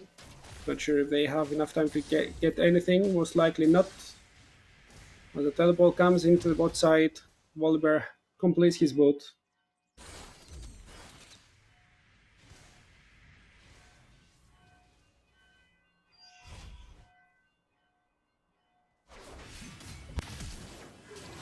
Oh, the dash flash away the charm, misses. But the Spirit Rush will do just enough. Looking for more even. As the Noxian Guillotine gets it damage down, and Unicorn may have overestimated her abilities. Gets mauled down by the defenders. Here comes Warnace as well, just to take a fair cut of the tower gold. And the gold lead keeps ballooning. It's 6k already.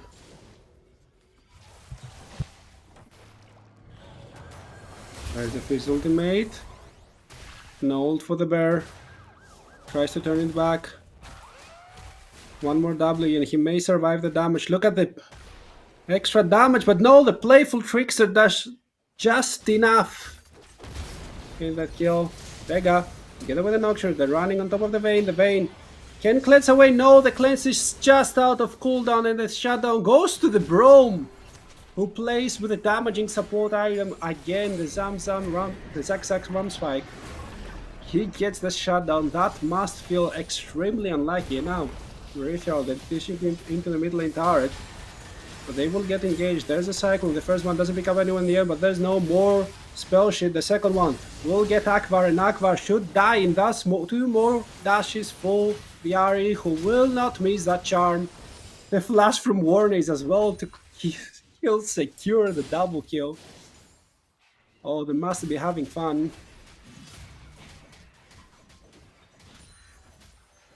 Spirit Rush expired. The charm is there for Fizz, who gets connected on. That's so much damage. Bonk! The Bonk will not collect, as he had access to that playful trickster just in time. And next Drake spawns in 2 seconds time. It's Cloud Drake. And usually it's not the most fun one, but you're playing with a Vayne, who uses her ultimate or movement speed as well. You're playing with an Ari, you're playing with a Wukong.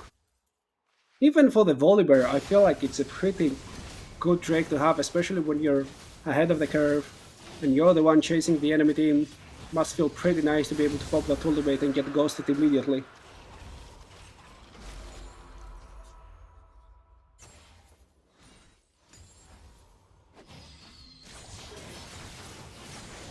Oh, Speed Rush onto Akvar. Akvar tries to survive, the arrow missing, and now he dies. The Speed Rush will break the tether.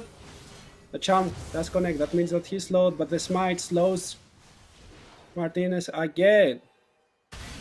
So that's just shut down. But on the other side, there's a full-on team fight, and Vayne is gliding on them. A 2-for-1 there as well. No, actually, a 2 for no. So it's 1-for-3 in general.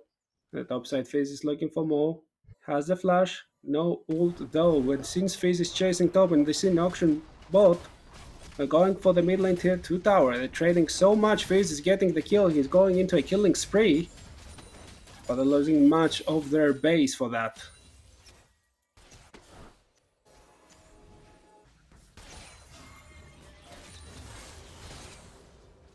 This Fizz is getting very dangerous though. Very close. Played the Lich Bane as well. Now maybe Vayne's in trouble. Little Nasia gets the blasting cone, gets fear, but there's one more blast cone working in her favor.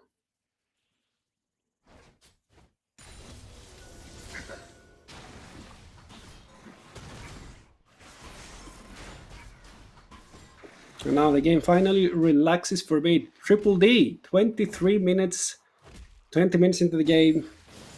I've opened up 4 turrets as well. Pretty strong showing, if you ask me. Especially from Nefi, 8, 1, and 14. The jungler is taking no hostages.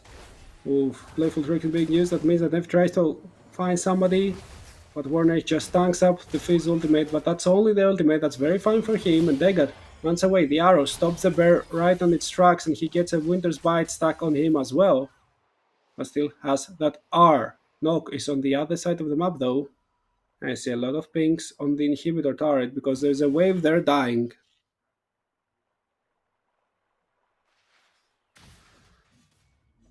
Are they gonna run into straight to the Baron? Not yet, is the answer. There's no Drake as well for the next 2.5 minutes. But Fizz should have access to that ultimate pretty soon. And he's gonna be looking to make a play once again.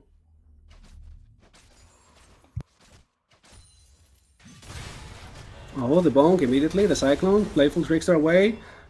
From stops Wukong right in start, but he flashes in the Zonias, or at least the Seeker Soundgun is very nice to give him 2.5 more seconds. The cooldown is back, but he's now dead. The shutdown goes to the Ahri, who connects with the charm once again, has one more dash, but will not use it offensively. They're looking back to secure the Baron.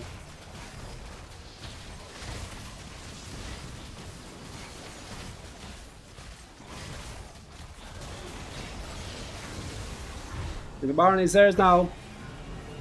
The gold lead ballooning once again, more than 8,000 gold in favor of the Data Defenders of Demacia.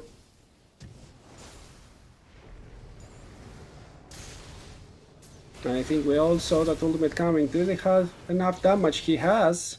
He's burning down himself, trying to heal up of the wave. 200 HP, 100 HP. The wave! Warnes takes the 1-for-1. Loses the Baron, of course, in the way. It's a small price to pay though.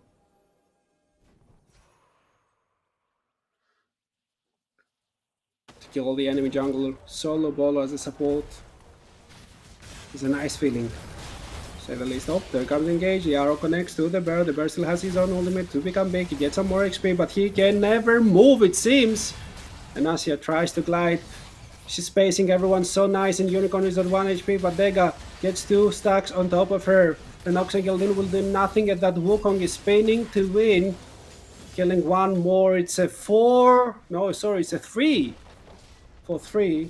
As the Ahri is still in the bot lane, he cares not for such trifles. He just wants to open up the enemy base from the side lane. Once again, the defenders play a lot through the side lanes.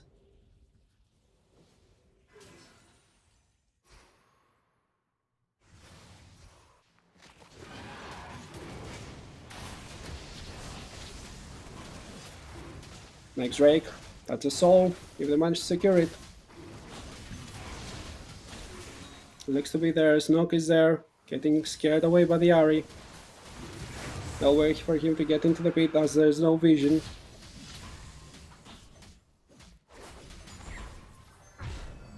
The Drake plus the soul goes into the armory, the arsenal. The Data Defenders of Demacia. The Baron expires in 50 seconds and not a lot of people have them. That purple ring on them to help them succeed.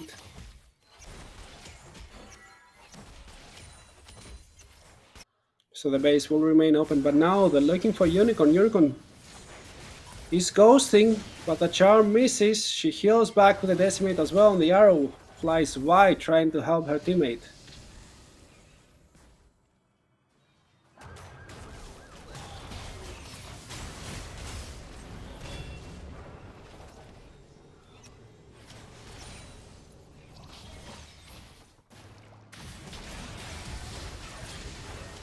Others engage on the Wukong. Wukong spins away. Pyroclast does so much damage, and Wukong re-engages, trying to find the Fizz, and he managed to. From 1 HP will burn down right now. Warnes collects the kill, and look at little Nashia. She flies with that soul, but Fizz finds her. Playful tricks her. Enough damage.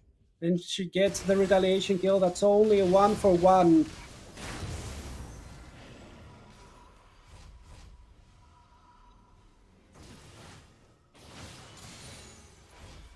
So the base will remain tightly shut.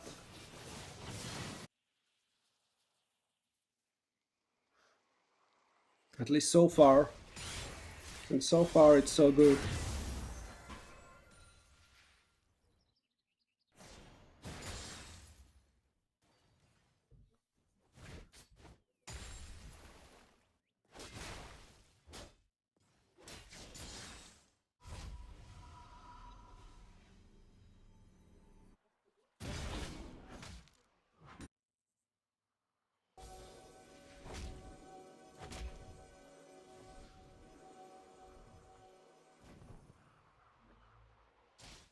Game slows down. The defenders really want to get this victory. They don't want to get moved tired if they want to go to the finals.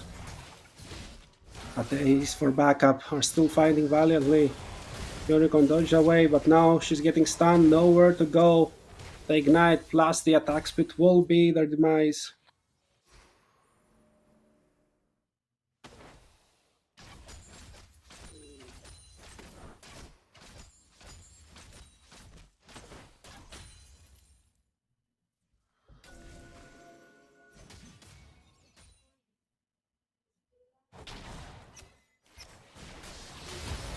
Fizz tries to engage, that's a lot of damage. Nocturne uses the ultimate together with the Fizz ult. They connect on the Ari, and the Volibear has nowhere to go. Where is the arrow? Now it connects onto Warnace.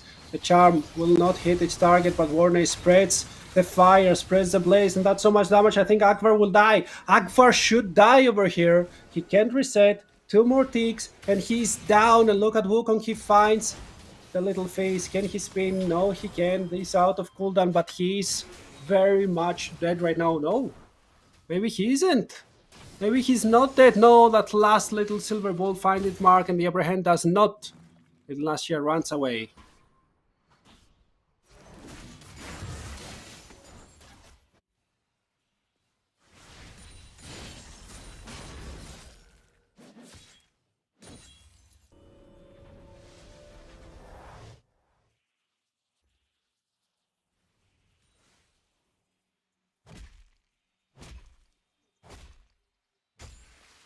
The game, although it looks so very much difficult, it's still in their hands. Still pretty winnable. Nothing is done until it's done. Nothing is over until it's over. However, with that Baron, was getting pretty close to being over. I'm gonna lie to you guys. W hits.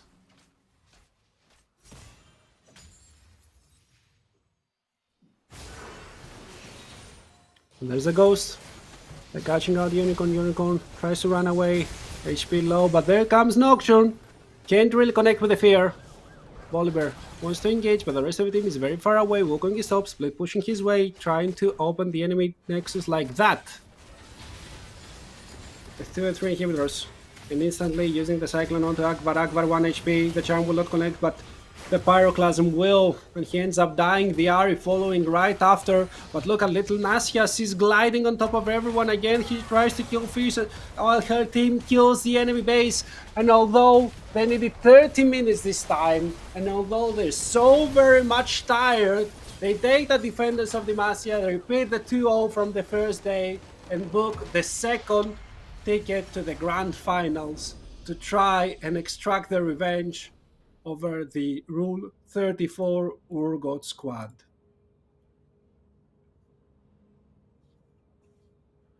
Wasn't as easy as the 2-0 suggests again. It was a valiant effort, and everyone 0-7 for Ace for backup, as they are our third place team. Unfortunately, they couldn't overcome the obstacle of the day, the defense of Demacia, who are standing strong and will continue pushing, trying to get revenge, trying to be the victors, trying to get all those bragging rights after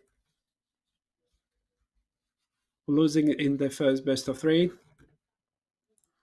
Now I'm pretty sure we're gonna have an interview as well. So we're waiting to see who the interview will be, if there will be one, and we'll let you know as soon as that happens. Not a moment after. And that's their podium place. They are the third place team. Give it up for them. Very well fought. They managed to get here. Let's not forget that they were with an open Nexus yesterday, ready to lose the fight, ready to be one step away from being disqualified early. Yet they are here with lane swaps. Stormy Q and Unicorn played 2 lanes, both of them. Pendega with his Zag Ram Spike support.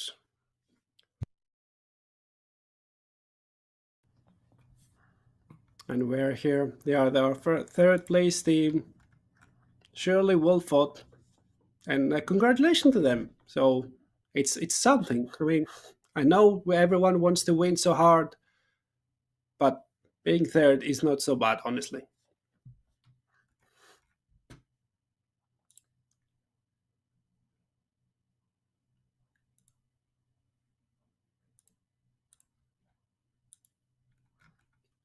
So I'm waiting as well. It seems that we'll have an interview from the Ace for Backup team pretty soon. If I'm not sorely mistaken, it will be with Stormy Q again. So we're waiting.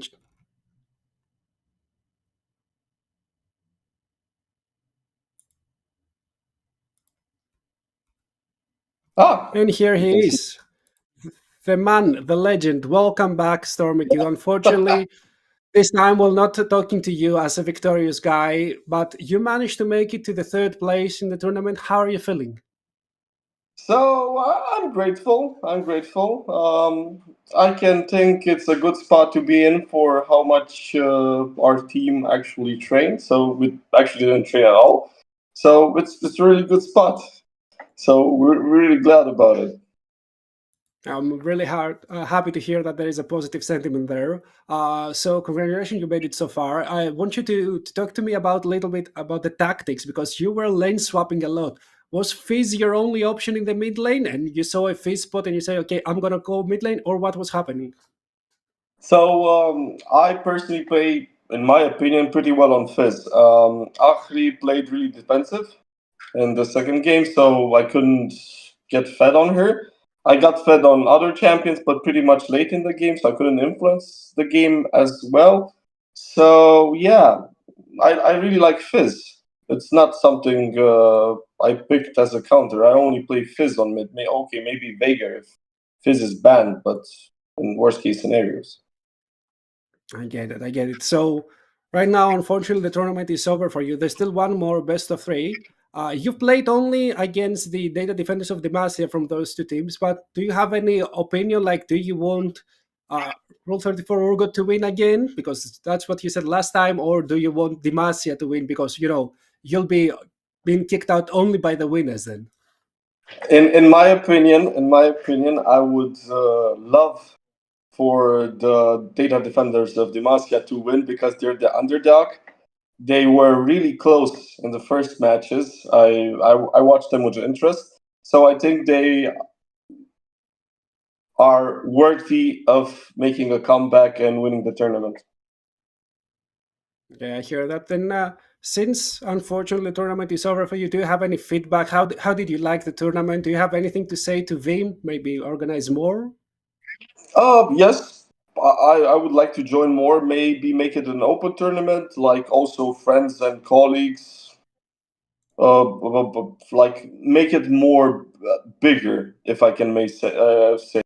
So, for example, I have some friends who play LoL. Maybe invite them as well. Maybe create some not random teams, but maybe try and put more, let's say, elbow grease there and make it a little bit bigger. Okay, I hear that. Now, before we let you go and rest and enjoy the grand final, do you have anything to say to your fans? I see once again Cosmin Nicholson is here, giving you love. So, anything to Yeah, say to your he's fans? he's my he's my duo partner who we actually struggle through the LOL, and we are torturing ourselves hours on end playing League of Legends. So shout out to him and shout out to everybody who's watching. Oh, yeah, yeah. Thank you so much for your time, and thank you for your games as well. We thoroughly enjoyed them all. I hope you enjoy the finals and the rest of your weekend. Thank you very much. Enjoy your weekend as well, and goodbye, everyone. Bye bye. So that was Stormy Q, the man, the legend, the Fizz, one trick on the mid lane, playing everything else in the top lane.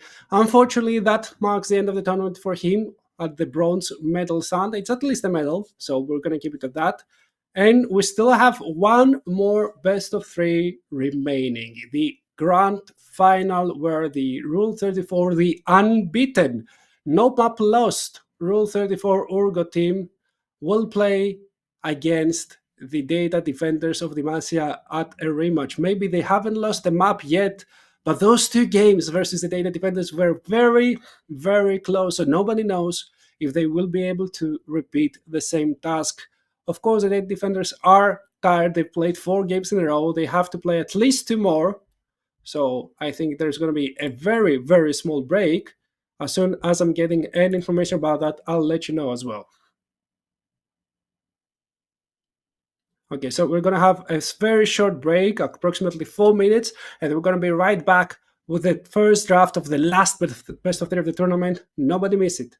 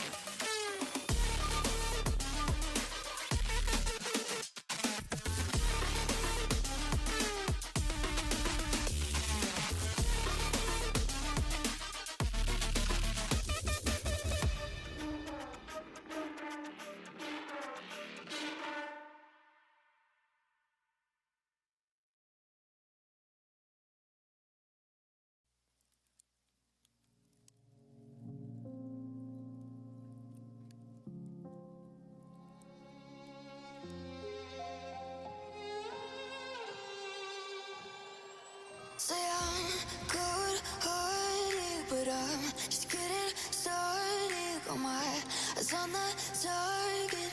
No, no.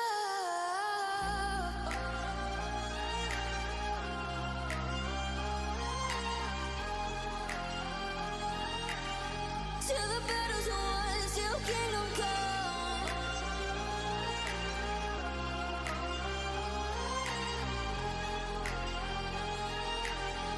I'll never run. Best to give me your loyalty, 'cause I'm taking the world, you'll see. They'll be calling me, they'll be calling me royalty. Best to give me your loyalty, 'cause I'm taking the world, you'll see. They'll be calling me, they'll be calling me royalty.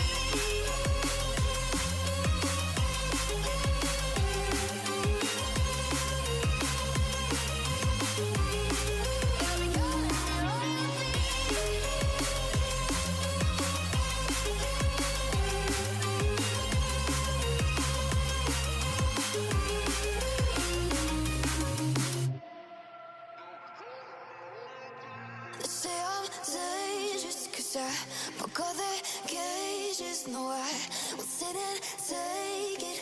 No, no. They left me for dead, I guess I'll never learn. Every time I break, there's just more pain to burn. They'll never, never, never learn.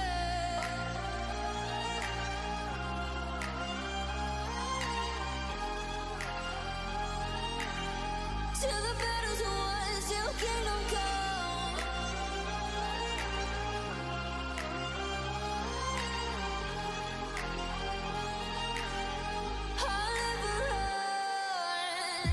Best to give me your loyalty, 'cause I'm taking the world, you'll see. They'll be calling me, they'll be calling me royalty. Best to give me your loyalty, 'cause I'm taking the world, you'll see. They'll be calling me, they'll be calling me royalty.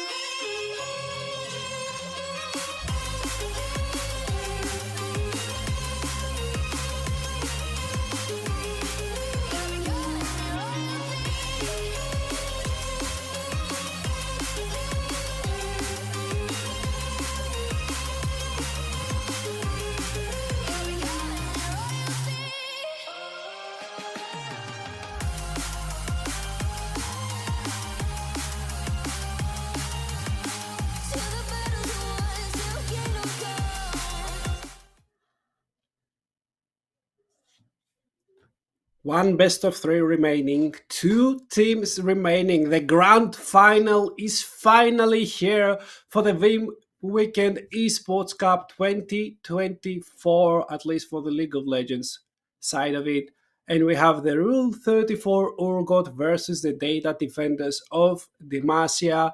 Rule 34 Urgot, once again, they haven't lost a single map of the whole tournament so far, whereas the Data Defenders of Demacia only have lost 2 versus the Rule 34 Urgot.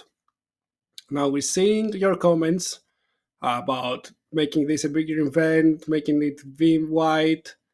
Keep anyone else wanting anything else, leave it as a comment so that anyone in the feedback area see it. But so far, these are the teams we only have. Unfortunately, we're pretty close to the end. And we see them again. Roll 34 good. From what I see, they are blue side.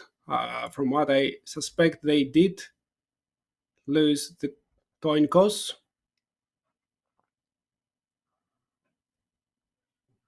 Let me see. Yep. They are on the blue side. They did win the coin toss, not Toitos. But yeah, and we are getting ready to go into the first draft of this final best of three. Getting so late into the tournament, we've seen so many games. And once again, we see another Galio ban.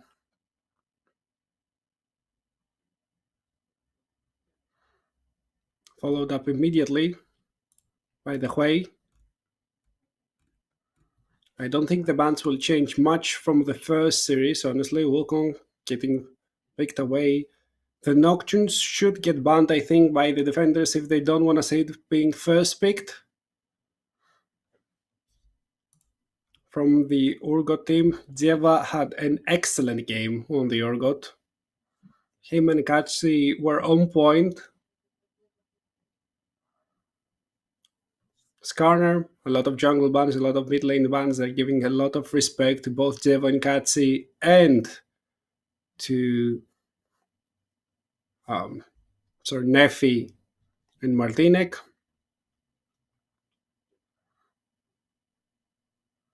And Echo is the last ban. A lot of Martinek respect. They don't want to give him the comfort pick of the Echo. Picked it last time 2 games in a row. And maybe they just want to go for the Ahri again, but Martinek can just pick away the Ahri. He used it in the last game if they go for the knock once again.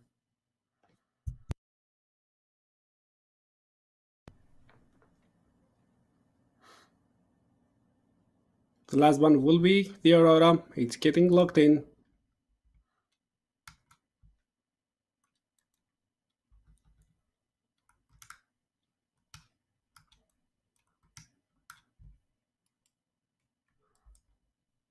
And now the knock and the Ahri locked in immediately as well.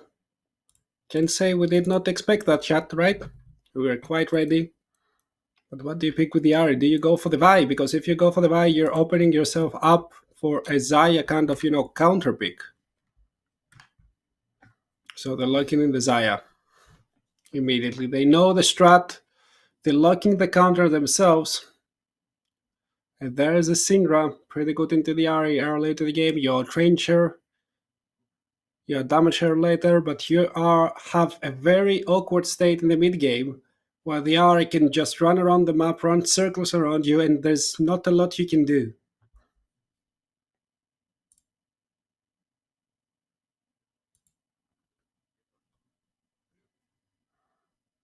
Shen as the last pick, they're going once again for that submarine combo.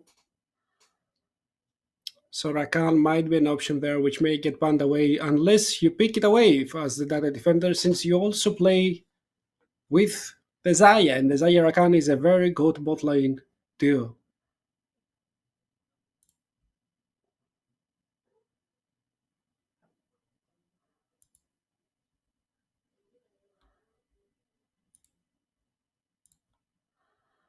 The Nasus is locked. I suspect for the top lane, although last time I saw Nasus in a competitive game, it was in the mid lane. Should be fine versus the Shen, losing out early, winning out later. But the Vi is getting banned away.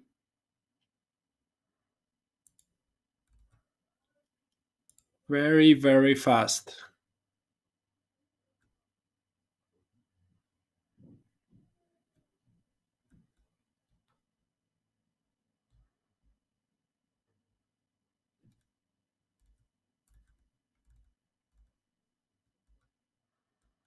Next ban is the Caitlyn. They want to ban away the range. The red one, I'm not sure what it is. Might be Jin. Rakan. Okay, it's Rakan. As we have been promptly informed. And Javan will be the last. A lot of bans on Nefi as well.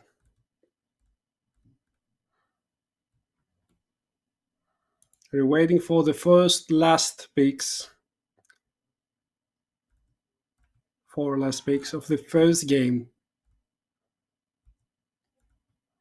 Malphite support was the angle for so long. And it might be the angle again. It is. And they haven't still shown her jungler.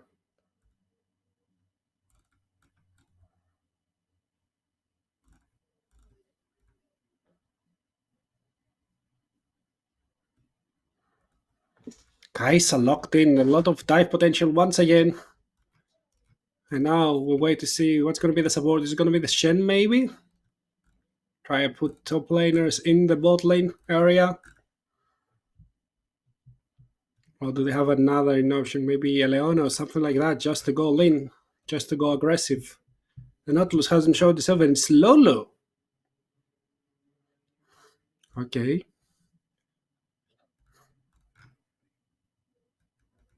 An interesting choice, Lolo together with the Kaisa, not something you see often, but it's got into surviving the Malphite burst together with anything else that can run into you.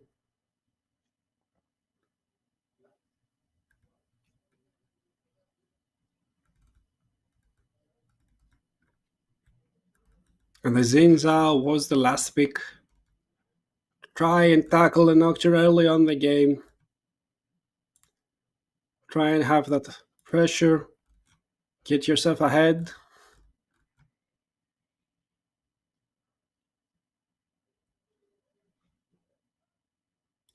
Let's see, they'll be able to. Last games, it wasn't enough.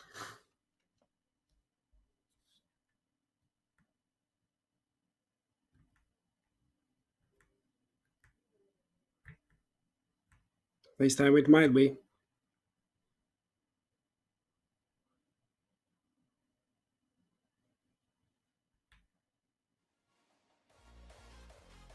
So these are the drafts, chat. You know the question. Do we believe in the data defenders of Demacia, or do we think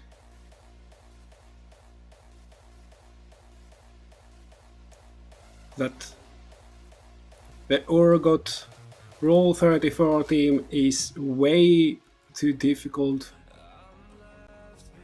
way too big to be trampled? We have 5-6 minutes until they get into that lobby. create that match and pass the 3-minute competitive integrity delay.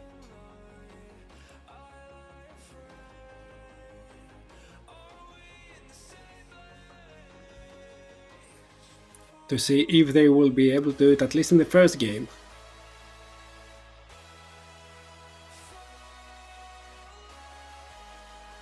Here are players. You see them once again, they reach all the way into the final. There are their share of hardships. Okay, maybe not the Rule 34 Orgot team, as they got here quite easily, 2-0 and 2-0. The last two, of course, were 40 plus minute games.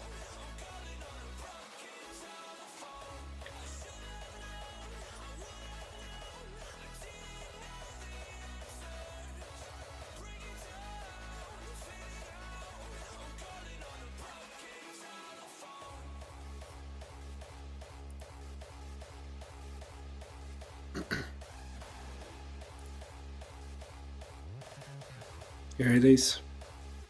Here's a full tournament bracket once again.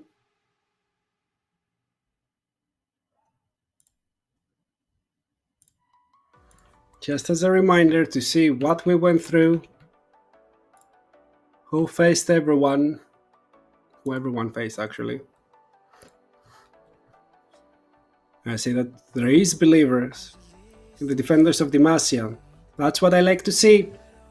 I love to see those believers, even if they are considered underdogs, even if they did lose before, everything can happen. It's a fresh best of 3. They learn the lessons, they learn from their mistakes, and they had time to regroup. And now the only thing they have to fight is themselves and their tiredness. Because let's not forget that they have played 4 straight games, no big break in between of them. So they have to fight with that. But as long as there's any believer, anything can happen as well.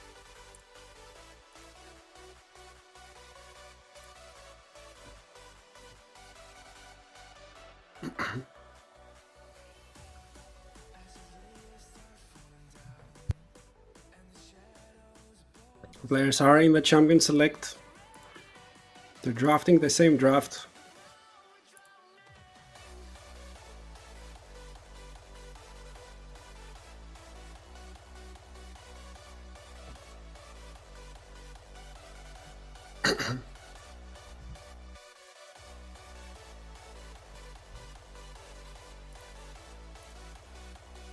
Let's see. We have a little bit more time. Any questions? Anything you want can be answered now. Anything that the players might be able to see for themselves for a bit before they all go into Summer's Rift. 3 minutes before we'll be able to follow them. I think they're already in the Summer's Rift area.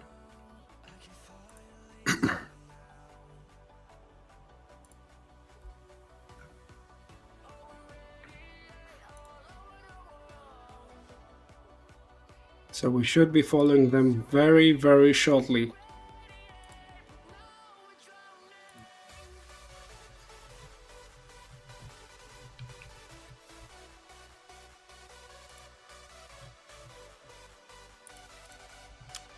What I want to see is, I want to see 3 games, honestly. I want to see them go the distance.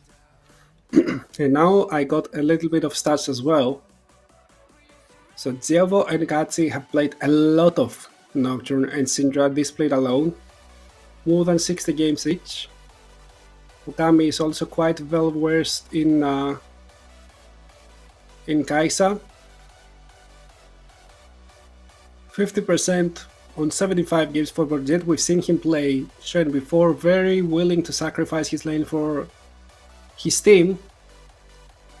On the other hand, we don't see a lot of plays, but the accounts are new, so maybe they were just playing on other servers and other accounts. Maybe we don't have those stats here. But we know that Warnace is a Malphite support aficionado. We've seen Martinek playing the Ari before as well. 2 games in a row, not bad at all.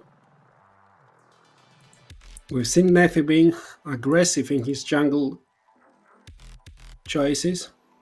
And let's not forget, it's the same Nefi who did carry a lot of times in a lot of fights. So let's see if they will able to do it.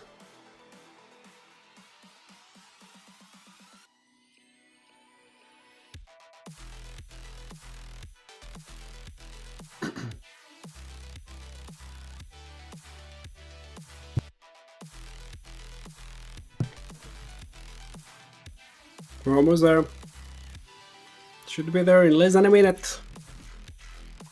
And that's it. That's where the end begins, everyone. That's the highest stakes of the tournament.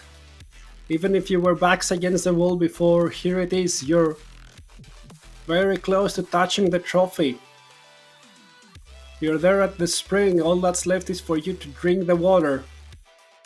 And let's see who will quench his thirst for the championship and who will stay home thirsty.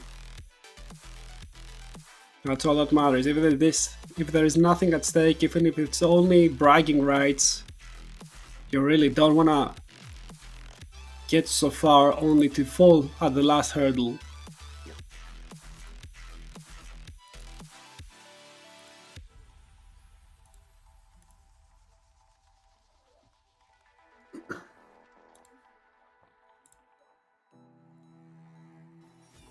Here it is, we're hearing some received sounds. And we should be in any moment now, and that moment is now. We invade this time. For once, they are not invading a lot of wards from the side of Triple D as well. They don't want to have the same stuff that happened in the last series.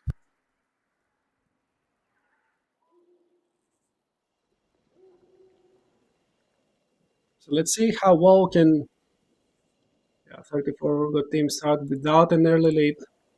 So far, they had it every single game with an early lead.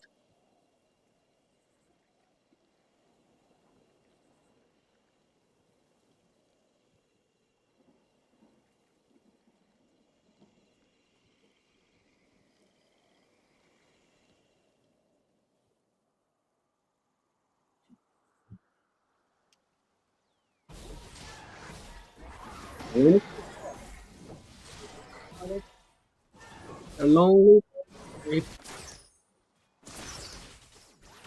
The Malphite should have a harder time playing into the Lulu, as he can get poked out, but the moment he connects with his Qs, the damage gonna stick way harder than to, let's say, Leona. And he himself has that granite shield, refreshing every couple of seconds his of combat. So if he keeps his distance, he should be nice and dandy.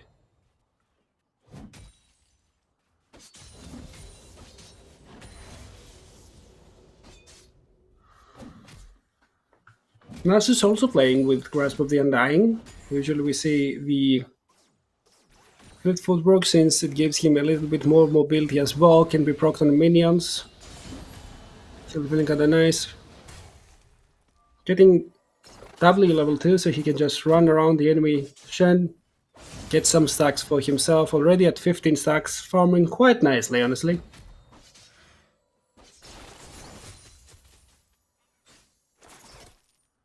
And we see a couple of cannons being missed from both sides.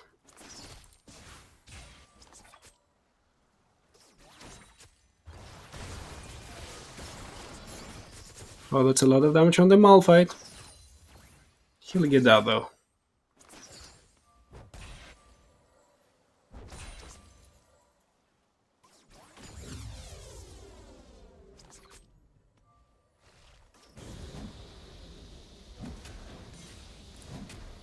There is a slow, the attack speed slow as well from the Wither is so strong.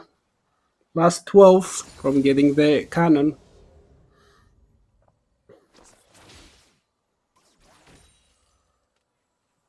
But there's no more action.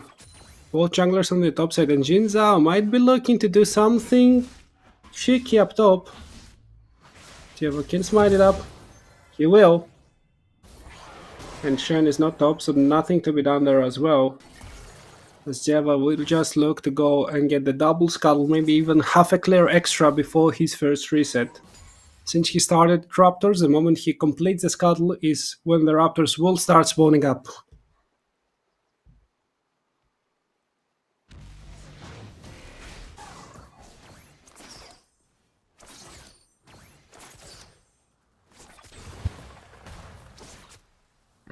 Aquana, slowly yet surely, losing all her mana, so that means that they should reset pretty soon. Nice trade from Bardiet, denying a couple of CS as well. But the Nasus has all that wave with him. And Katsi will have to flash there. The slow connecting from the Odysseus charge. The moment he got hit from the wind becomes lightning. That flash was as good as gone.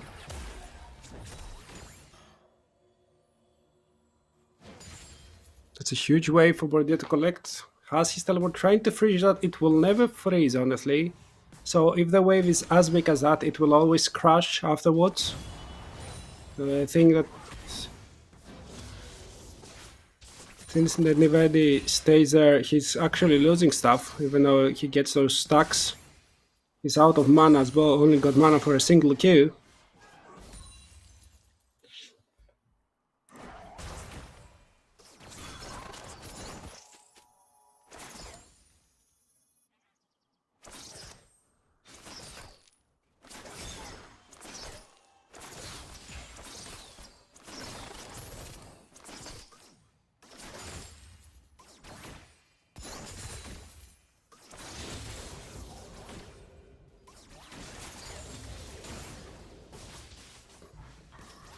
Like trades, nothing much.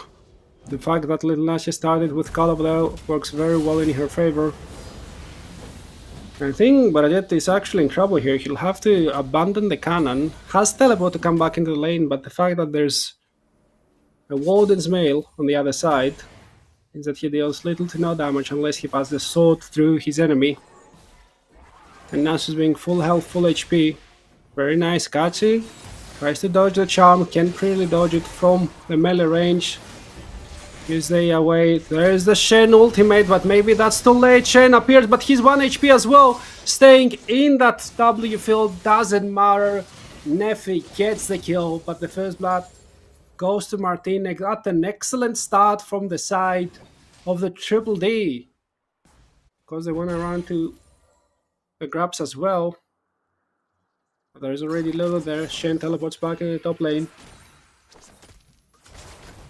Just to get something back. So 3 grabs. But you're losing so much stuff. Ari. No ult. Has the flash. Devo hasn't got much mana. But takes the flash away from the enemy mid laner. So that's at least something won back.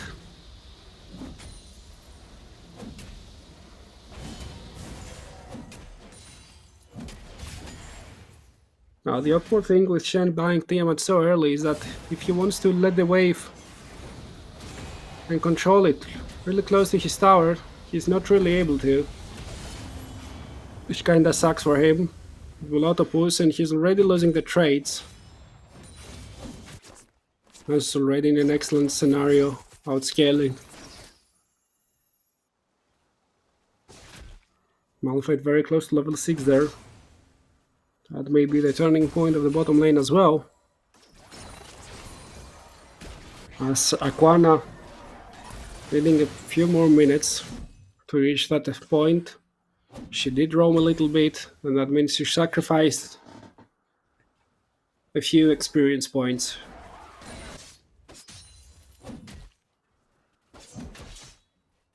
Everyone looks so locked in this game. Nobody wants to do any fatal mistakes. It's pretty early. But you can feel the tension in the air.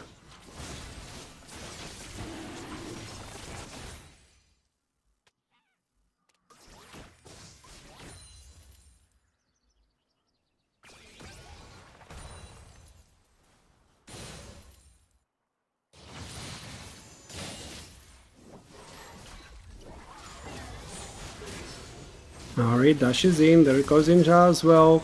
Scatter Awake will not help as much, and Dievo might only put himself in trouble there. Thankfully, there's no extra spells for him to die as well. But Martinez shows that his Ari is just as clean, so that the Syndra can't really survive. Botlane might be in an awkward spot as little as he has no actual mana to play the game with, but they are very, very afraid of Warnaze's unstoppable force.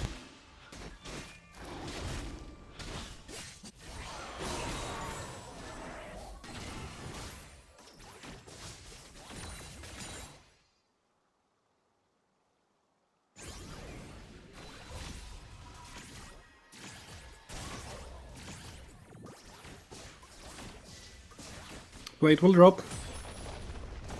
63 extra gold for each of them, getting them closer to what I suppose is going to be a static shiv.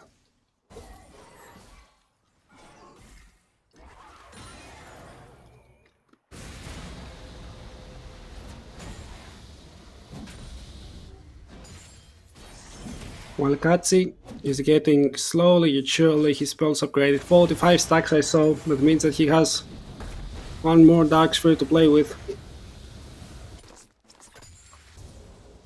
At the same time, I'm looking at the top lane.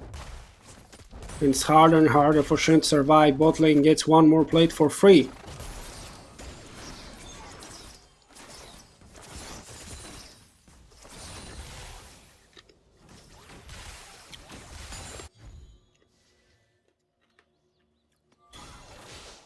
There's a 3v2 in the top lane. Nobody commits, they just want to play for the craft. Now they commit on the Ari. The Ari has 2 more dashes. Breaks away the dead of the flash, just a little bit too slow.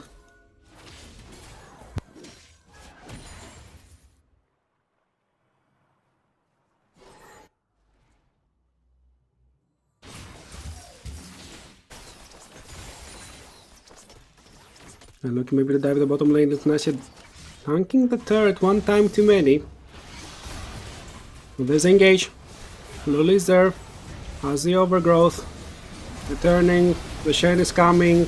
Unleash Power gets the first kill, and that's a double tone. Nephi will drop down. And then Nasus is running away. The taunt is not there yet. But he's trying. No! That was some counter synergy over there. That means that the Scatter the Wick will not connect. They spend the flash as well. At least they're winning the skirmish and they're getting 6 grabs. So they're making a stand and they're kind of back in the game.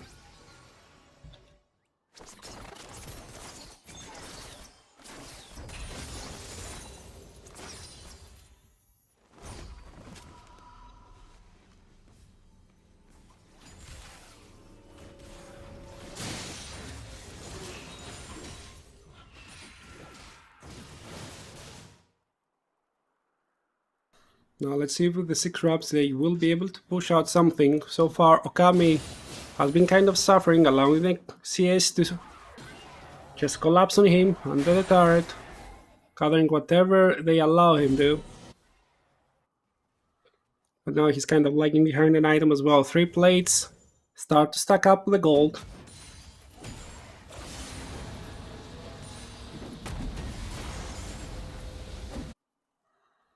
The top lane, Nasus, very close to having the ultimate, so maybe in a killing position as Lola gets engaged on the Zestable Fall. There's so much damage, the knock-up, the ultimate will not save her whatsoever, plus the heal getting burned.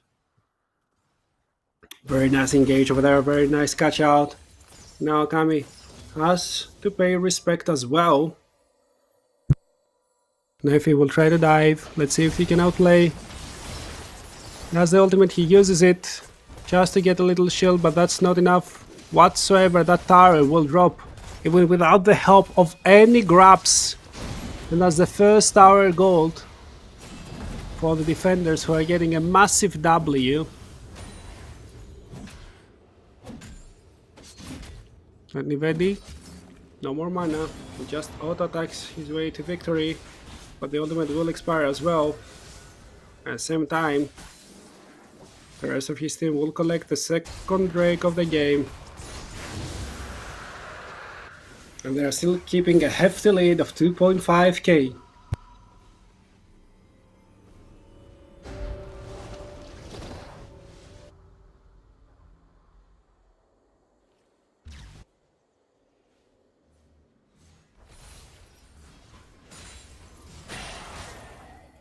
Some items are being completed from the side of the Rule 34 Urgot though. They've gotten the static shift for quite some time now. Now they also have the Luden's Companion, the Stridebreaker, and the Titanic Hydra.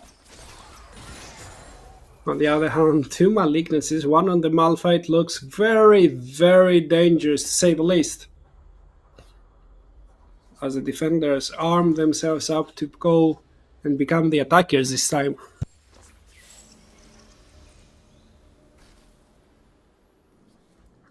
Nasus is perma winning the 1v1 skirmishes, he's also a level ahead. Now Jin Zhao might be the attacker. No, very nice Nocturne ultimate as well, they're trying to fight. That ult does a lot of damage. Kachi tries to survive, unleash power. He will survive with 1 HP and Akami was there. They have no tower to defend and that means that they can move. Somehow this play turns upside down. And the Rule 34 Urgot Fox managed to secure 2 kills for the price of none.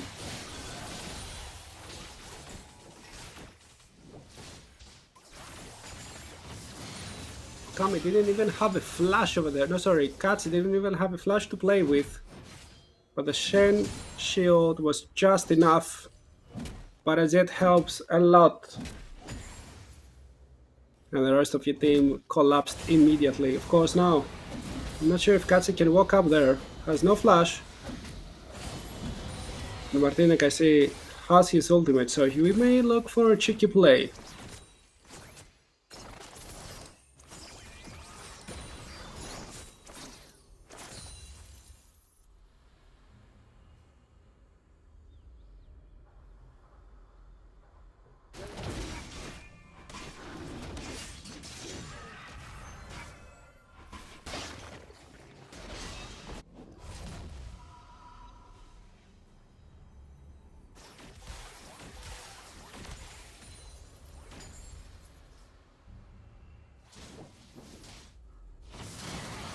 Ratzi tries to make a pick, misses the Scud of the Wick, however clears most of the wave. Doesn't really want to keep himself exposed over there. Now they see Jin Zhao, so he can walk up a little bit more, but the red side vision on the bot side of the map was excellent. It was really dangerous for him. Tamil really looking to complete his second and third item. But the teleport goes in by the Syndra. He wants to be ready for any kind of play. Well, Nasus tries to be annoying and stop the Shen, losing much of the wave in the process.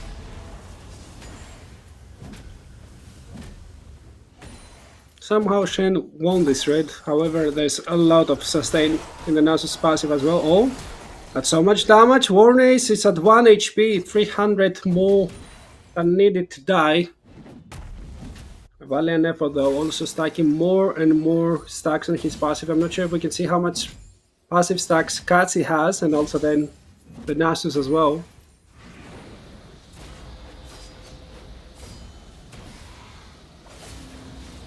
And the mind games on the top side.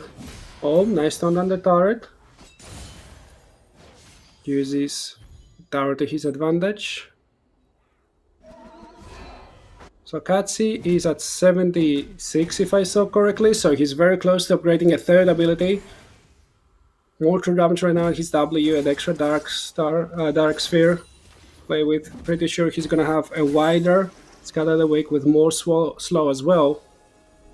And Nasus should be at the 300 plus mark right now, if I'm not mistaken.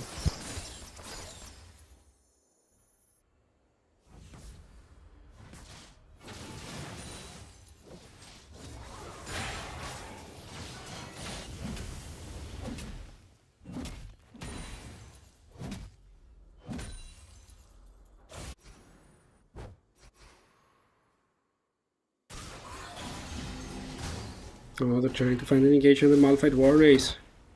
We'll need to ult away, but that's one huge ult missing. The charm connects. Here comes Shen though, trying to help his team, and they're going onto the R, and no more dashes. And Okami runs in. One more supercharge, one more auto attack together with a Q. Does his job well, and now they're turning on the Perde together with Katsi, but Katsi is still alive. They're getting the feathers on top of him, and he needs to run to survive. He's slowed to oblivion. But the Nasus looks at the Lulu and tries to secure that first kill. Unleash Power gets one more kill for him, and the Nasus now is full HP. The kill goes through the spell shield, but the fear is not something that he can dodge. Shut down!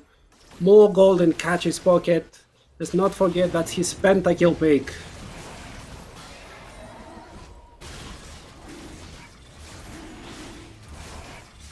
Teleport there. That's Martinek. Has his ultimate. Another teleport. That's Shen. Martinek catches the charm. One more dash to go. Oh! The taunt lands. Not nearly enough damage to kill him in time. He gets his shutdown and gets away.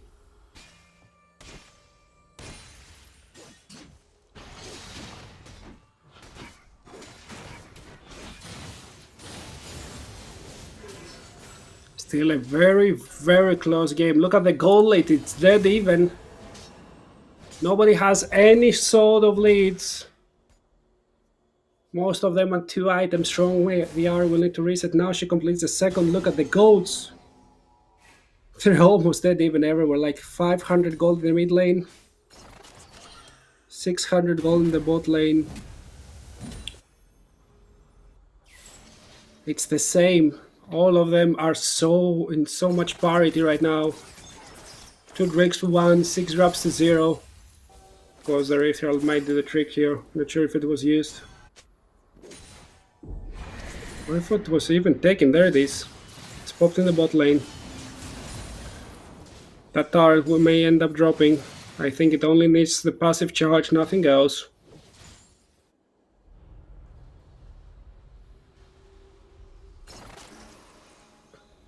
The lane assignments are kind of weird right now. There it is. The turret gets taken down. Still the gold super even. Only the bot lane tier 1 towers have been taken down. Kai'Sa should have her Q&E upgrade right now. Looking for the last one, the W1. She's gonna go full AP, most likely not after the fact, so she can poke away. Utilize the outrange that she and Sindri can do. Use Shed only as a last resort.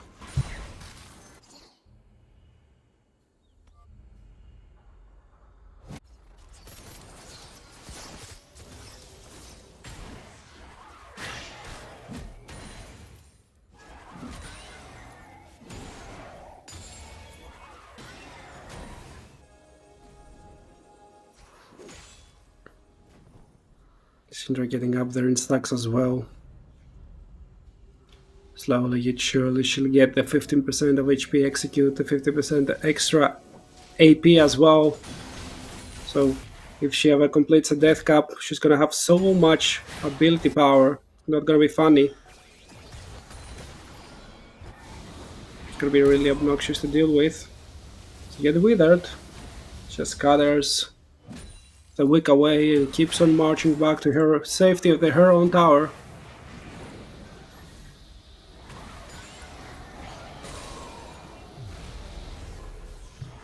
There's a paranoia. Immediately they pop the ultimate. The fear does so much, but they need to pop 2 more ultimates, and then the Scatterwick maybe will get the kill. Katsi gets the rampage, but they need to expend so much.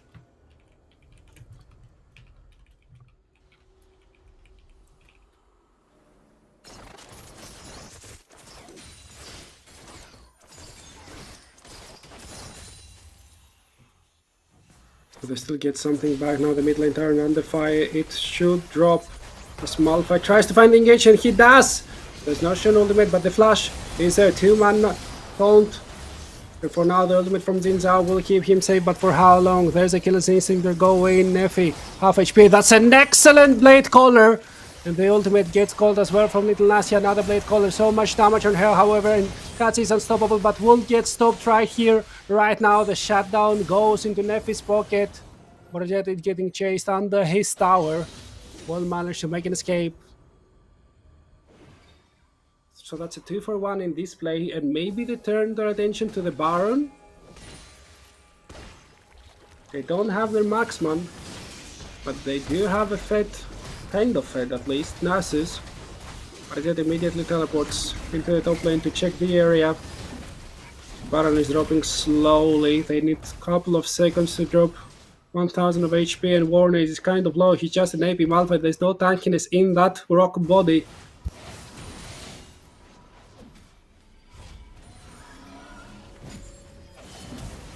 So the Baron is called off. And everyone's going back to the lane. So the next neutral to be contested will be the next Drake. Well, Shen has a Hearthstone now, so he's gonna start stacking as well. Not bad at all if you ask me, kind of late. But still fine, plus 34 HP is nothing to scoff at.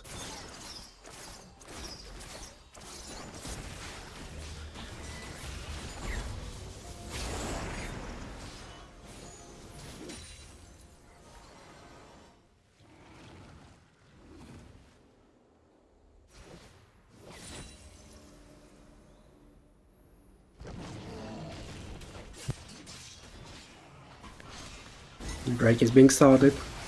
Ari has her ultimate. Okami hasn't got any summoners. Some very important facts over there. And Malphite ready. Warnace with the unstoppable force hesitates to go in the area, so Drake goes uncontested. Second Kemtech Drake for the side of the Rule 34 Urgo team. Another tower destroyed. Once again equalizes the goal difference. It is dead even, and now Katsu tries to open it up a little bit. Wind becomes lightning, will not hit, but there's the ultimate just to keep him alive from the unleashed force. There's so much damage coming there from that Syndra. I think she has completed her stacks.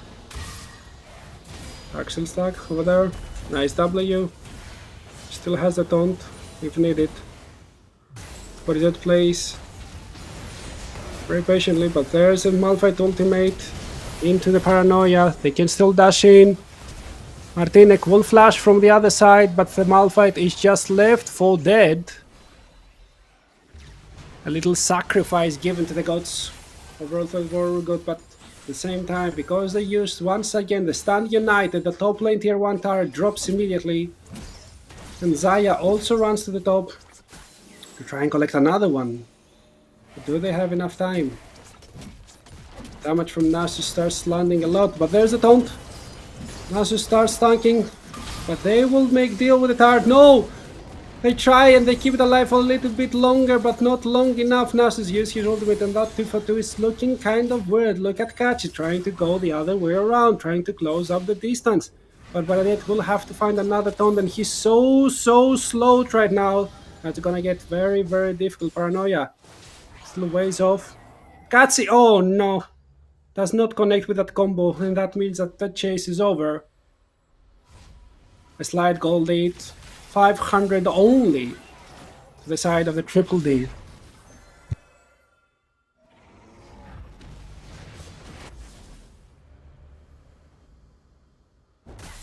Those teleports used defensively. The Kaisa going an AD build. No AP, no W max for her, no upgrade for the Void Seeker. Going for the Kraken Slayer. Wants to keep on auto-attacking, wants to use all that APM.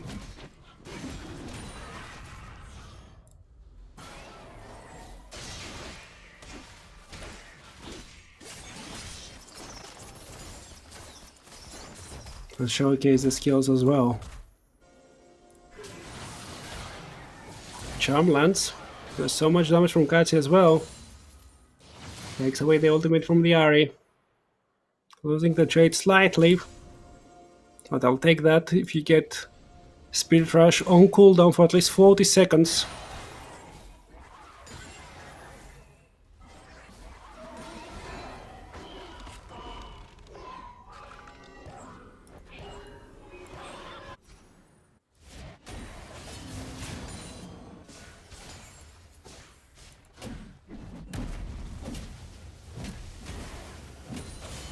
Now she's getting stronger and stronger.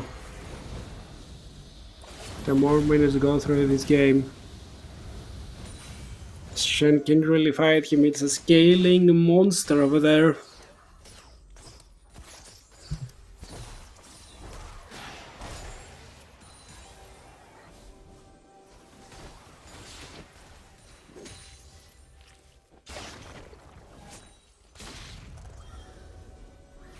They're making way towards the Baron pit. The top of Deception finds its marks, reveals as well, and deals significant chunk of damage onto the Sen. Let's not forget, it's the only front line that they possess. Martinek fights back for control of the area. And Zeva is looking maniacally for that level 16. Not sure how far away is he, but he's still level up on Neffy. And he would really love that level 3 ultimate. The extra range helps a lot. Damage, the cooldown as well. And now they're catching. He's dead for sure, and the shutdown goes to Syndra. Warner is rescued to it, but there comes the paranoia. Pushed away by the ultimate there.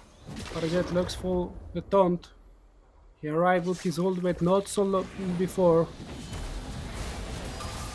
Gets withered, gets one heart to stack, says thank you very much. See you later.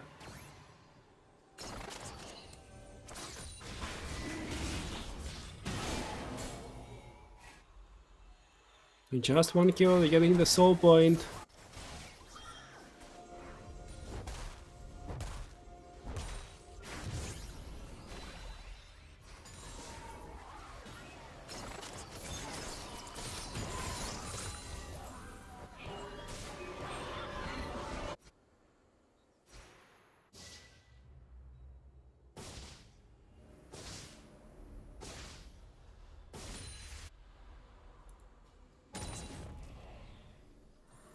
And the game slows down once again with 32 millisecond. I cannot stress enough how even those teams are. The goal, it doesn't matter at all, it's so minimal.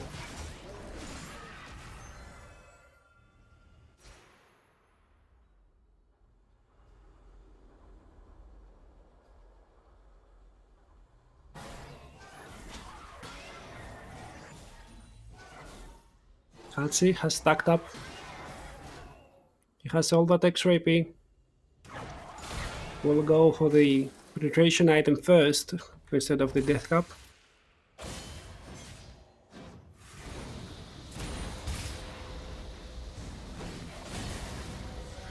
Recon misses. Heart still procced 235, but yet very, very tanky right now.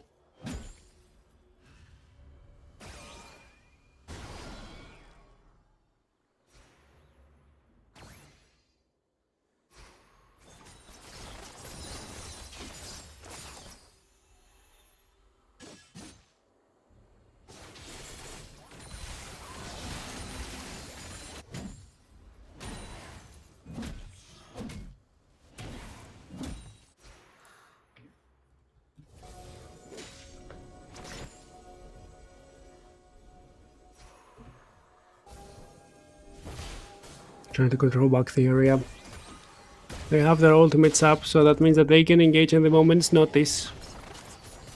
And they have a lot of wars to show where Rule 34 Orgo is trying to operate. But so far they're not operating anything, they're just farming up 9 stacks in the Dark Silent Guts' pocket. Let's not forget about that as well. Hormel completed for Budget, 3 items strong now. He's very close to his third item is Jeva as well, who is level 16. To the level 14 on Effie. That should hurt.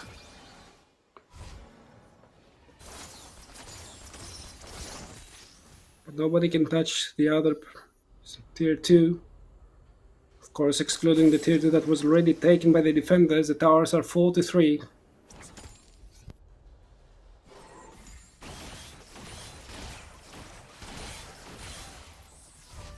Anagami is getting closer and closer to the Nashor's Tooth, I presume. He's gonna be upgrading his Q afterwards. But he stops the reset, collects another wave instead. And nobody wants to risk anything. Nobody starts the bar. Nobody wants to be the reason that their team loses. The Giants belt bot by little Nastia wants to get herself as tanky as possible so she has time to press that Featherstorm. Get more blade colors back. Ornace is not alone. But Jeva wants to defend this area. But Jet is close. Burnett will clear a couple of wards. Together with his jungler, they're getting the crab as well, and that crab will give them vision. A lot of vision. And know exactly where the enemy wards are as well. Shen can go farm up the top lane. He has a Stand United off cooldown, so they can just jump into the fray at a moment's notice. And the Cleaver is now completed for the Nocturne as well. Void stuff. But they know that the reset went through. Katsi tries to go in, but look where Jeva is. Jeva is pretty far away. Katsi tried to steal it, but does a lot of damage in the process. There's the Sonya's Warnace ults, nothingness, and Katsi just flash away. Here comes Jeva and Okami with their ultimates. They're flying in. Katsi still alive, will die just now, very late into the fight, and the rest of them are falling like flies, maybe or maybe not. As Martinek has one more dash right now, the Open Perception did so much damage, and Little Nashia wants to clear the fight. Only Okami is there, and Okami is down, the Baron is theirs, and the Ace is theirs as well. They're looking to start opening up the enemy turrets. That fight started in such an awful fashion for them, and somehow they managed to win it. The defenders have woken up, and they're here to attack. They have been getting the Drake as well. Let's see the replay over here. The Scotch tries to steal it first. The smite runs through, but look at all that damage over there. I'm not sure what Warnace ulted, but that was nobody. He ends up dying. Katsi lives for so long. But in the end, he's getting killed by another kill from the Nasus. And the Nasus, there is so much in the fight. Nobody focuses him. The Nocturne focused on Zaya, and the Zaya kill him. And now they're trying to kill Nasus in real time. He's feared. He's getting dealt no damage whatsoever. There's the W as well. And everyone abandons him. So now for the next couple of minutes, they will have the Baron buff. They are getting now a substantial gold lead. 7k is a real gold lead.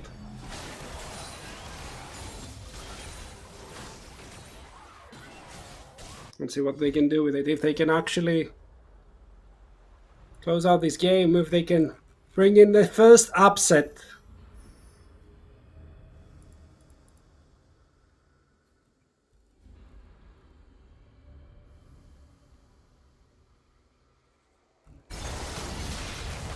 Others engage.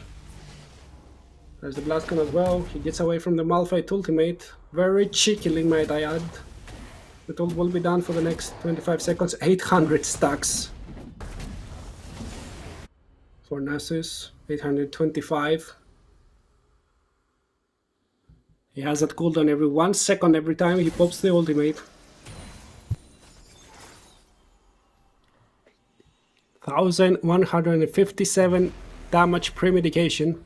But there's an ultimate. While they're fighting on the Xin Zhao. Xin Zhao pops the ultimate away and he's fine as well. So they're getting a lot of those cooldowns. They're looking for a fight, but Jet is the front lane. A lot of damage from Kachi, gets a flash from Warnace. Gives nerves were as still as he wanted them to be. And the Baron doesn't have a lot of time left. Mid lane inhibitor turret and inhibitor are down. But the rest are up. There's only one lane pressuring and it's the easiest lane to answer.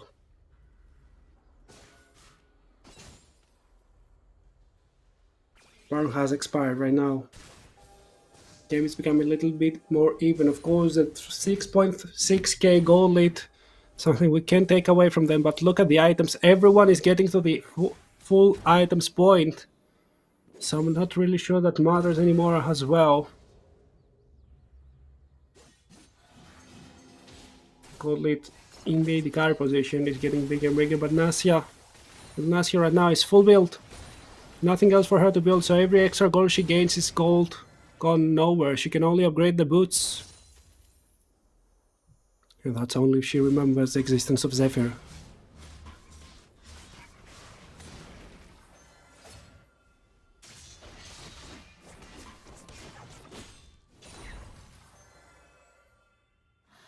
Next Drake, spawning in a minute 50.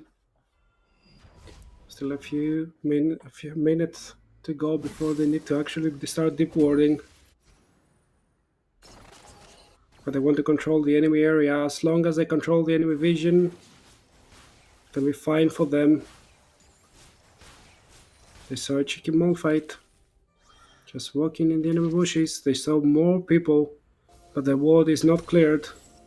Hatsi really wants to go and start one-shotting people. He's very close to the death cap as well. And that should be what he needs. To 100 to 0 somebody. But will he be given time? He hasn't got his flasher. He must be extra careful as Warnace. If he strikes Shu with unstoppable force, his team will be unstoppable as well.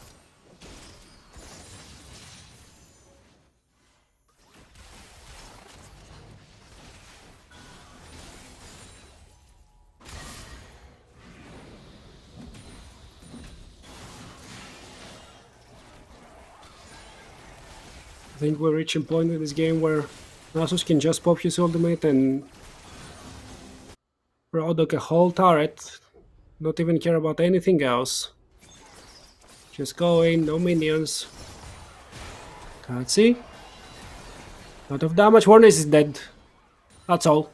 That's the one shot, that's all she wrote. 20 seconds until the Drake spawns. Warnace should be very close to the death cap, but I don't see him resetting.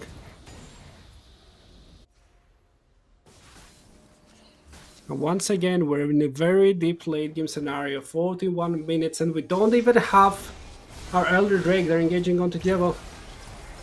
They turn back so much damage, and the ultimate is very nice, but the damage from the Kai'Sa doesn't land because there's the ultimate Diablo flash away, but there's still more dashes. That doesn't matter because he stunned it, and Barazet did the best he could in this fight, and the best was excellent. He's getting one more shot down, and that so should be theirs, of course, the Nasus. He's walking now, he's teleporting top, he wants to end the game, teleport from the set as well. He will have no such chance as Shed has fantastic wave clear. No, he pops the ultimate, he wants to go all in. Doesn't matter. I don't think he will be allowed. We're 42 minutes in, 7 Drakes in, 2 Barons in, and the third has already spawned.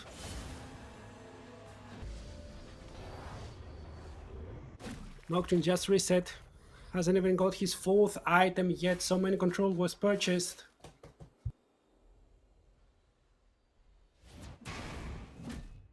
And Katsi missing that little bit of extra gold to complete that Rabadon's death cap. Give himself so much more AP.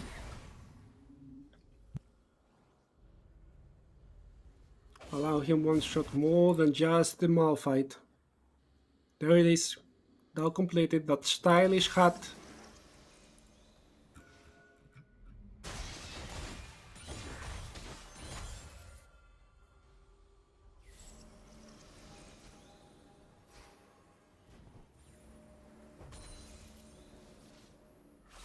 Malphite has the ultimate still level 15 though. Zephyr completed. Now every goal that little Nasia gets means absolutely nothing.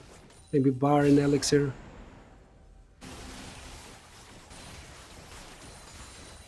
Okami has so much attack speed with the help of the Lolo as well, but the Baron is being started. Ari, almost full build, has an elixir. The Baron is there, it's being taken, nobody knows. They've been safeguarding it perfectly, and the third Baron of the game belongs to the defenders, but those Void Seekers keep sticking. One has reset, the rest have not. Zinzao looks for the pike. They look for the ring, it's Jaya, feathers fly. Nocturne 1 HP, Nocturne dead, Malphite ults in. Warnace also at 1 HP. And he will drop Katsin, now comes in. He hits the Scat of the Wake and they execute the enemy Zaya, but now Okami has to fight his own demons as he gets bonked down into oblivion. And that's an ace with the Baron once again. And this time, that should be it, right? 44 minutes in the game. Look at those death timers, they're 40 plus seconds long. And they have a Nasus, and they have a wave, and defenders have a chance of becoming the champions and dethroning the Rule 34 Urgot as they force them into the first map drop of the whole tournament after 44 minutes of gameplay.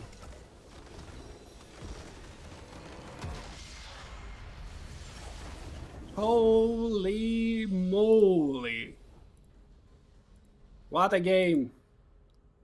What an absolute game. What a banger once again between those two teams. They never failed to deliver 44 minutes in. The Data Defenders of Demacia managed to get the win. And if somebody believes in curses, that should be their win of the whole tournament, because every best of three so far has only gone 2-0. And that's the last best of three left. Will this be the one to break the curse? Or will this be just a reminder that this curse exists and we should respect it? So remain to be seen. But after all those minutes, yeah, we will have a slight break. Everyone needs to come and have this break. Both the teams and me, and I think you as well. So let's have this slight break, and we'll be right back for the second game of this banger of a grand finals. My head in my hands, listen up, says my teacher. In front of the class, he says if you're not a believer, off my views, that's on you. Better shape up and pay your dues. Off my views, that's on you.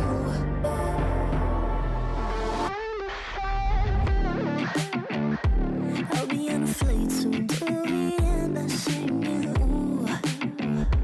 Gotta know all this propaganda. How do you do? Better get it like my own medicine for you. I'm never gonna make them think I'll stand there. For all the things that I've said, pushing me closer to the edge. And I don't know that lose. Don't mind if I do. For all the things that I've said, pushing me closer to the edge. And I don't know that lose. Don't mind if I do.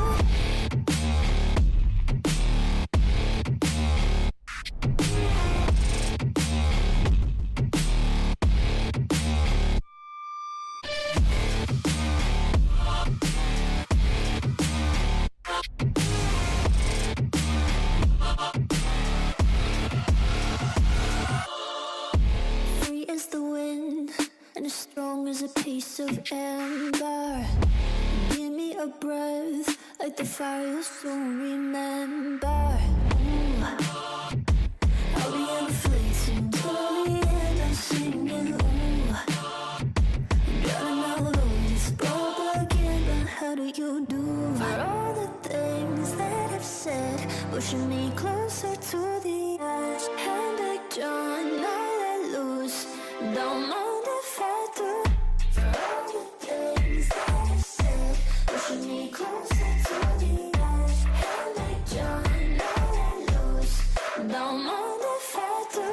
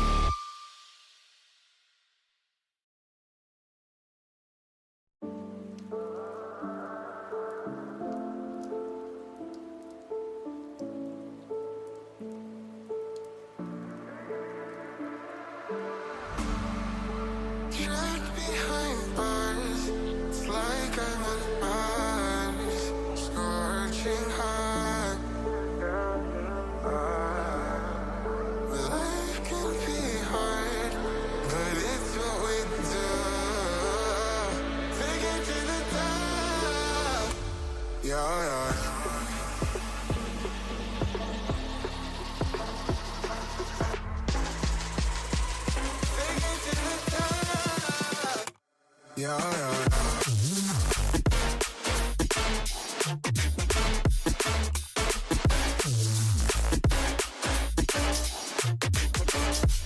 Yeah, yeah.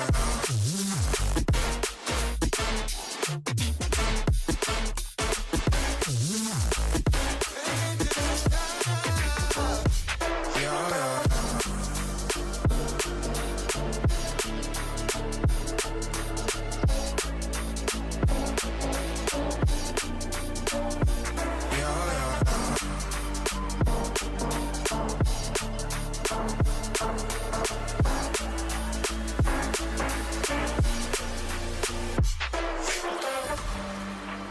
Those nights just friends, increasing my strength.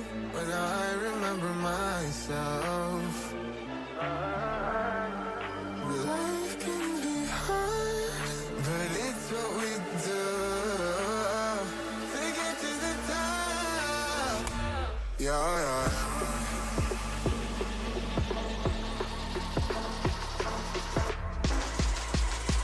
Take it to the top. Yeah, yeah. Yeah, yeah.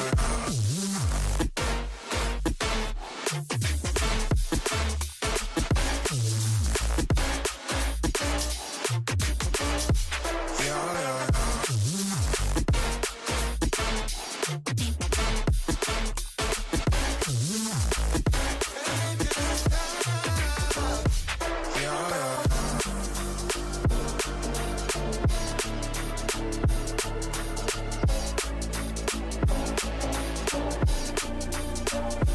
Yeah, yeah.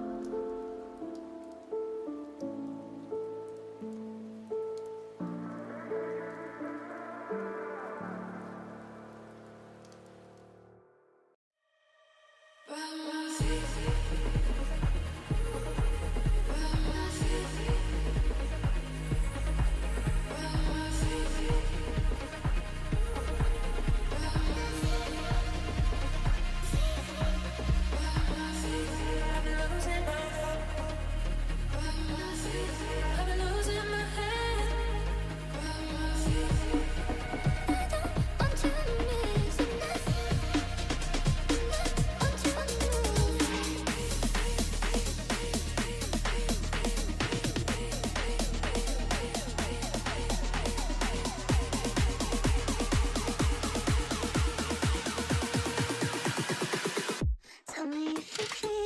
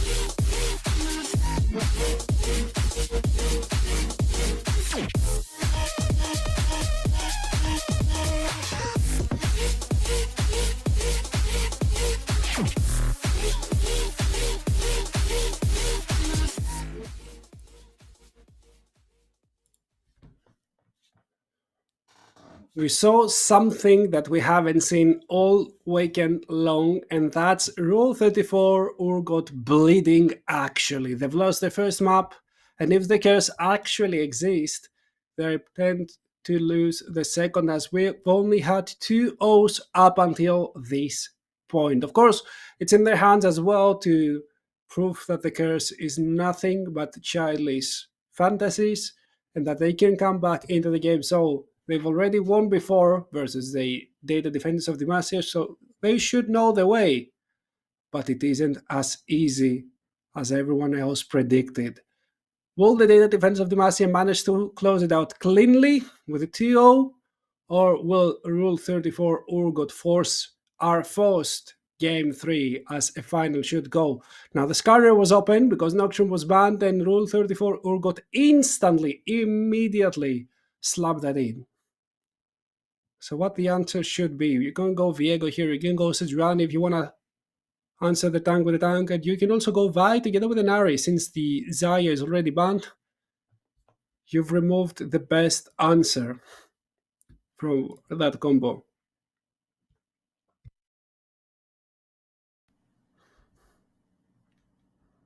Nope. Indeed, the luck in the Javan.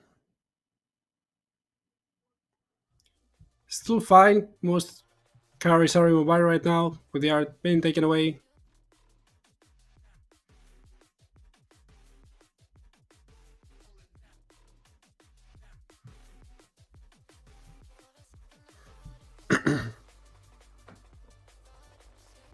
Syndra insta-locked again for Urgot. Not a bad performance last game from Katsi, yet wasn't able to carry his team. He wasn't able to catch them all out, and the Leona this time locked in. No more Lolo, no more Enchanter support. They want more engaged, more situation where they can force the enemy team out, or they want to force the situation when they want to force it. And so they're getting more engaged.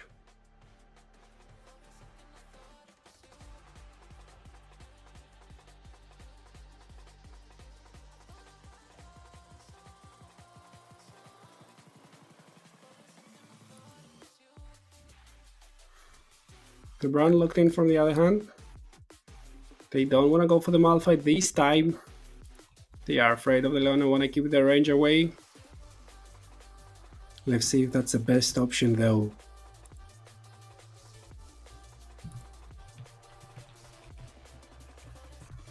Second ban phase already, Caitlyn banned away, no AD carry being logged in. I expect more of them being banned after the Zaya, maybe an Ashe.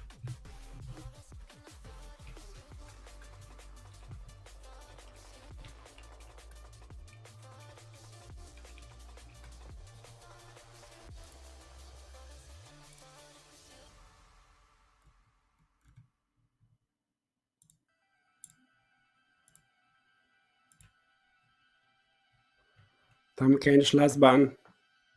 Wanna get that away from Borodet's hands. Might be isolated to his Shen once again.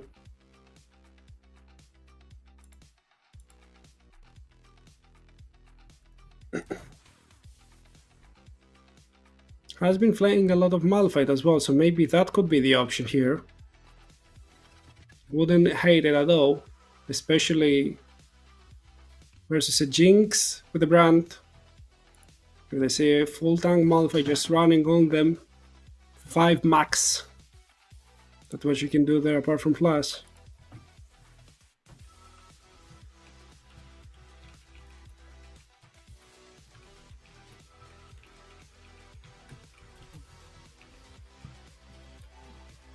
There's the Jhin as an answer to the Jinx, trying to match the range, trying to be useful as a setup for his team as well.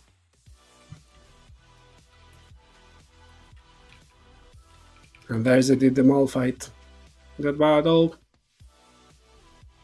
Use long range engage on the long range immobile carries.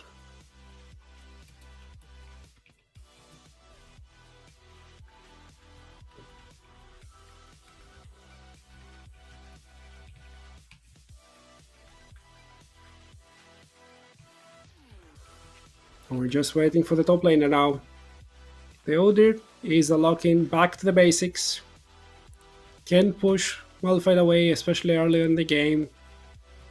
very hard for the Malphite to do anything in this lane phase.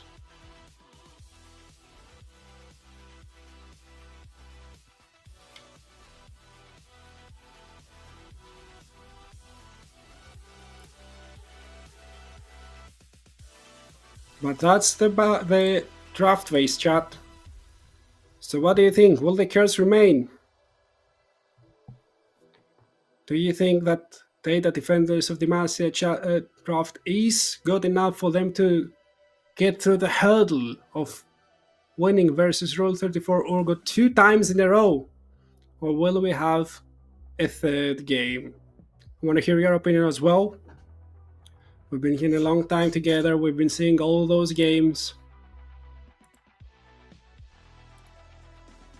And we have a couple of minutes until the teams recreate that draft in lobby, in the client, and the game starts.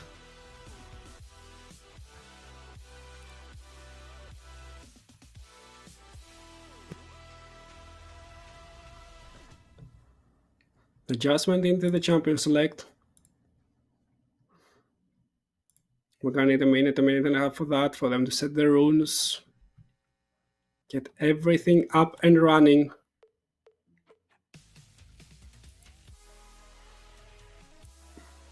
And then we'll be getting the 3 minutes delay as per usual.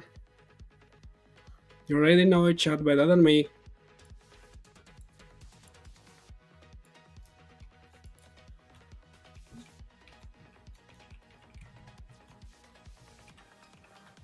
So let's see.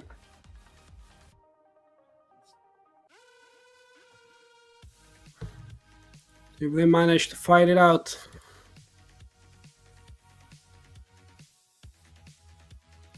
It's all in their hands. One last chance for Rule 34 Urgo to get back in that series. And a great chance, the first tournament point of the whole tournament for Data Defenders of Demacia to keep the curse running and give themselves the crown of the Veeam Weekend Esports Cup 2024 champion, plus, you know, all of those bragging rights.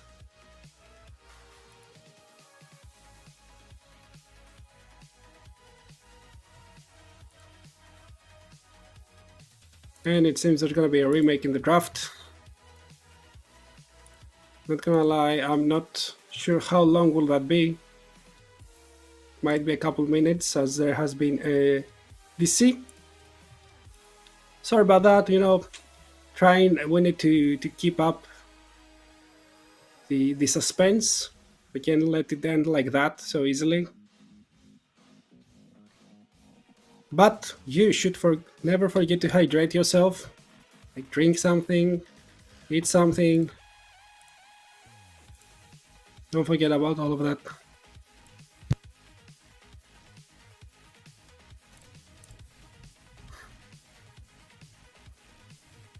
Also, if you've already, then tell me what you've eaten today.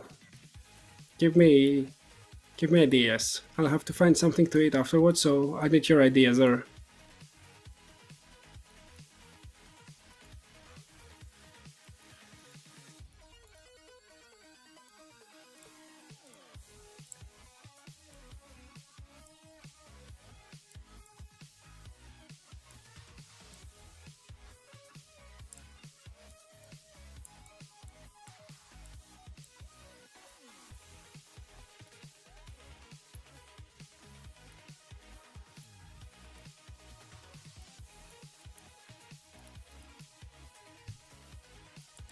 Also, yeah, get a drink as well. Don't forget about the drink. Very, very important.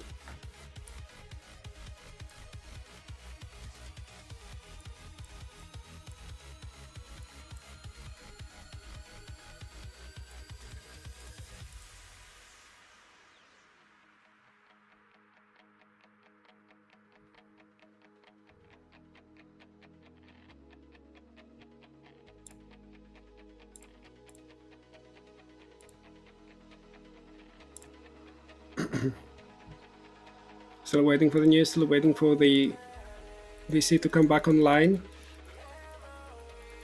Give us some time for that, chat. Hopefully we're not going to be too late to the rest of the game.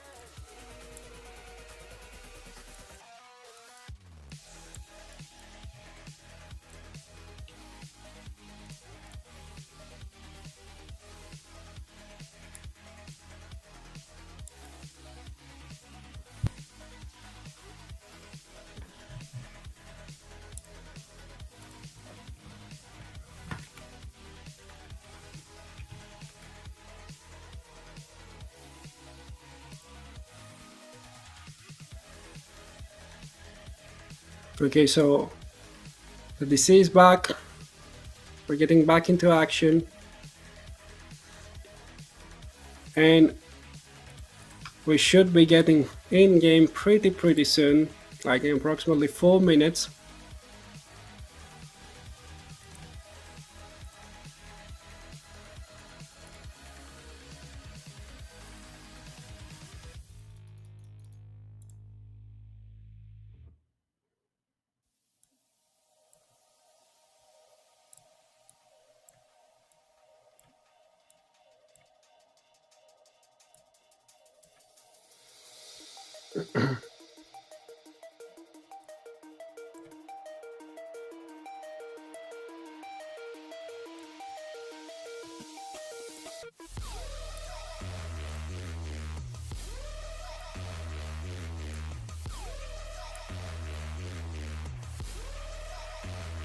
Let's see.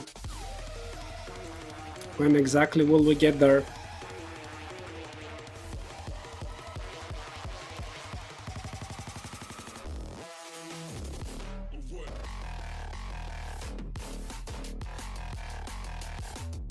Must be pretty soon to be in game. They are already in game. For the last 40 seconds or so.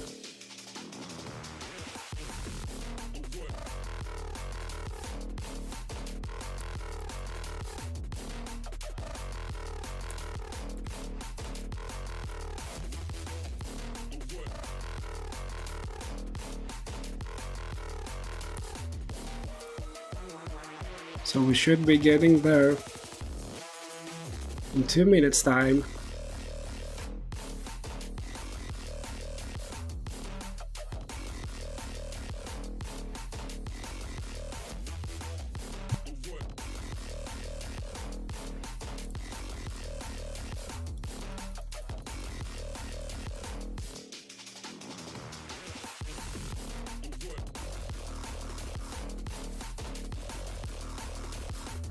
We see chat.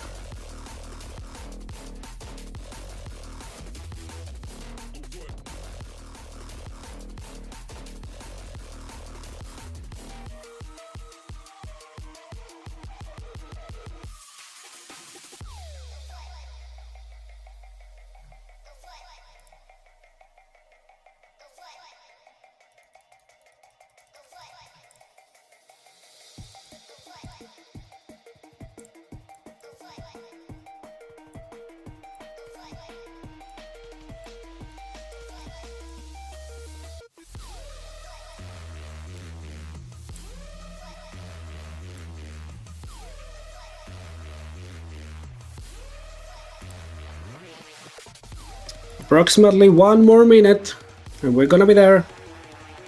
Gonna be ready to witness maybe even the final game of the weekend. Yes, we've reached that point. Shouldn't be too far away.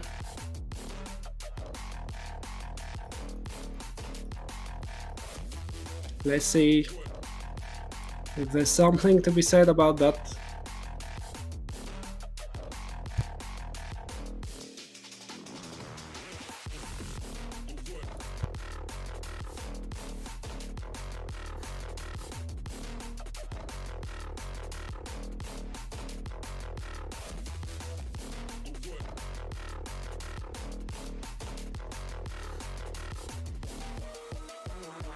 If they roll 34, we could have something else in the tank, or if that was it. They were just a team that was rolling up until they lose.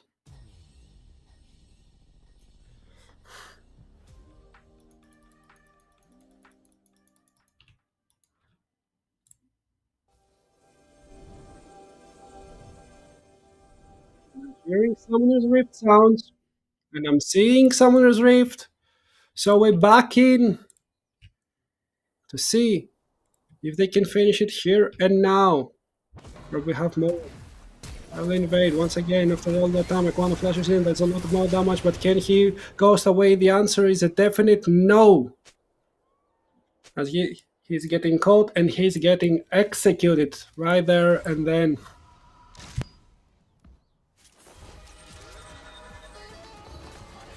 And every time they started the game with an early invade is every time that they won the whole game. So let's see if that will ring true once again.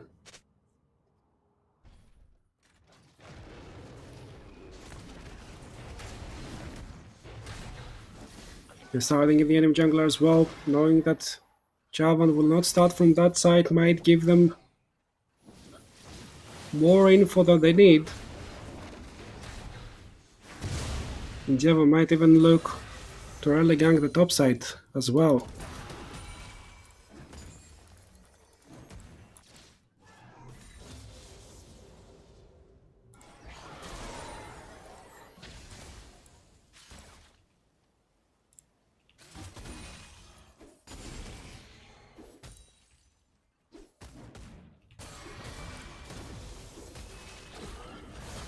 There are trades going on down there. But nothing more than just trades.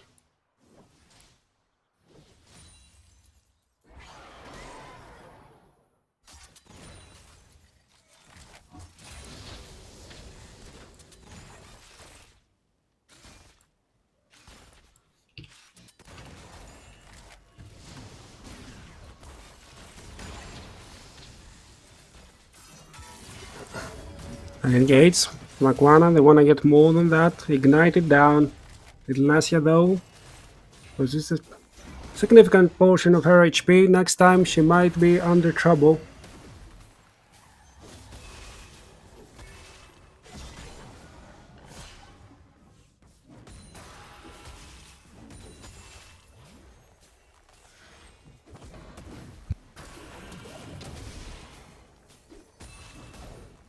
So far so good, they're just keeping the goal lead from the early invade.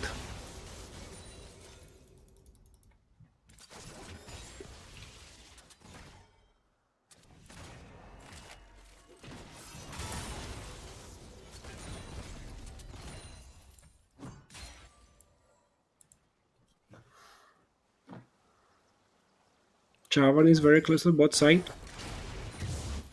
He hasn't gone top from what I see. I haven't seen that his red buff is missing. Now he invades enemy jungle.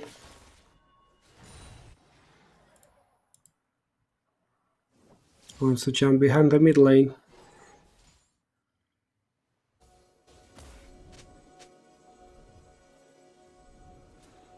Misses Scanner by a bit. Turnstile goes back into his own jungle. Nothing to see there. No claims.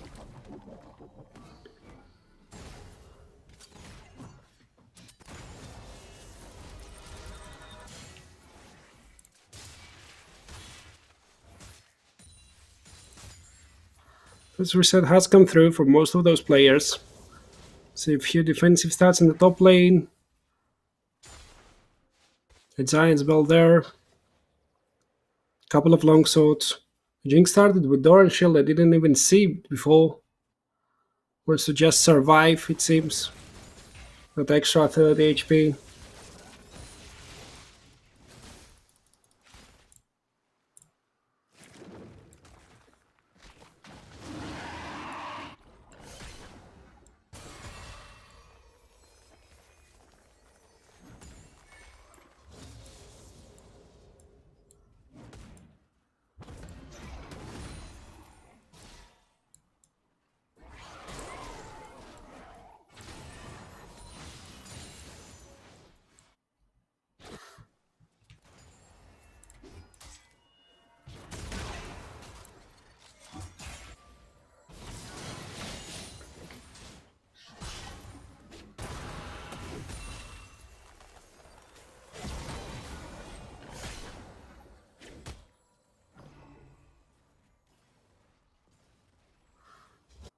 A weird lane state for the Malphite. He's still ahead in CS, so he doesn't really care, giving out some. As Jinx is always under threat now that she has no summoners.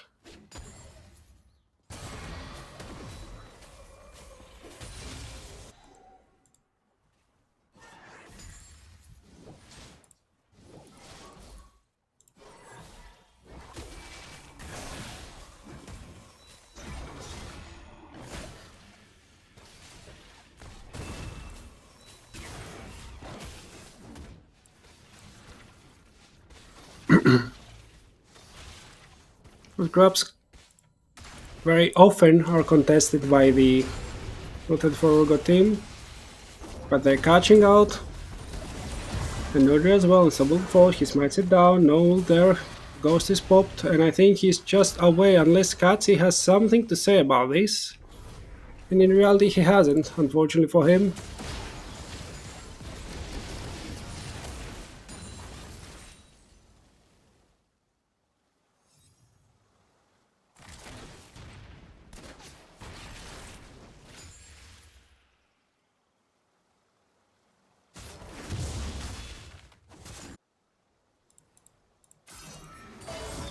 And engage, instantly deadly flurries, the traps making sure that Jhin has no clear path. That means that although Brown flash away, there's no kill over there.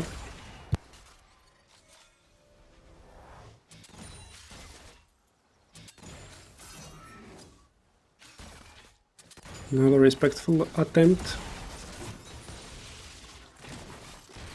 Diego is quite far ahead in terms of the gold value of his items right now. 2 Giants belts versus just a pickaxe. Java needs to reset if he needs to follow back on that buy. He wants to stay on the map as much as possible, Neffy. Both of the junglers reaching level 6.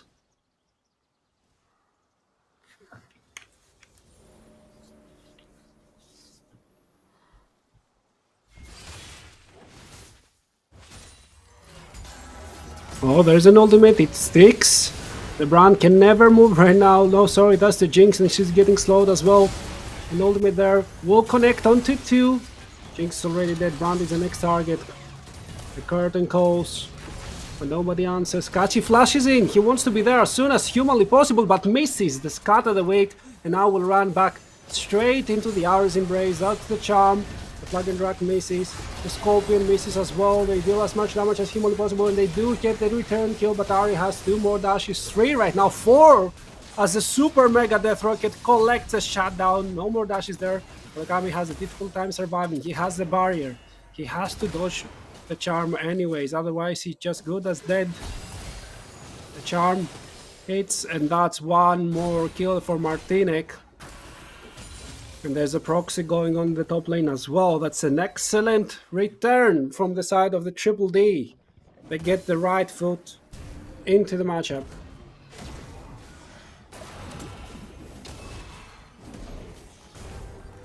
Oh, Malphite, he has his ultimate. Doesn't commit it though. He's afraid that he's lacking a little bit in the damage department. Sage Drake also going in the pockets of Triple D. Along with that 202 for the Ari, who when she resets, I think she's going to be very, very close to completing already the Malignance.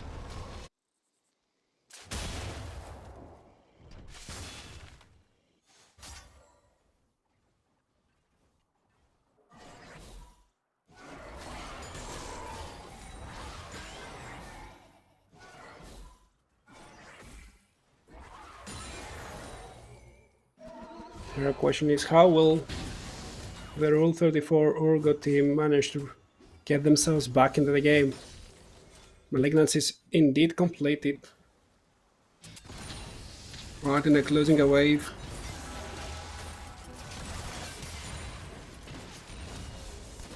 So that's an ultimate there. I'm not sure what went through their head. They wanted to see an angle, that the angle wasn't there to be found. Ran just walks it off. Iguana. Gets dealt a lot of damage as well. I thought I saw the Brown over there, but that wasn't it. Aquana. Now she's under trouble. She gets ultimate. There's a Pyroclasm. It spreads the damage a lot over there. But nobody dies so far. Now they will die. Warnace gets their second kill. Jinx gets a reset, and they will be able to get another. Little Nashia flies away. She knew she had the damage. 2-1-1. Maybe that's the start of a snowball. Martinet 1-2 dash away. Void grabs go to the red team, but the fight starts going towards the other side. Neffy tries to flag and drag. The drag path never reached. The fight in the top side goes the way of the Rule 34 rule bot, but they missed every single one of those grabs. And with those grabs, 2 more plates get spread between the Jinx and the Brand. They're not staying there for the next wave, they're just resetting immediately.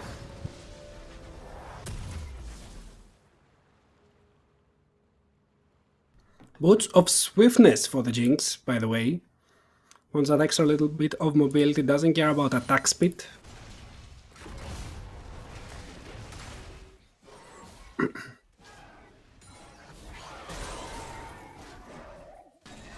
Nice got their weak, nice damage, nice extra stack, 54 stacks, only the Q upgrade so far, fairly early into the game though, for the Syndra.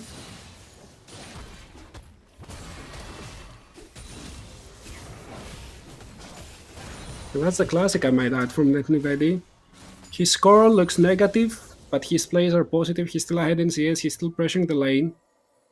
A new build as well. He gets the Tiamat, so he can always get the first push.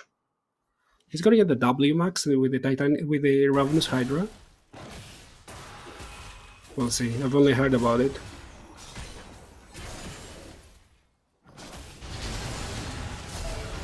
Oh, does he engage?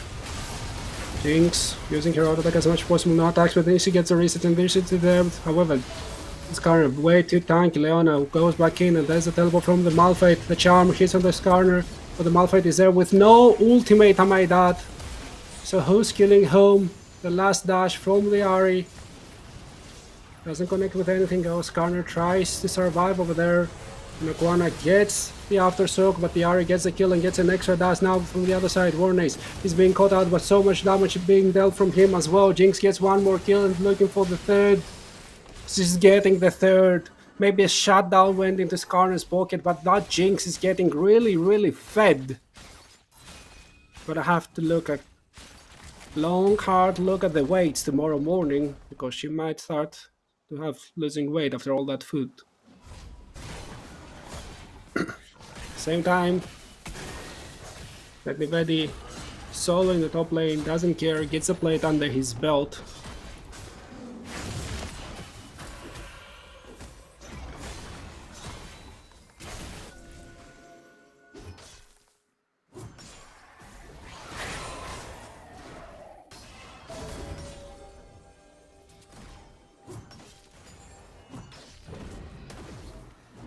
And the first tower drops as well.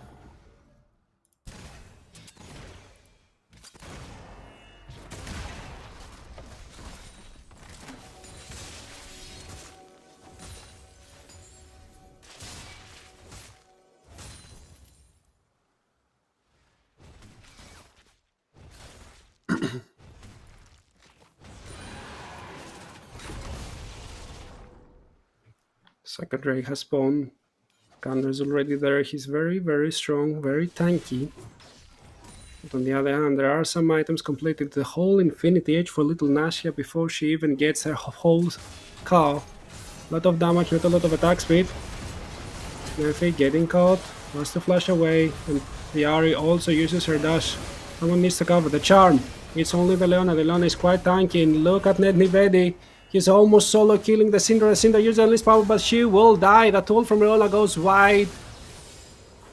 And then Warnace gets one extra kill. Devo snipes with a boulder. But they will lose the fight, and they will lose the Drake as well. Triple D. They are here, and they are serious. Trying to get down back on the undisputed favorite. They are fighting with their whole souls and minds.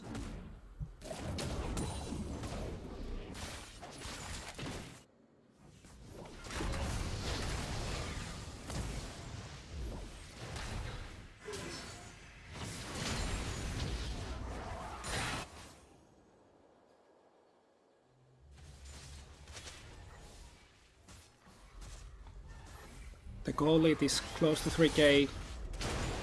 And we're only 16 minutes into the game. It's quite nice to feel. Yes, that's the Ravenous Hydra audio, by the way. Gonna be tanking so much of the waves.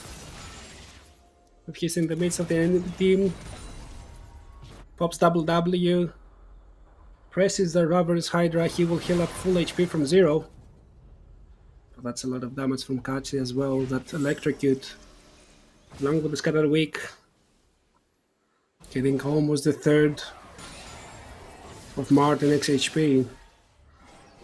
But row 34 would know that they have to do something on the other side of the map. Look at what it is, just walking down. It's giving away full prio to Netlivedi. And although the Rift Herald has spawned, they are all looking at the bot side. Aquana protecting the Tard with their own life.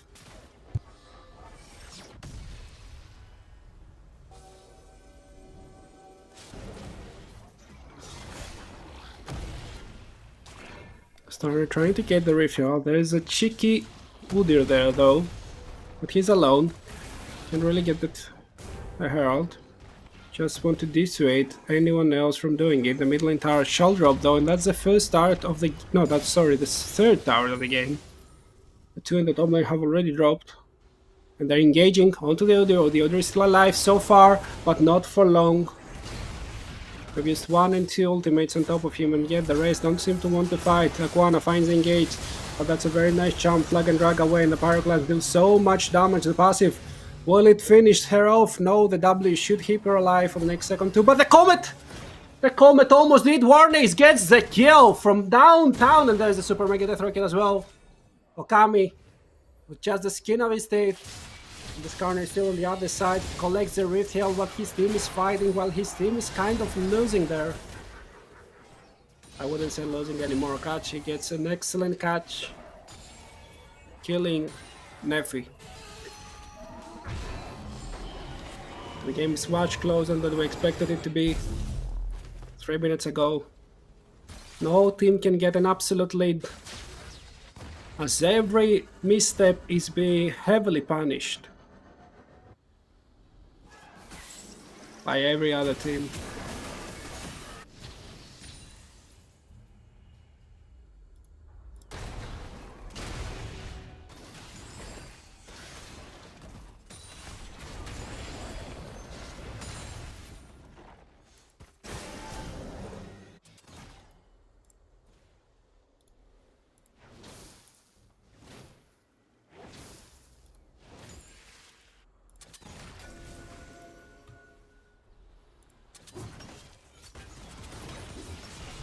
Jovan is there. Will not engage, just dealing some damage.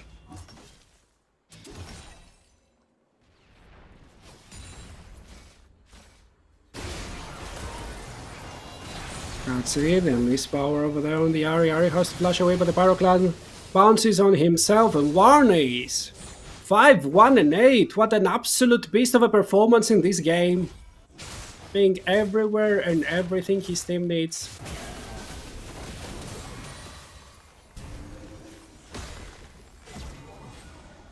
He's really trying to threaten, but so far, right now, he hasn't got the damage he wants to. He'll start building AP in a bit.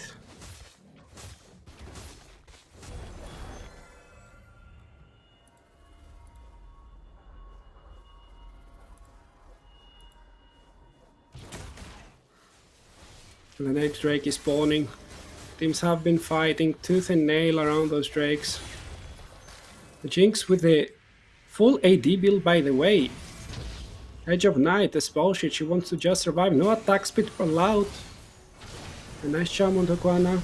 But here comes Karner. Martinek just out of range from that. And they're re-engaging. The teleport is there. And then the Vedi tries to be as annoying as possible. He has to flash away, and they're looking. This Karner ult onto 2. The Malphite dies while flying, gets the knock-up and the damage though. And Katsi gets a kill on Warnes. There's no more Warnes for you. It's a 3v4. Actually a 2v4, as Netlivedi has abandoned the battlefield. But they're still fighting for that ground. Katsi gets the Scuttle Wick and gets the shutdown as well. Rule 34 Urgot have been awakened and they are hungry.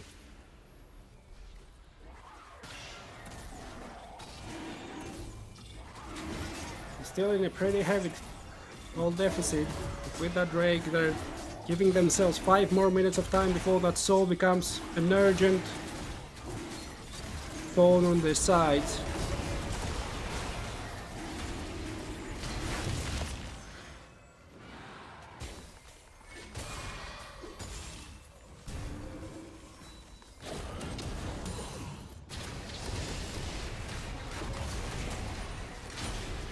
That gives them some more semblance of control. This Garner is so hard to deal with, especially with no actual armor penetration from the Jinx, only lethality. And flat AD in her pocket, 25% crit, 15 lethality. Won't do too much after all that tankiness.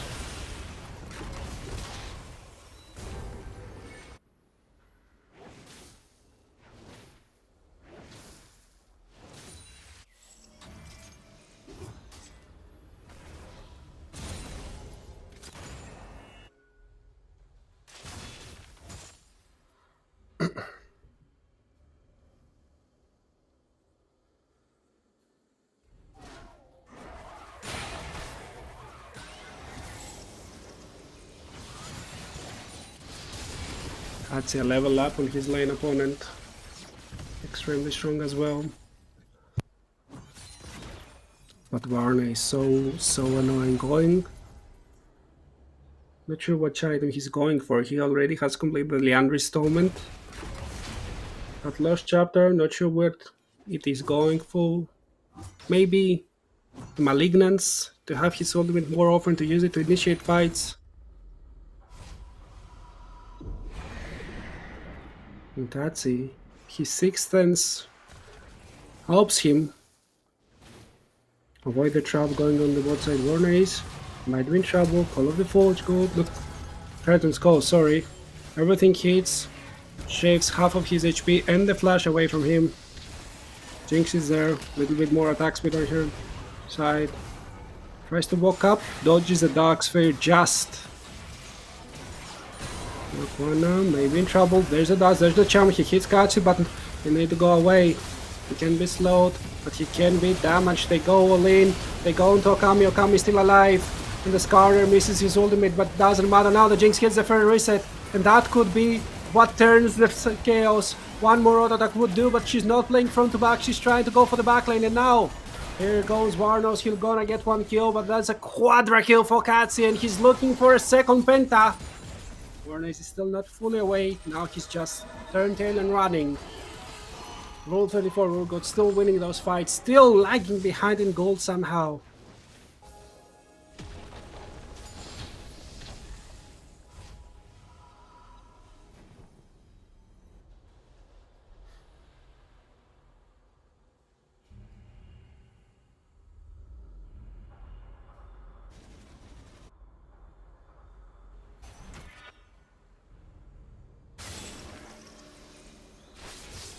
Let's see if the next fight's gonna be different.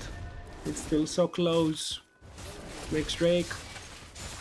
Still a ways to go. Gonna need at least 2 minutes.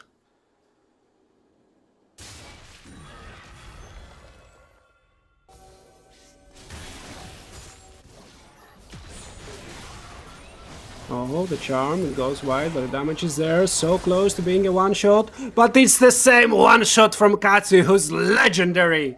3 items strong, a death cap on his head, and 10 stacks in that Dark Seal.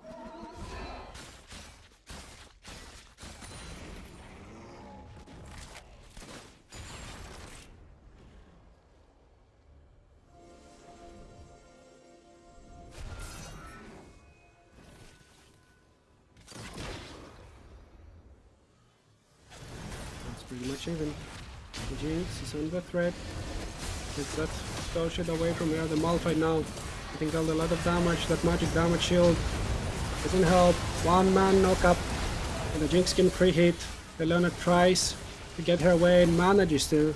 The Charm will flash away to safety. Still a couple more auto attacks from getting the next reset, and the Ari is there. The Charm connects. That's just the Skarner. The Skarner is so tanky.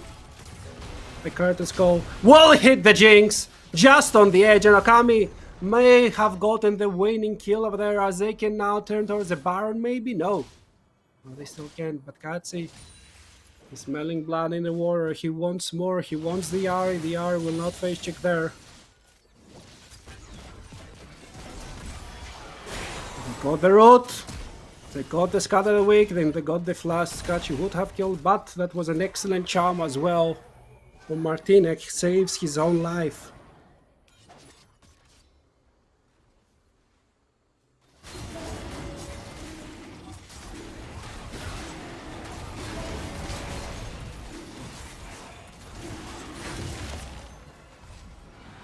Second Drake again goes to the side. Over the rule 34 Urgot. Same as the last game. A lot of things are pretty similar. Not sure if the result will be. Udyr in the full sustain build, still not sustaining enough in the team fight, still not tanky enough to sustain the first burst.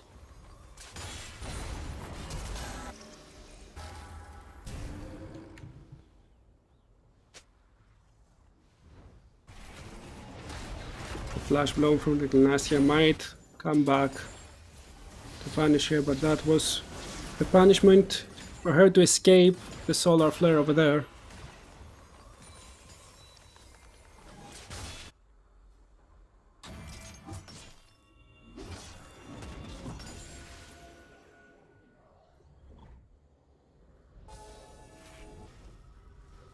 Malphite just searching for his next victim, very tanky as well. But as damage as Warnace is Malphite.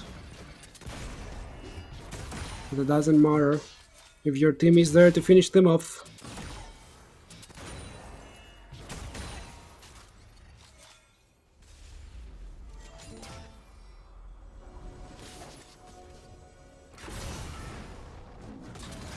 And he tries to find that angle, has the solar flare as well. Her flash is off, Malphite's flash is off, Kachi's flash is off, Devos as well. Only Okami has flash from the side of the R34 Urgot. But only Warnace has flash from the Triple D side as well. The charm connects, but the damage is lacking. Chain ultimate uses the engage option, not a lot of damage. There's the charm, there's the damage, and they have missed it. No, the Malphite does engage. One more dash will be enough, and now she has the reset. Should die in a few moments time, but she will deal a little bit more damage before doing that, and that's a 1-for-1. And the Jin using both of these summoners as well. The rest of the team tried to engage, but there was no more victims. Okay, still not up. Iguana's looking for that angle, but that angle does not present itself that easily. Little Nasia needs to get her armor penetration item. She needs to get either the Lost Dominic Regard or Immortal Reminder. And then they could start dealing some serious damage. Oh, Ghost popped. Double kill. The double wasn't popped because there was no awakened stand, but look at the damage. He flashed away. He needs to flash away. He's 1 HP. But that's slow. That saves him so much. He managed to get away. That could have been the turning point as well. Oh, what a jet. Does survive. Will not give his life. Will not give complete lane pressure. And there's the last whisper.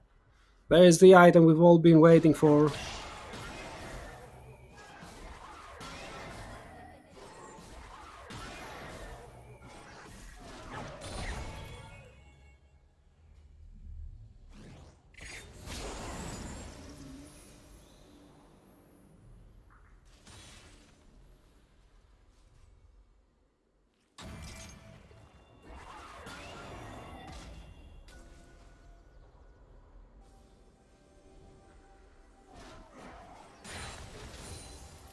Game slows down into a hole right now again. Warnace has his flash, needs to be ready to use it. No relays, doesn't care about that. Only cares about damage. He knows he's a carry threat right now. He wants to be just that.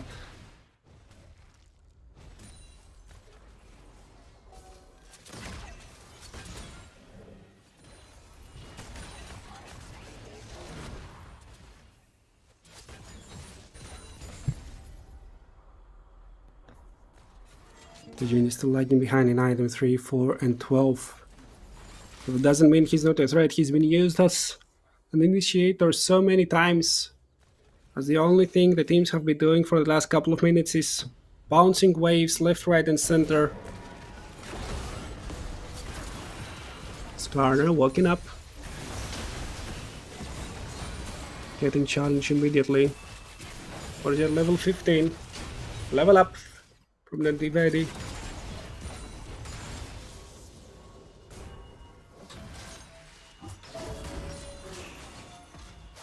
The charm goes wide. The zap as well. And the Drake. The Drake is alive. And whoever gets a Drake, that's a soul point. And they're already engaging onto the Javan. 2 people go to there. The knock up. The CC chain is excellent. But the Brand uses all of his spells and the damage is already dealt. Look at Little Nasia tries to deal as much as possible, but that's not enough. Oh no, that's the wrong way to press that blast cone. And that's close to an ace. And it doesn't even matter if it's not an ace, because they can just turn their attention to that Baron. And it's gonna be good as theirs. Rule 34 Urgot are here. They are awake. And they want to force the first game 3 in this tournament.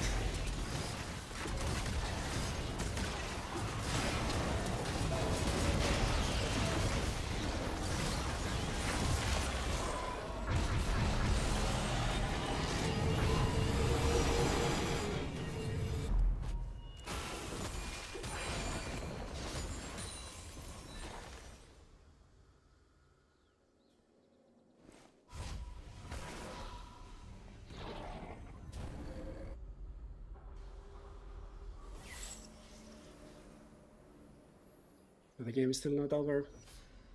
The Drake is up. I want to spend precious Baron timer just to go to the Drake. That's what we'll do.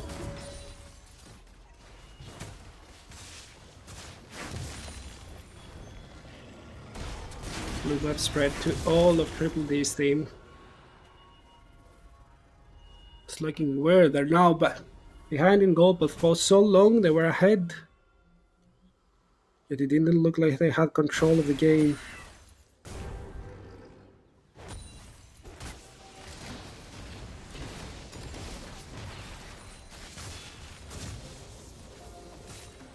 Third item were a mana for the Udyr. I think he needs to start playing solely in the side lane. Not sure if with that build he can actually survive in the team fights. That'll be harder and harder for him.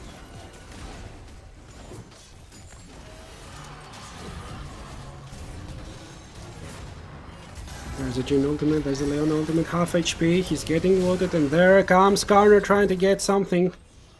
Gets the ghost away from the Udyr now. With the Baron, they're trying to pry open the mid lane inhibitor.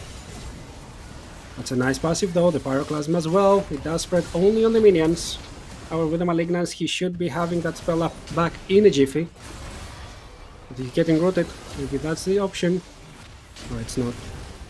4 items for the Jinx, the LDR being complete as well. Lacking the attack speed, but if he gets some sort of reset, Little Nasia could play this fight excellently with the front to back. Carry this whole situation. Wave is cleared. Oh, that flag and drag flash did not connect, but the Cataclysm does. And now they're trying, but 3 men are suppressed! One of them being Little Nasia, but she got a reset. She's trying to run away. She's trying to get a double kill as well. She gets a triple, and now Katsi is there. He needs to only use the R. But Little Nasia doesn't give the range. Trying to clear the wave. Warner goes to the bot lane to clear the wave there, but Inhibitor in the mid lane. Inhibitor tower at least is down, it's fallen, it's dropped. You can't save it anymore. So the turn tail again. And somehow this was an even fight after this 3-man impale from Dievo. Did not prove enough. But once again, the Baron shall expire pretty soon. It just expired, and we're getting closer and closer to the 40-minute area.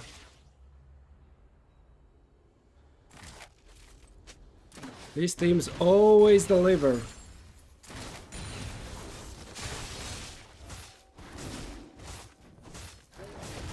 They've always done so.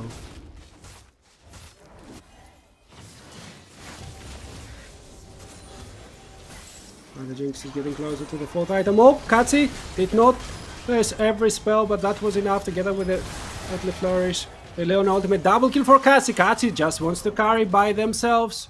Jinx pop the ghost. Will get away. Nothing for Jin to fight, but now in a 5v3 scenario, maybe the game will be over right here, right now. There's only one way to find out. They've spent 3 ultimates. Maybe Leona. It's not so much damage, but the order is down. Nothing spent on him. There's still the unstoppable force.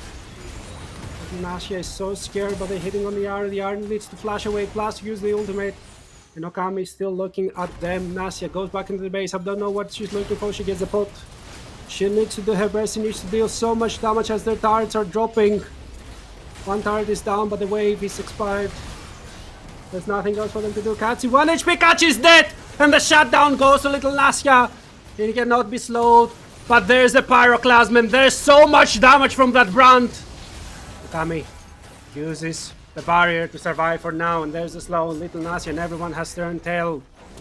Nasia has the ultimate pretty soon, but not soon enough. One Nexus turret.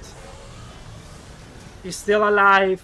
And War knows no flash to actually cover the distance. The next Drake is spawning pretty soon. And there's still a shot, a fair chance for the Triple D team. They're still lagging behind in goal, but not so much anymore. Nasia no goes no flash. Warner is no flash. Martin no flash, and Nefi no flash as well. There's no flash at all for the side of the Triple D. Borjet has his own. And has the unstoppable force as well. Nefi great for the mid-wave. Little Nasia walks from the narrow area, sees 3 people, realizes that's not the wisest of ideas. He gives the space required as they're catching Nefi. Luxon drags away.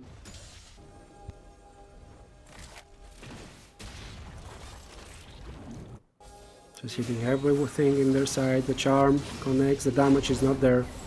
Just a little chip as Nefi tries and find the engage once again. He wants to go first. There's a lot of damage, 2 men of the air. Little Nasia preheating. There's a Cataclysm. That gives a lot of space for this current to play the game. The double kill for Katsi. He's still alive. He's in the Zonias. Super Mega Death Rocket deals some damage, but that's not nearly enough. Katsi had enough! And the triple kill belongs to him. They're turning their attention on the Drake, but maybe they should just turn and end the game. He's resetting, teleport in a few seconds time. The guy tries to go and burn the wave, but the teleport will make sure that that will not be the case. As soon as it's up, Odin resets again. The Baron is the target. No ending yet with 39 minutes in. There's a soul. And maybe there's a Baron as well.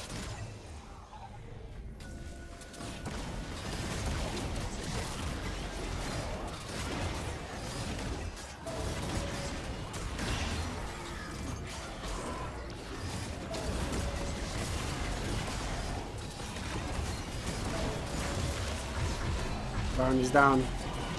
There's pressure on the other side. Maybe he's gonna get the inhibitor turret as well. His build is pretty weird, but pretty sure he does a lot of damage to the towers. He turns tail. No need to risk it there. He understands. This is the way towards the loss of the game. We're getting 40 minutes in. The death timers are 45 seconds plus. For the side lane waves are in a bad state. Only the mid lane is pushing. Jinx is getting the top lane wave as well. Pretty close should be. Oh, that's an ultimate. That hits. The snipe. Warner is wanted to deal some damage, and he gets dealt a 48-second death timer. 4v5 right now. The Jinx hasn't got enough time to farm up the next item, and Udyr is still not back in the base.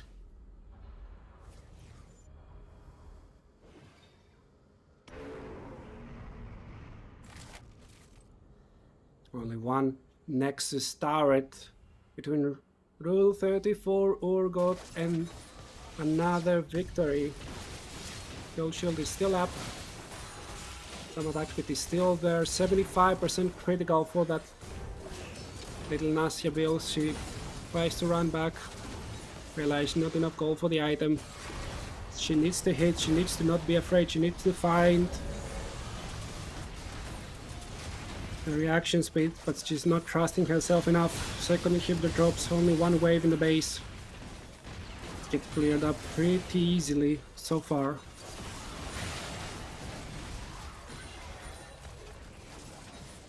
Plus 19 gold over there. The next minion wave approaches. 2 minion waves will enter the enemy base. One with a mega minion, one without. And Nasia tries to clear them up as up front as possible. And that's their last stand. It's the name of their own, but it's also the reality. A triple D face right now. The Baron buff is still up and kicking. Leona brings another Baron up wave. Do they realize it's a 4v5? No, they don't. Warnace has his ultimate up, and there's a pause. There's a pause in the most important moment.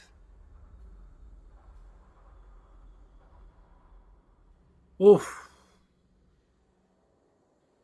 That's very unfortunate. We don't know what the reasoning is so far. And the suspense is so high, but we do have a pause right now.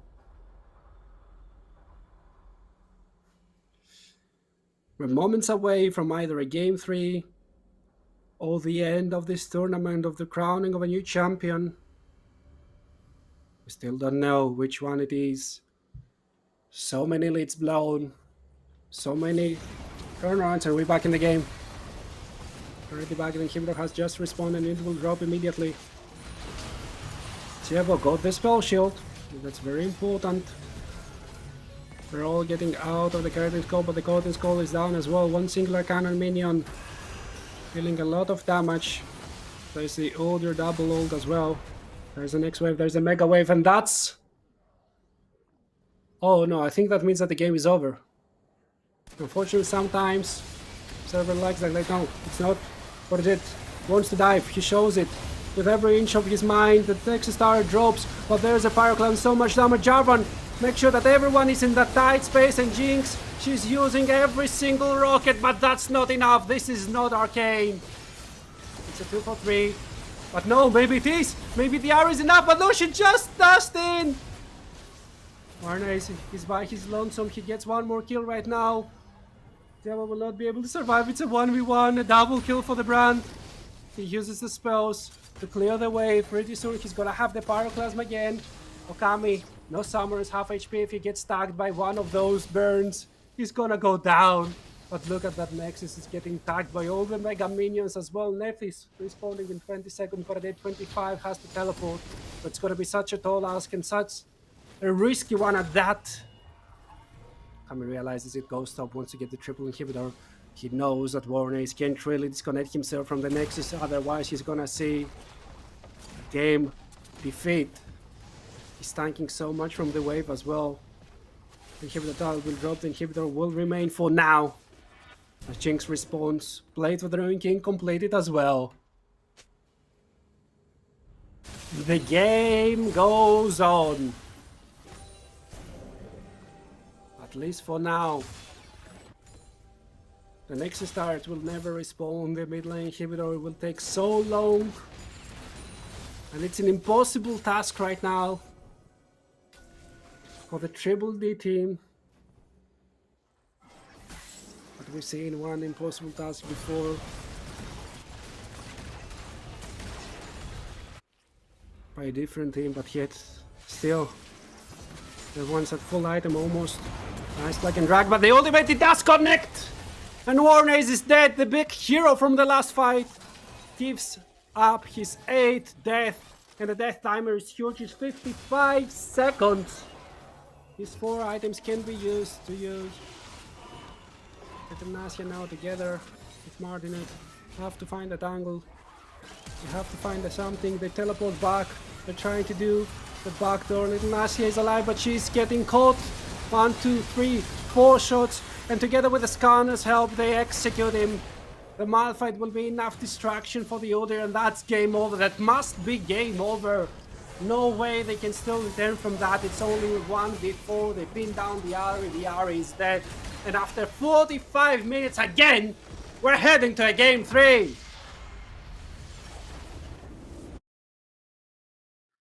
The definite last game of today will be a reality. After a bit, 45 minutes, once again, it's getting quite late, but we're still in this tournament. We still have one extra game to crown the king, the queen, the royalty. Anything? We still have a little bit of time for a small break. We're gonna need it. We're gonna need to gather a breath, get a snack, get something to drink, and I'm gonna be right back as soon as humanly possible with the next draft.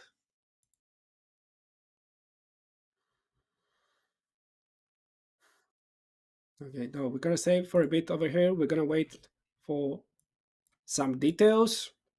But we are having the first game 3, the finals couldn't go any other way. 45 minutes once again. We're gonna have a game 3. There it is, our first one. And that's what we needed to finish this in the most grandiose way. These two teams fighting tooth and nail.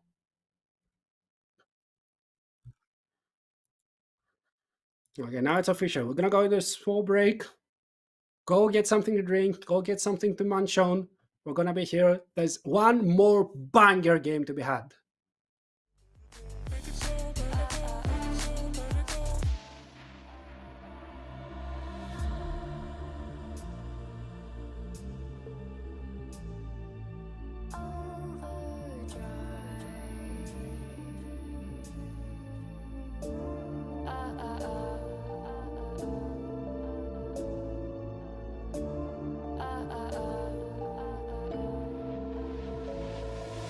Don't you wish we could be out of sight, out of mind? Take my hand, don't go slow. I'm chasing the afterglow. Dance with me, wild as me. Finally got some clarity. Don't you know all I'll ever really wanna be is a connected high. You and I, pinnacle, climactic vibe. Show me yours, I'll show you mine. You don't have to pretend we're shy. Let's forget the world outside. Turn it up to overdrive. Take it slow, let it go. Roll down all the windows. Take it slow, let it go. Let it go.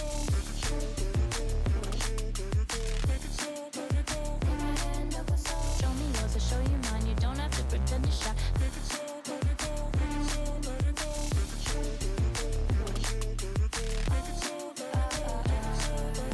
Take it slow, let it go. Let's take a trip to uptown. Don't you wish we could be out of sight, out of mind? Take my hand, don't go slow. I'm chasing the afterglow. Dance with me, wild as me. Finally got some clarity. Don't you know all I'll ever really wanna be is a connected high. You and I, pinnacle, climactic vibe. Show me yours, to show you mine. You don't have to pretend we're shy. Let's forget the world outside, turn it up to overdrive. Take it slow, let it go, roll down all the windows.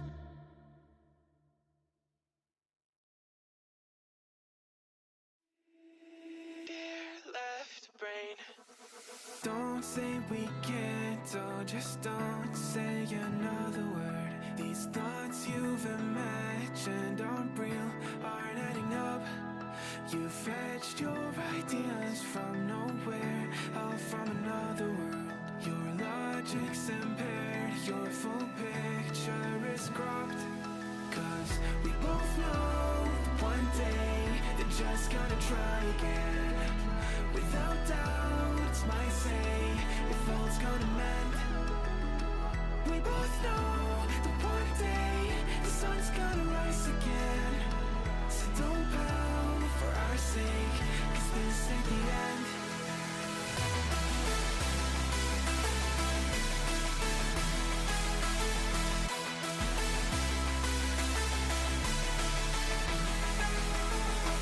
We both know that one day the sun's gonna rise again. So don't pout for our sake, cause this ain't the end.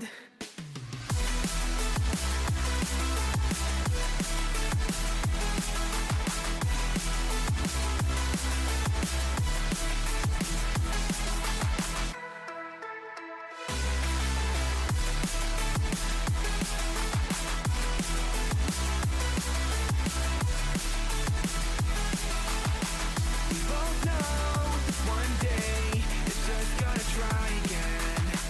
Without doubt, might say if all's gonna mend.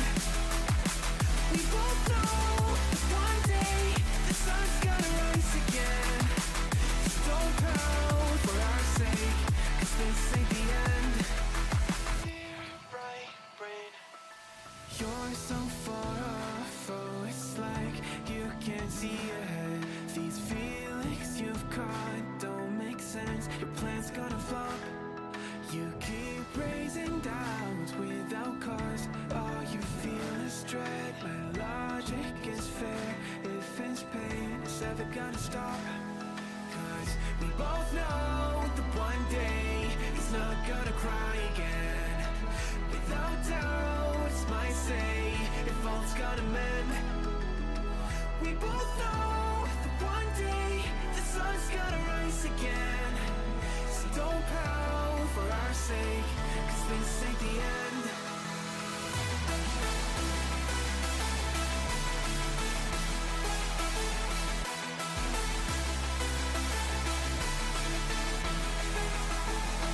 We both know that one day the sun's gonna rise again. So don't pout for our sake, cause this ain't the end.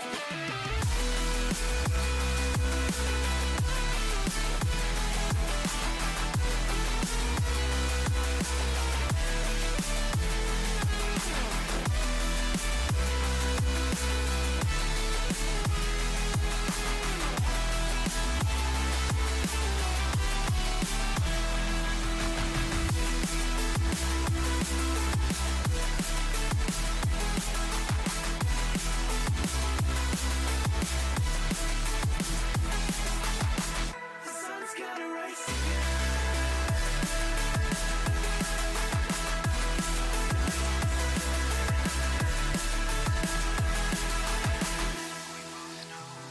One day they're just gonna try again. Without doubt, it's our say if all's gonna mend. We both know that one day the sun's gonna rise again.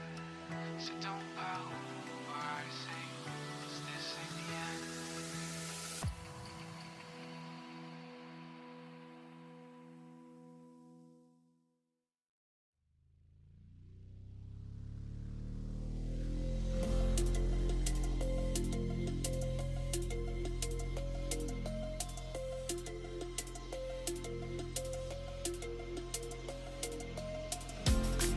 They say that love is blind, but I never trusted sight. When I turn and look inside, there's nothing I can't find. In the silence of the night, when my demons come alive, I hear a voice disguised, telling me we're not alright.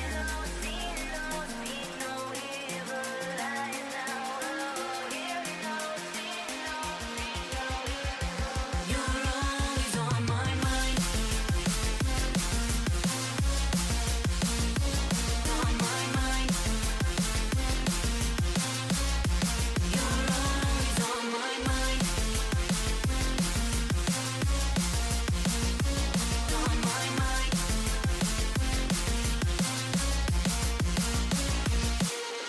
One taste, you can't get enough. One kiss, you feel it my love. One taste, you can't get enough. One touch, you feel it my love. One taste, you can't get enough. One kiss, you feel it my love. One taste, you can't get enough. One touch, you feel it my love.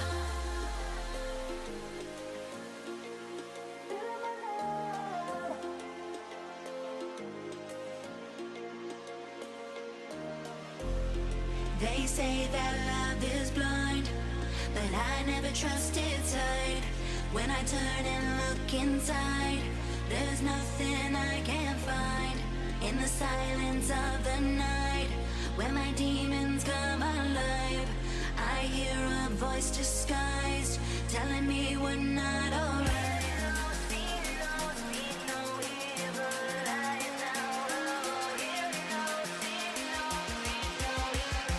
You're always on my mind.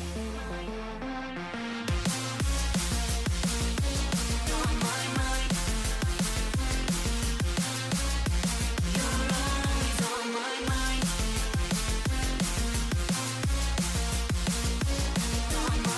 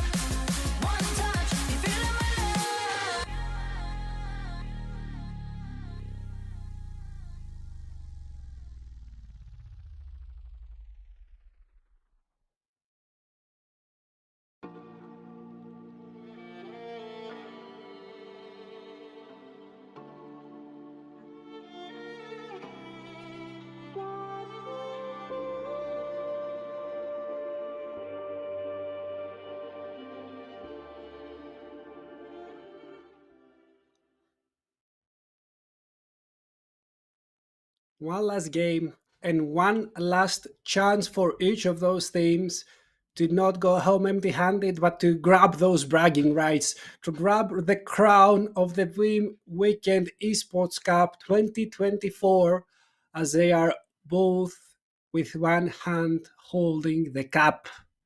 The Data Defenders of Demacia have selected the blue side as they lost the second game, and now they will be playing from their favorite side, the one which they won before, without the Nocturne, without the Zaya.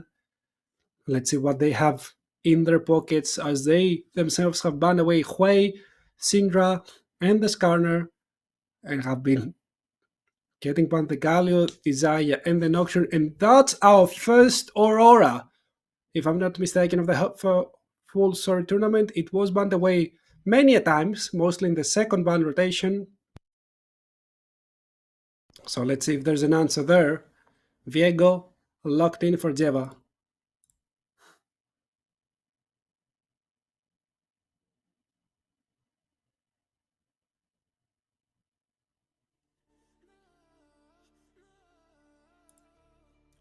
Answered by the Wukong. Nice matchup over there. Team fight comes from one side, you're playing for the reset. For the other side, you're playing for the team fight plus the reset. A little bit of resets for both of them.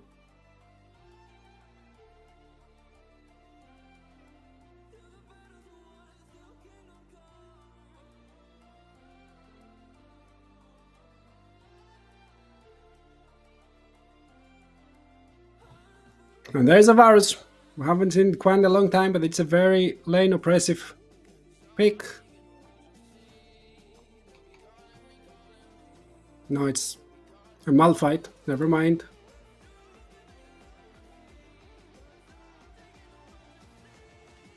So that's a Malphite instead of a Varus. And we keep on going. The Leona once again locked in. A huge comfort pick for Aquana. Found many engages in the previous game from very far away with the sniping ultimates.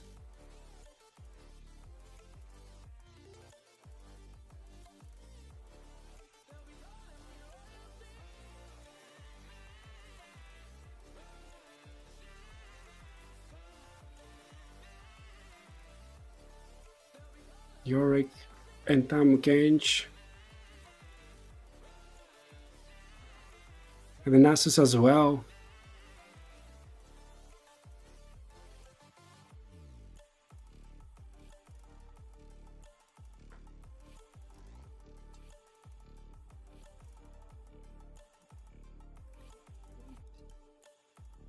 And there's a Caitlyn.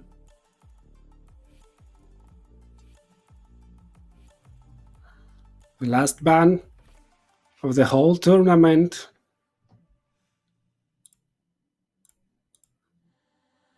And we're waiting for the last 4 picks. Jhin. Not easy to play into the Malphite.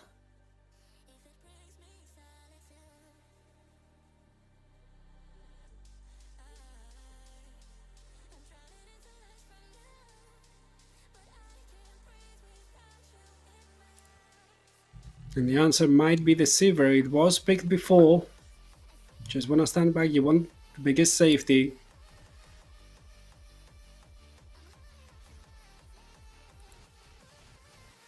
And it's locked in.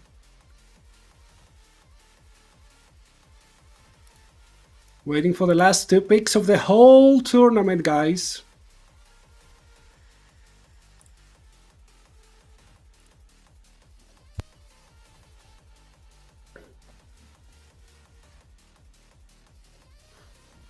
Volibear for the top laner of Data Defenders of Demacia once again. Trying to play very aggressive Nitnelavis. One of those picks that can go 0-6 and then still be a huge threat to the enemy team.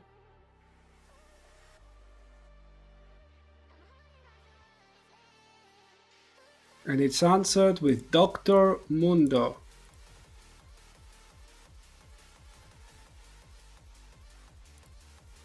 And that's the last bunch, guys.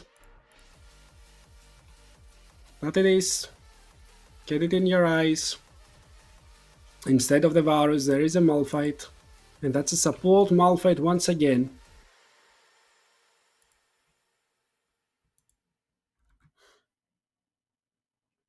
Warnace have bring back his signature pick. And see if he will be able to reach out to Jhin, reach the Leona, catch the Viego off.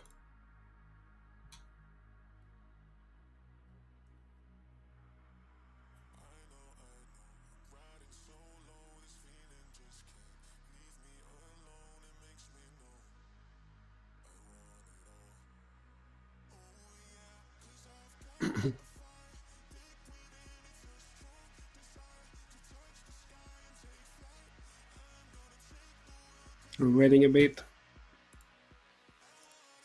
The team should be already in the champ select. Actually, they're not, so we're gonna wait a little bit longer. Approximately 6 minutes from now, when the champ select starts.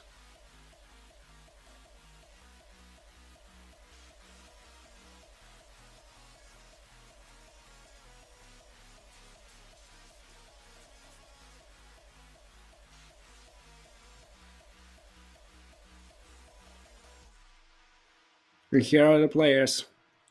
One of those teams will go first, the other will be just second.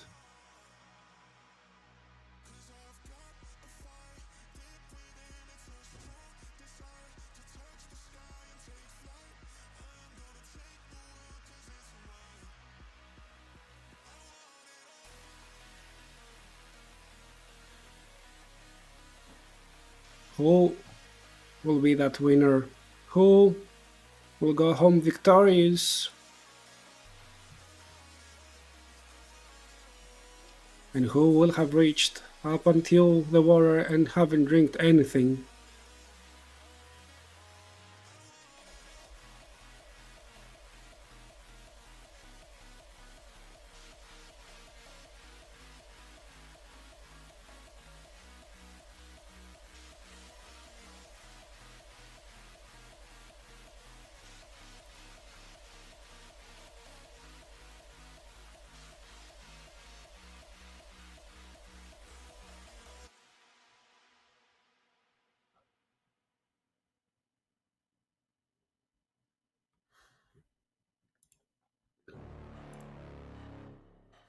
A few moments away. And then what I suspect will be... Are you still alive after 6 hours? I am more than alive. I feed off this. I've loved doing my job, honestly. Kinda hard sometimes by myself, but it's fine. It happens. And if you're asking what elo am I, like, I've hit master. No grandmaster though. I haven't played too much in this, played somewhere in Diamond 2, I think, or something like that. Sometimes when you're looking at the meta and commentating a lot, you don't really want to play a lot. It's counterintuitive, I know. But I don't want to, get sick of the game. But yeah, very much alive. I was ready for the 9-game day.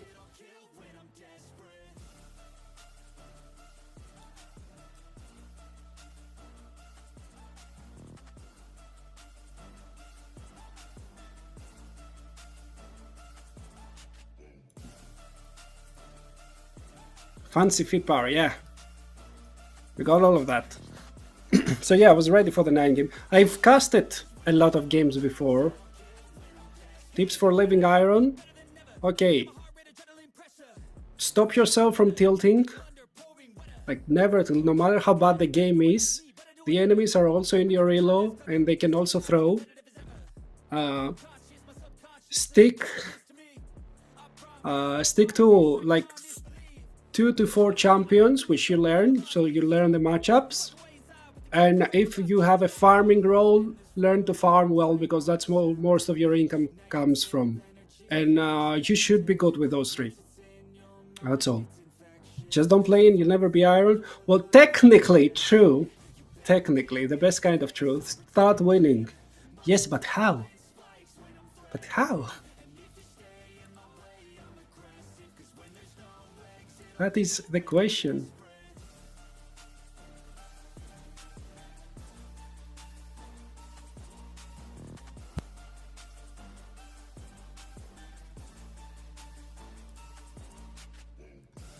But yeah, those are my three best tips, I think.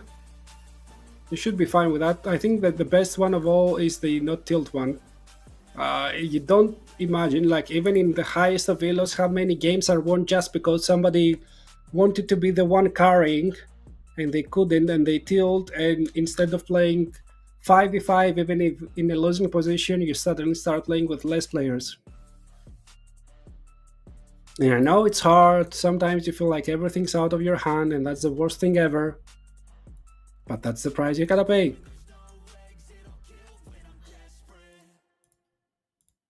Like, even if you lose, did you do everything perfect? Most likely not. So let's look what we can improve and then look at the rest, because we can't really influence the rest. We can influence ourselves. And since there are players every year making it from Iron to Challenger by themselves, pretty sure that's possible. But Chad, we should be getting there pretty soon. I think in around a minute or something time, maybe two, we're gonna be in Summoner's Rift for the final time in this tournament, these 2 days. I've been full of games, full of banger moments. We started with a pentakill. We got so many 2-0s. The game with only the Nexus standing, which turned around for A is for backup. Some excellent interviews as well. And we are here, just moments away from the grand finale. It couldn't go any other way, apart from going the full distance, the whole 3.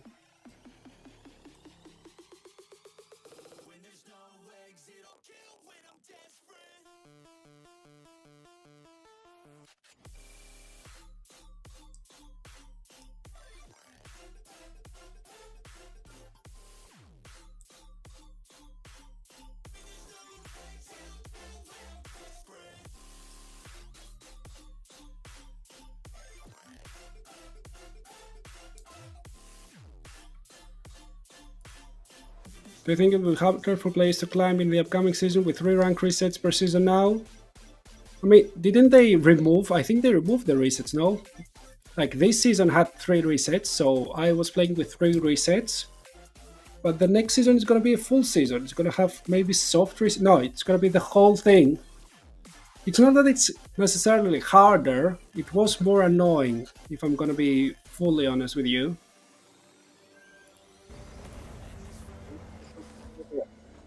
Again, but do you hear that? I can hear that. Here it is. In Rift.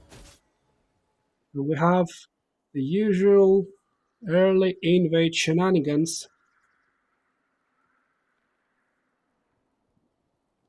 from the Rule 34 Orgo team. We don't know if they're in there. We don't know if they turn tail. We're all living in silence for now.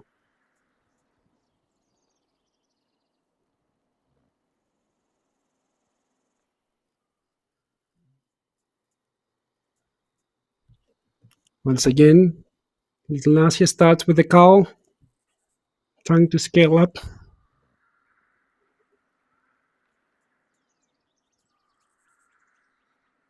But nothing else going on early. And I know we can see what's going on the other side as well. If we can remove the fog of war. There it is. The lane phase starts.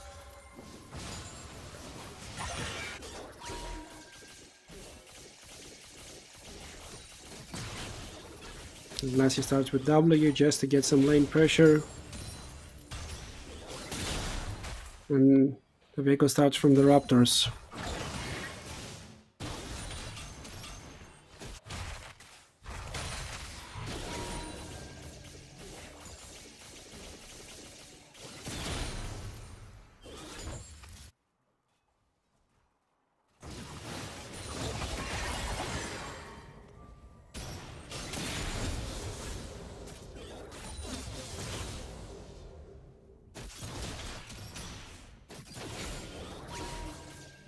Not much going on so far.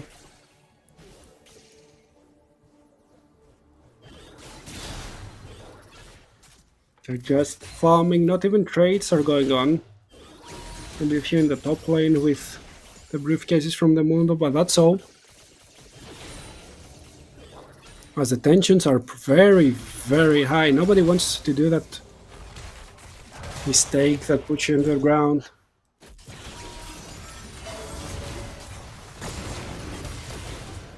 There's Ignite, instantly on the little Nasia. The fall shot as well, 200 HP, flash Q, one last bouncing grenade, and it danced all over her. First blood for the Rule 34 Urgot.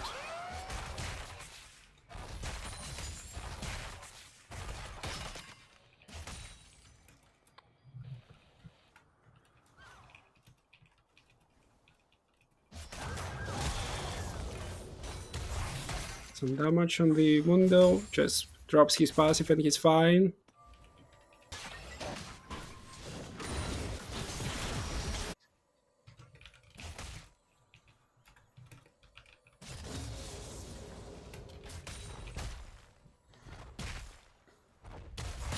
Not a lot going on there. Ignacia playing with Ghost means that she's losing some of that early power. Flash from Mundo, but it should be fine.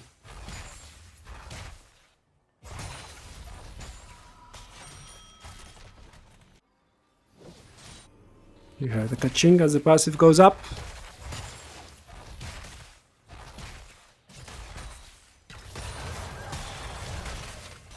Alright, this is the passive removed. Loses a little bit of HP and then everything's fine in Nanti. And Nivedi gets a cannon as well.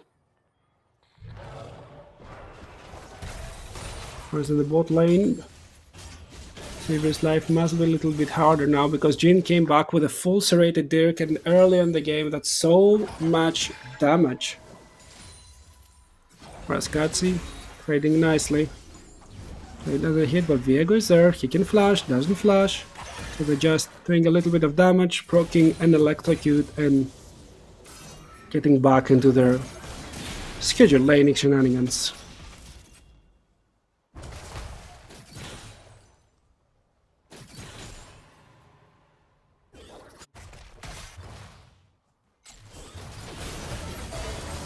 They're straight. Got the Saver, very nice spelling of the Shield of Daybreak, and Wukong is there, so now Aquana might be in trouble. Like, here it goes, that's from Sivir. She tries to attack as much as possible. One more auto will do the trick, and she gets her first kill of the game. Pretty effective gank as well. We got Aquana on the aggressive, but now the Vigor stop. There's nothing to do for that Volibear, but take a kill before turning back. Unfortunate for him, the Thunder will not drop before his own body will.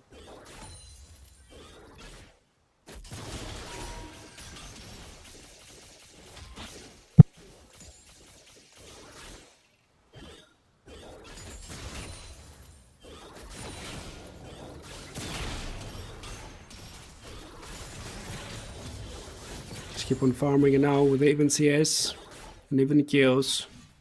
The gold late in the bot lane must be minimal. The R has been spotted, the charm goes wide, but the Drake goes in the armory of the Triple D.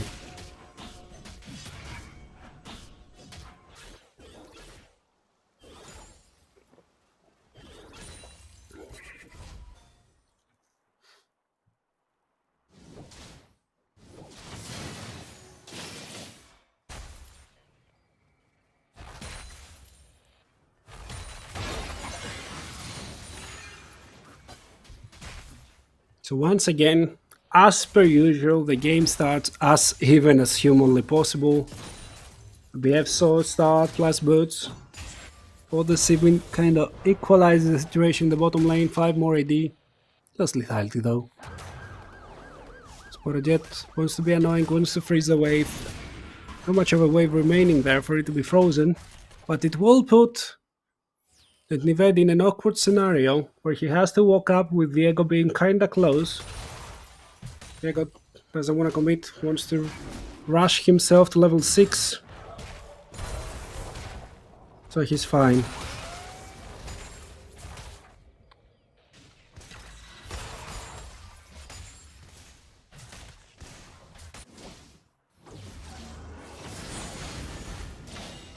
There's an Ari ultimate just to get away. Nothing else expended, but that's a level 1 ultimate.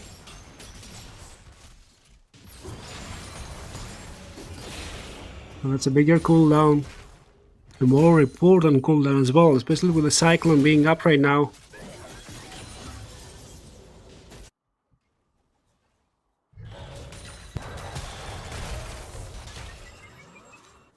Oliver tries to extend the trade, tries to get away, but there it is, Neffy. Gets the flash away, gets rooted down.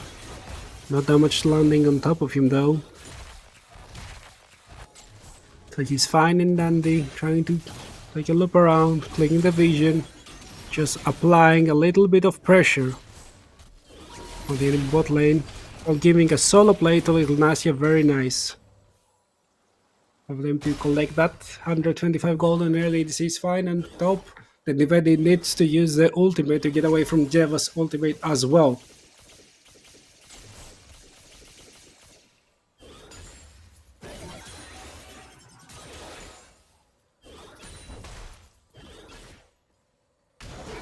Nasib is farming exceptionally well this game, honestly.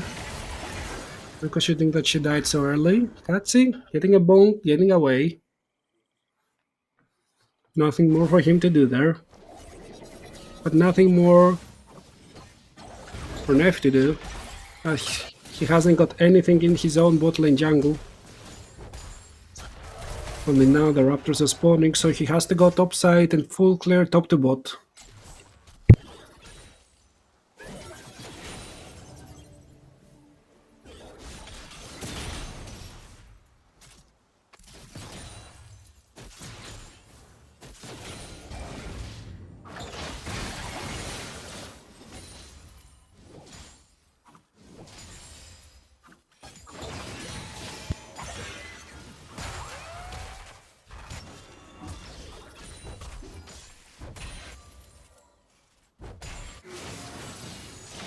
Nice charm, the tower will hit. But Katsi is almost killing. No, he cannot. VR just dashes away. Wukong plays a 1v1 with the Viego. There's a Conqueror being procced. We're looking for more. Going in, there's a Cyclone. There's a stun and there's a kill. Devil ends up dropping. And the Triple T get the lead. Right, close to 40 seconds before the grab spawn.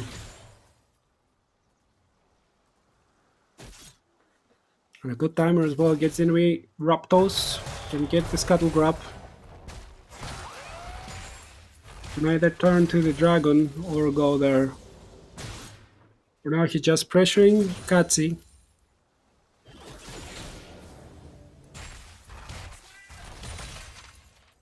And as Luigi said, meow.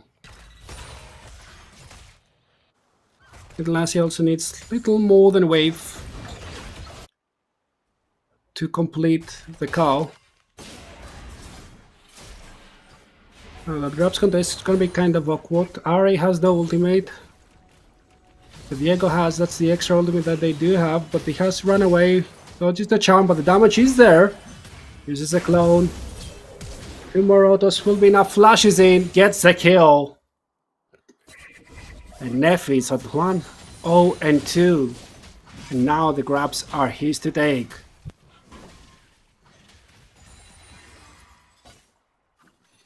Second reset. The whole Infinity Edge completed, one of the most expensive items in the game, completed immediately for Little Nasia. Now the rest are cheaper and easier to get.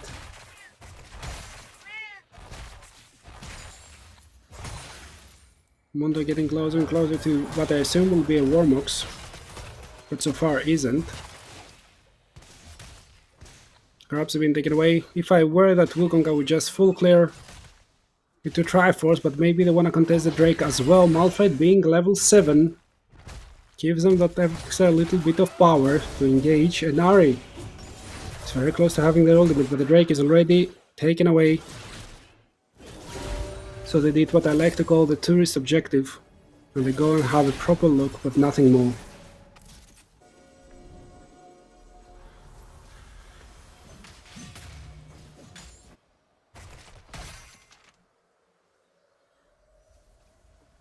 Police officer Volibear gets a briefcase to his face twice in a row. So he started missing a lot of his HP bar, but that's nice trade. Maybe he could look for more if he had some anti-heal.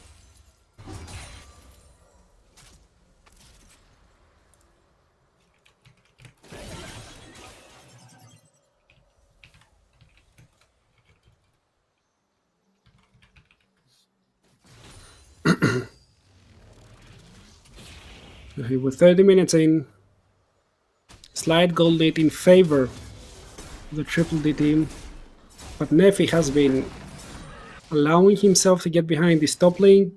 Topside camps are up for the last 4 minutes or so.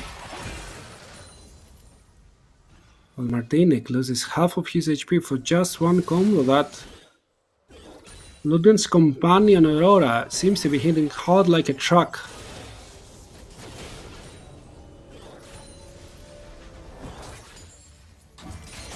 Sivir left alone, and now immediately the curtain calls. They're trying to get her off. Flash expended, goes still up, and she dies as soon as Warnace went back into his base to get the last chapter. Sivir dies immediately, and this, the ghost expended from the Volibear as well.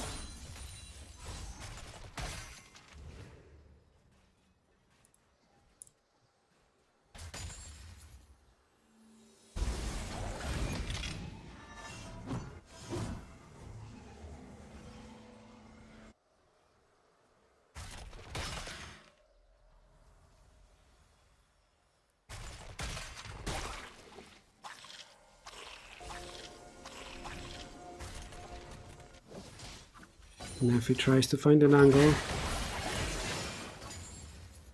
it's not there yet.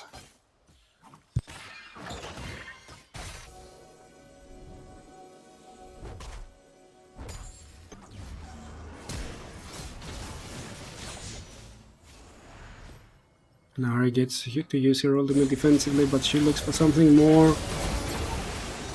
Guana uses her own, and the Wukong gets the kill, but will die right after.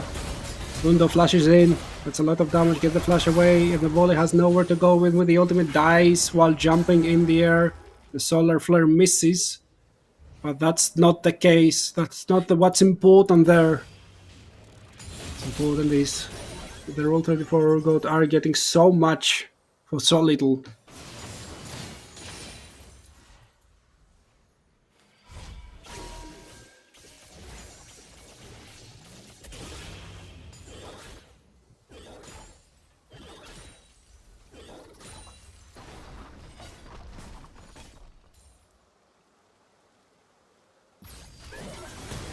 There's a nice trap, very nice spell sheet as well to heal. Maybe they could even dive Exokamix. They seem to be very, very afraid of the tower. And now Leona is there together with Viego trying to apply some pressure, but that might mean that the Rift Herald is triple Ds to take. Heartsteel is the first item in Mundo. Doesn't go with the Warmox option. Wants to start stacking as soon as humanly possible.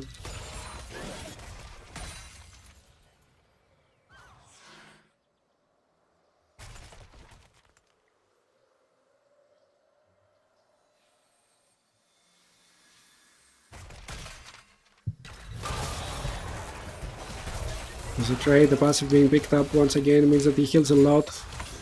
Here's a W, no ultimate though. He knows if the trade extends even by slightly, then that means that the Volver with the second use of the Frenzied Maul will get so much. Everything goes, nice spell shit, and there goes Wukong while Malphite tries to execute the enemy. The guy Viego is also there. Okami used all of his spells. The Wukong tries, with the Aurora is there. She sprays her own ward, and now the Malphite is in the enemy pockets. You can turn onto the Sivir, get the Sivir as well, get the spell sealed while the Arid has to turn tail. Look at all that damage, and I think that's very close to getting the game wide open. Because you only got one kill, you gave away 4 lives plus a teleport, and look at the top side. Forjet never teleported, and he gets so much free reign. He can get 2 waves, he can get the whole tower almost. by his lonesome and that Mundo scales into oblivion.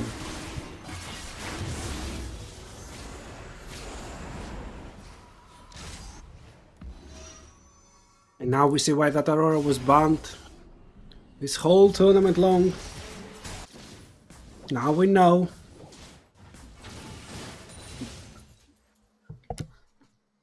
Ascatsi once again playing his own game to perfection. Nephi, well, he has allowed his jungle to go down so many times without him being there to take it. It has finally caught up to him. He's falling 2 levels behind. 1 level now with a catch-up XP. But it's still gonna be very hard to duel versus this quite fed Jeva.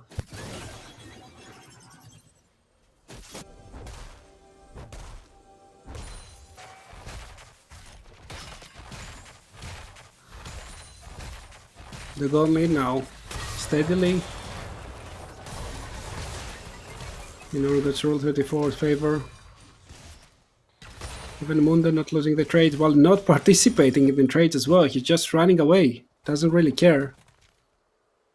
Losing the cannon in the process. That's an extreme display of wealth.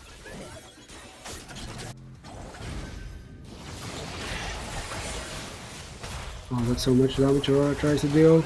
The Diego's already in the top side. And the Volibear hasn't realized he'll get tilted down. The Heartbreaker is there, but it doesn't connect. What does connect is a Heart Seal plus E. Oh, they're trying to kill Okami. Okami, no summoners. Just runs away. Very nice. Deadly Flourish lives with 1 HP so far, but there's the Flies does say 1 extra auto attack and the double kill for the side of the Triple D is there. They're maybe looking to just turn their attention to the mid lane. They do have the Rift Herald. And they do have enough time and space to do it as well.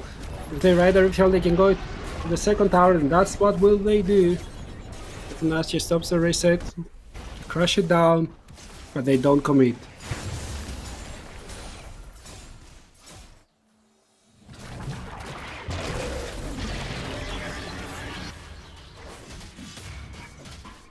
Baron is finally up, but these two teams are too close to go for 2 Drakes to 1, 3 grabs to 3. 1 tower to 2. It's so close.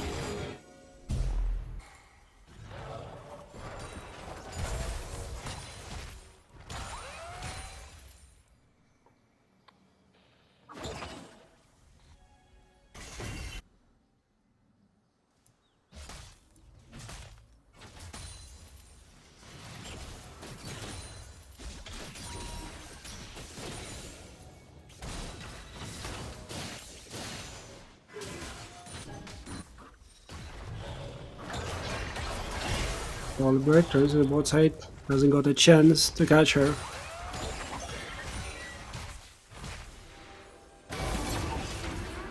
Tachi uses the in between realms to run away.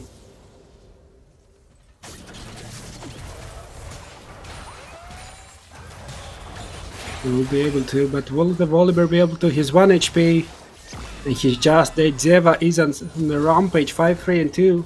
And the rest are running on the Leona. The Leona is slow. She has the flash. She will flash from the other side of the wall. Malphite misses the ultimate, but the rest maybe want to fight a little bit more. The charm connects. The Leona is still alive. And now look at the damage on the Ahri. The Ahri is 1 HP and has to turn tail. Teleport. Number 2. Osviego joins the fray. Mundo, he's there. He's looking classy. Look at those hard steel procs. Damage is there. The spin doesn't win. So the Mundo can keep on pushing. As the game slowly drifts out of Triple D's control. They tried so hard to force something, but to no avail.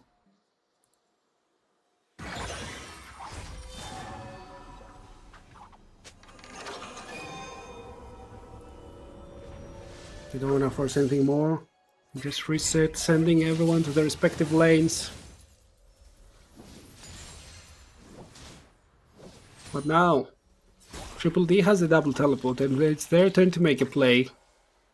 If they want to split them up or anything, they don't really look to teamfight. They know they're kinda behind. But as yet, look at the damage. Gets the flash immediately. Neffy's there. He's getting bonked.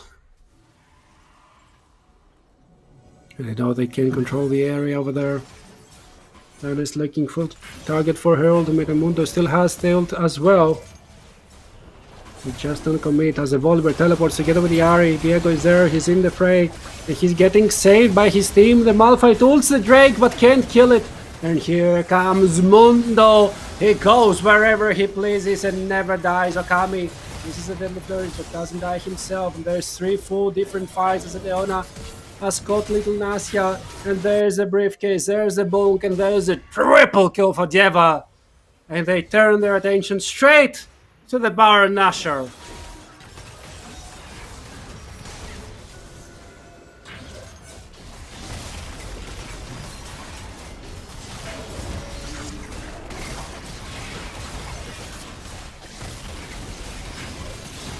Should be there.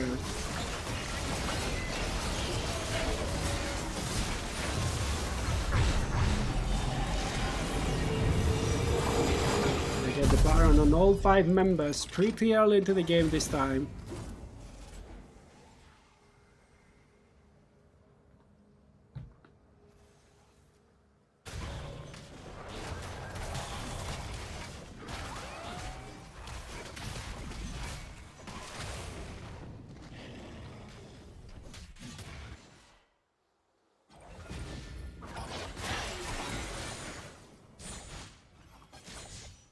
Yari.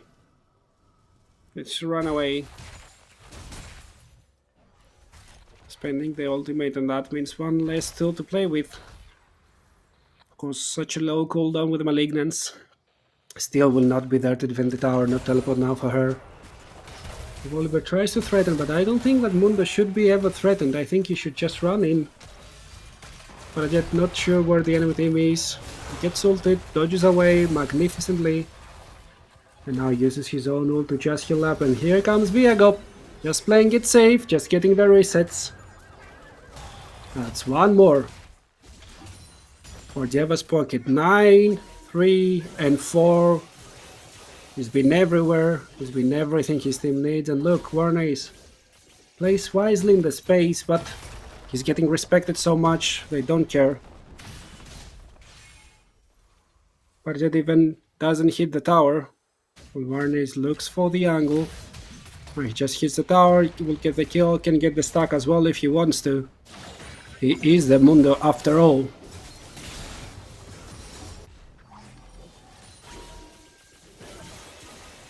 Bit of a good news for the Triple D team. The Sivir has 238 CS in 25 minutes, close to perfect. Getting closer and closer to the 3rd item. Oh, Katsi. Missing everything. Almost got himself in trouble. And with the Baron expiring in 50 seconds, they're looking to buff 2 last waves to try and pry this tower open, or maybe even flank. Currently still getting tanked. There's a what's between. There's the call of the Carter's call. As the Volibear gets executed almost immediately. 0 armor means 0 sustain in that. The charm connects, but it's on to Leona. They have to turn tail and run. The clone deals nothing.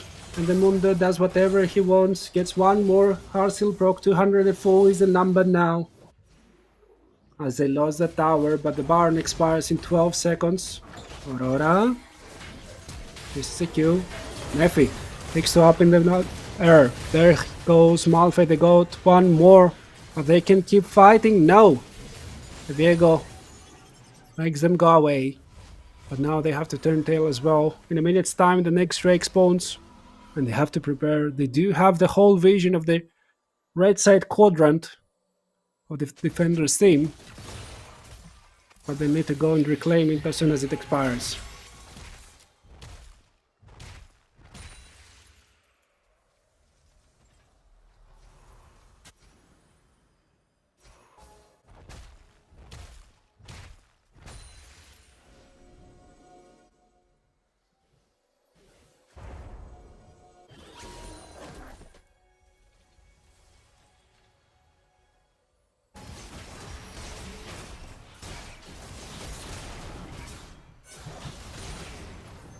They just need one more fight.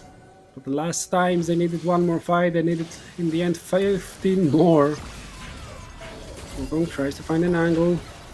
Doesn't use the ultimate, gets the barrier away, but gets stunned and gets executed, but yet gets another kill, and that's a killing spree for him. The Drake just spawned, but the defenders just lost their jungler, so how do you execute on that? The defender is on the top side, he's trying to get at least something back, an objective bounty, something to keep them closer in goal, because the gold lead has been stretching more and more, and soon enough it's gonna break. It's getting slightly lesser teleports to the top lane, just to be on the safe side of things.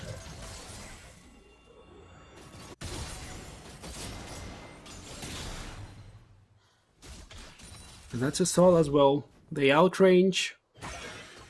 And that soul is very hard to deal with when you get outranged.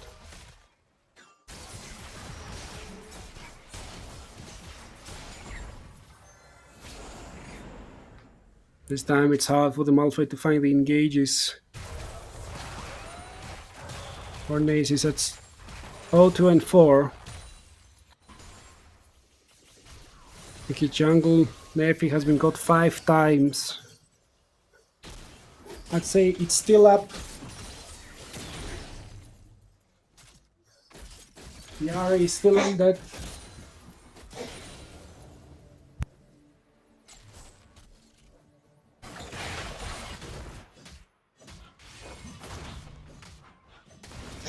But a good fight might pry the whole thing open. The charm will connect, doesn't matter, it's a Mundo. Gets a passive straight back up, he's level 16 now.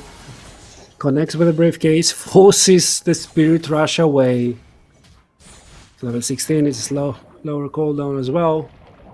But it's pretty important that the Baron spawns right up immediately.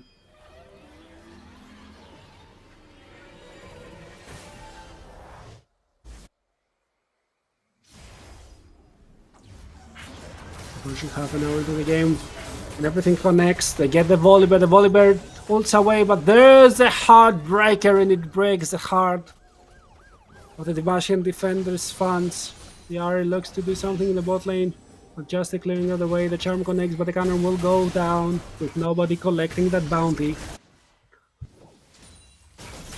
Baron number 2, slowly yet surely, will go into the arsenal of the defenders team. Tatsi, so much damage! Executes and uses the ult as well. Just engage and try to run the other way. Managed to kind of bamboozle almost everyone. Gets a second kill, Katsi! What an absolute monster! Gets 2 in a 2v3. And at the same time his team is looking down the mid lane. Prying open the inhibitor tower in mid lane. Is this the end? How could that be? It's only 30 minutes in, not 45. And maybe that's not the end. They're getting the portal out. Jacob might be in trouble. Warnaze is there. Has the Malphite ult. Doesn't use it so far. Gets engaged. Not gets to use the ult defensively and has to flash away from the solar flare as well. Now we have a replay, but Katsi's play was so clean. Great damage. 402 stacks on that heart still. Has the Warmox armor as well. The top lane Mega Wave is so big, they're getting the flash away, Aquana. Forcing everything down, no cooldowns, no summoners on Little Nasia, no Malphite ultimate, so their support can't really do anything. And it's all on a very, very thin line. Garden's goal. The Ari answers with 3 Spirit Rush. Rushes away. Mundo is so tanky. There's the Feint build. And there's a Malphite going down. That was just a pebble, not even a rock. 2-man Leona ultimate and the Volibear dashes away. But that will not help anyone. Little Nasia tries to run. Tries to go to the base. But Zeva doesn't forgive. And after 32 minutes, after being backs against the wall as well, the Rule 34 Urgot team secures the championship, secures the crown. They are the winners of the Veeam Weekend Esports Cup 2024. And everyone, congratulate your new royalty as they get up to the podium.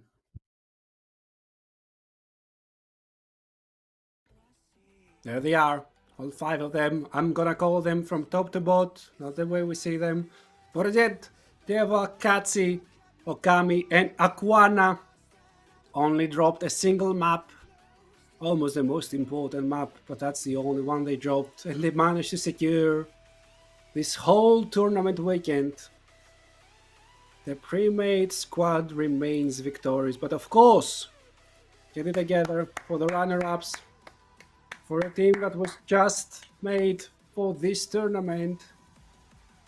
Nitnelaf, Nefi, Martinek, Little Nasya, and Warnes were excellent, and they did with a huge struggle,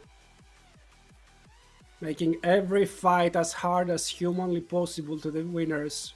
They deserve our full-hearted applause. GG, well played to them all.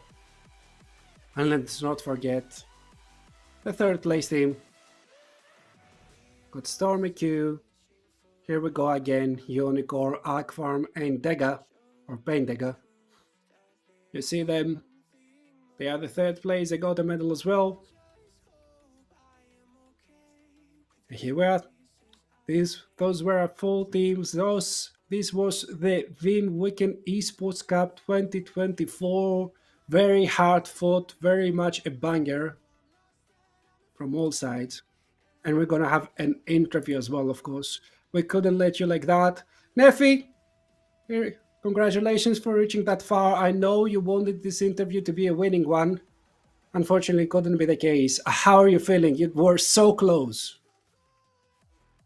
Yeah, you are right. We definitely wanted to come to the interview as winners, but I think that I'm speaking for the whole team when I say that we are happy with our performance because since we got like five random people playing together, you should see the difference between our first games and the games in the final. I think that the whole team did an incredible job. We like really practiced, and I'm really proud of them for how much effort they put in, even if it's just like for fun and bragging rights. But I'm still happy with how everyone played.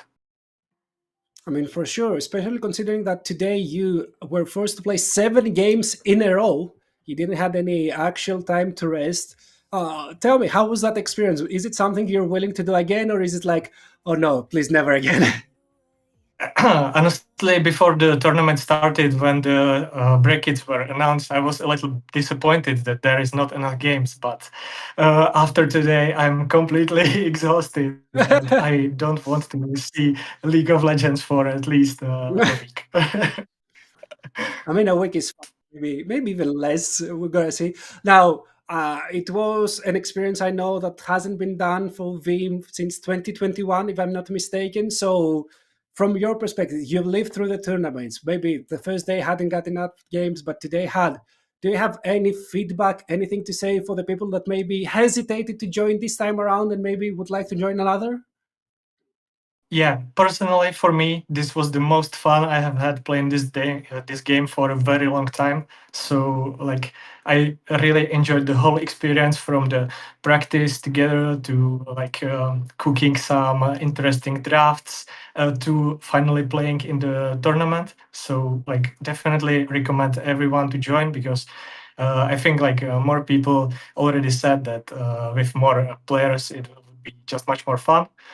And personally, what I would love to see in like next iteration would be the fearless draft because, as you could see, we really wanted to play the Galio combo because we practiced it and we loved it. But unfortunately, after a few games, it was banned in every single game, so we were kind of sad about that.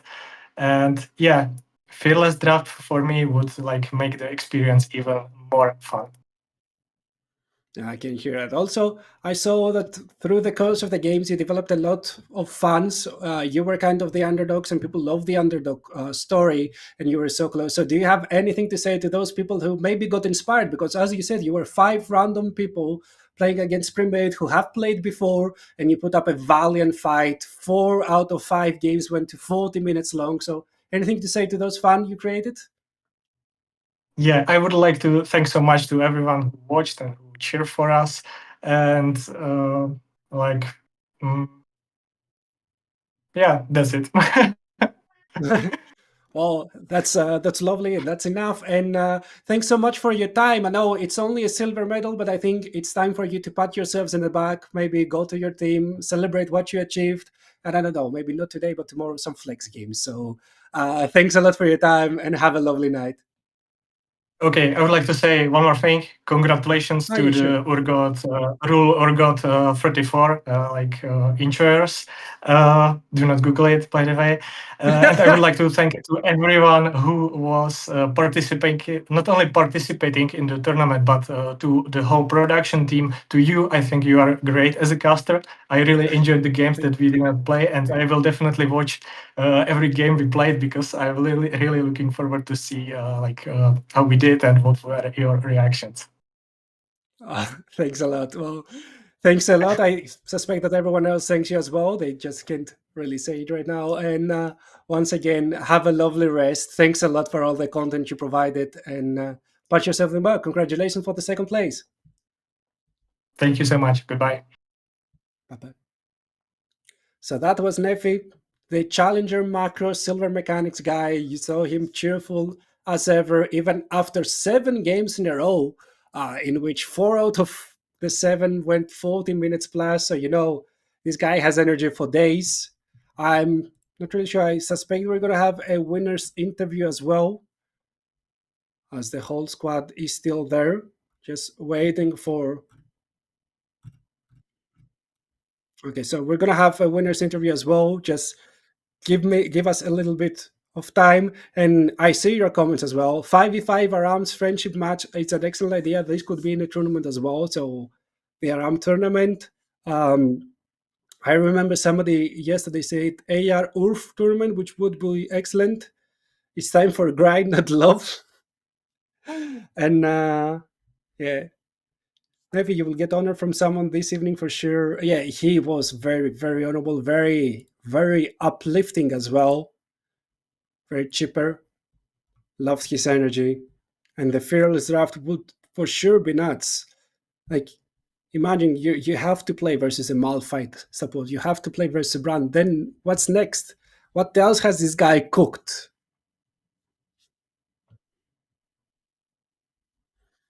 Okay, and now we have an interview with Deva. Deva, congratulations for the victory. Yep, you'd win. Oh, You hi. told us, and you did win. First of all, congratulations. You got the bragging rights. How are you feeling now? Uh, Overall, we're pretty good. We're very satisfied with the outcome of this tournament. We even collectively agreed. So there was actually like a tournament, like kind of serious tournament between like 6 countries back in the day, like a couple of years ago in 2021. Mhm. And at some point, there was a team from like a different company, not from Veeam, who even had like their own like official team, and they even rented the boot camp. And we collectively agreed that this game that we've played, like these 2 series, was more challenging than going against those guys. Ooh. So So that's overall, high we're pretty praise for satisfied with the the result. other team. Oh, I hope so. Yeah, I hope so. They really played well. Like overall, we've seen the improvement through the tournament, because obviously we have checked their games like at the first day, right? So Yeah. we've seen a lot of improvements coming from like especially their solo lanes. We specifically like mentioned that, for example, the player on the mid lane, like he improved considerably between the games. Yeah, Martinek was nuts indeed. Now, you were in those calls, and I want you to guide me through your calls or like your emotions, because this series didn't start the way you planned it to start. You had 1-2-0 before, you hadn't dropped them up, and suddenly your back's against the wall, losing 0-1, and the second game started shakily as well. So what was going on in your team comms? Were you still confident? Did you had any doubts? Were your spirits down? What went on? Maybe let's just leave that as a secret. If you know anything about the storytelling, you know that the final boss cannot be just like an easy way in, way out, right? So Yeah. maybe we just I mean, decided to make it a little bit more exciting, right? Like for the grandiose conclusion. I can hear it. I can hear it. But in the end, you won. So congratulations very much on that. I love to ask everyone who we get here today about any feedback about the tournament, any suggestions, and any call out. So maybe if somebody's now watching and thinking, hey, should I join the next one? What do you have to say to them? Hmm. Well, we certainly do want to see more people participating in it. Like 4 teams was kind of, I feel like, the very minimum that we could have went with. So if more people are participating, then we're all up for it. As for the suggestions, well, I think the most important thing for these kinds of events is to kind of get in touch with your team and like actually have fun. I think like even if you don't show like the best results during the tournament, right? Like even if the other players from your company are stronger than you and so on and so forth, like if before that you've been generally having fun with your team and you've made some new friends throughout the training period or anything of the sort, I think that's like maybe the maybe the awards for these tournaments were the friends that we made along the way, right? So maybe even if I you mean, don't win the tournament, like afterwards you would have like 4 cool people to play this game with. That's the only bearable way to play this game, honestly. honestly, true. Especially like when you get older and older, it's getting harder to find those friends in video games. So I can see that as being a Yeah. cool award. Now, especially since you won, you're now up on the podium, the only royalty remaining. The mic is yours. Anything to say to your team, to your fans, to the enemy teams, anything. It's yours. Mm. I don't know. For my team, finally, I don't have these life circumstances that prevent me from drawing enemy girls on my free time. So yeah, we probably will do the same thing that we've done 2 times before after the latest tournament that we have. We just uninstall League of Legends and come back once the new tournament is announced. That's the way to go. I can see that happening, but at least you had fun. You have the coolest Naruto shirt I've seen in a long time as well, and I think that's also Attack on Titan on the side, like the feathers. Or am I mistaken? Oh no, no, this is nothing specific. Just kind of like an Okay, original design from one of the local shops in St. P. looks very good though. So congratulations, you look dapper as well. Thanks a lot for your time, and I'm gonna Thanks. leave you go back to your team. Click that uninstall and celebrate. Yep, thank you, thank you. Very great job of Okay. like actually going through with this as a commentator. Really appreciate it. I See try ya. my best as well. Thanks a lot. Bye bye. So that was them as well. That's the winning team. Congratulate them. It's their time to celebrate, gloat, and have the bragging rights until the next tournament, which who knows when will that be. I'm not sure if there's anything else from our side to show you. Pretty sure that there are going to be some replays there in the end. But let me check with production real soon if they want anything else being told or being shown.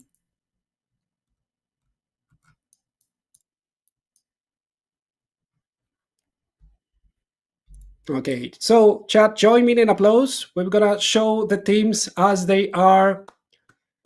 Third place, Ace for backup. Second place, the Data Defenders of Demacia. And first, the crowned Emperors. Rule 34, Orgot. They managed to go up until the end, only dropped one singular map. But unfortunately, as all good things end, so must this tournament. The Veeam Weekend Esports Cup 2024, at least for its League of Legends department, comes to a halt, to an end. It's not going to be a goodbye. It's going to be a see you again. We just don't know when. So keep that in mind. Thanks a lot for everyone being here. Thanks a lot to my observer Anton, to Gleb who called me here, and everyone working tirelessly behind the scenes. Thanks to each and every one of the players playing, and of course, to all the viewers. It's all down to entertain and to have fun. And with that, I must bid you adieu. Have a lovely night. Take care of yourselves and have fun.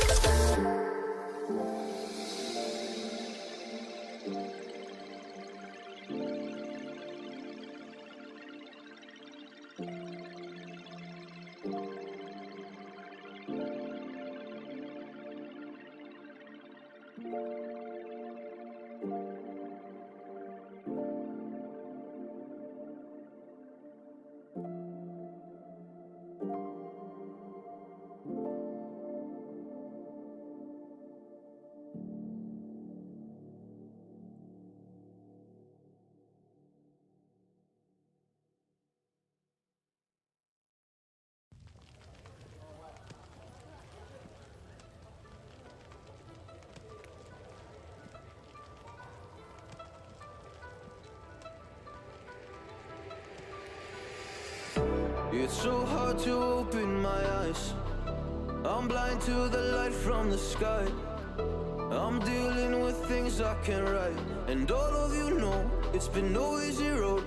But I keep working harder, going harder just to prove something. Burning out, I can't do shit for weeks. Guess I proved nothing. Everybody wants my work for free. I know you have the money, things are looking different. I'm not putting up with you, not anymore. And I know you think you still can take advantage. And you always took my humbleness for granted. But I know my worth, you can't take that away from me. And I know you think you still can take advantage. But it hasn't worked out like you fucking planned it. 'Cause I know my worth, you can't take that away from me.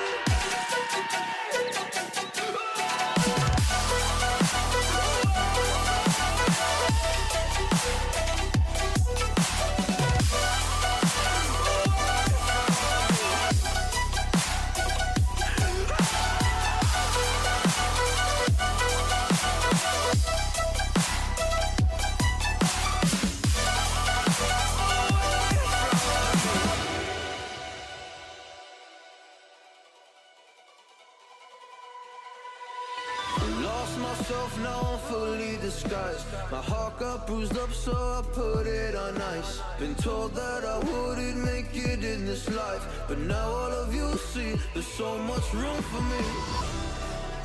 And I know you think I still can take advantage. And you always took my humbleness for granted.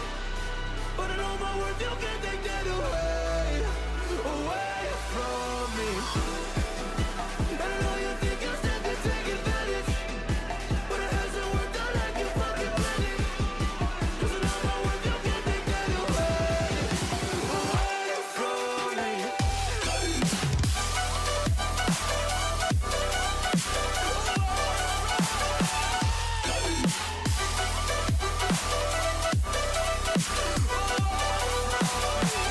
Yeah.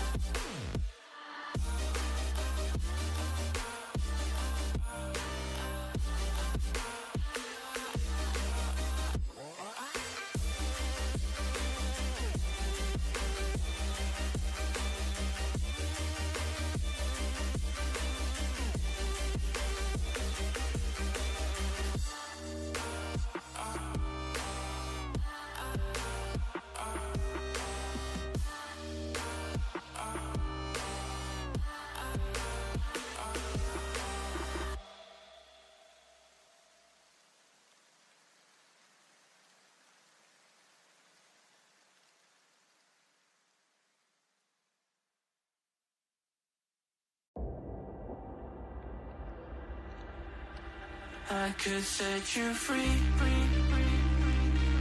show you what this world could really be. Here with me, I could set you free of the pain and misery and let you be. Here with me, I could set you free. I could set you free.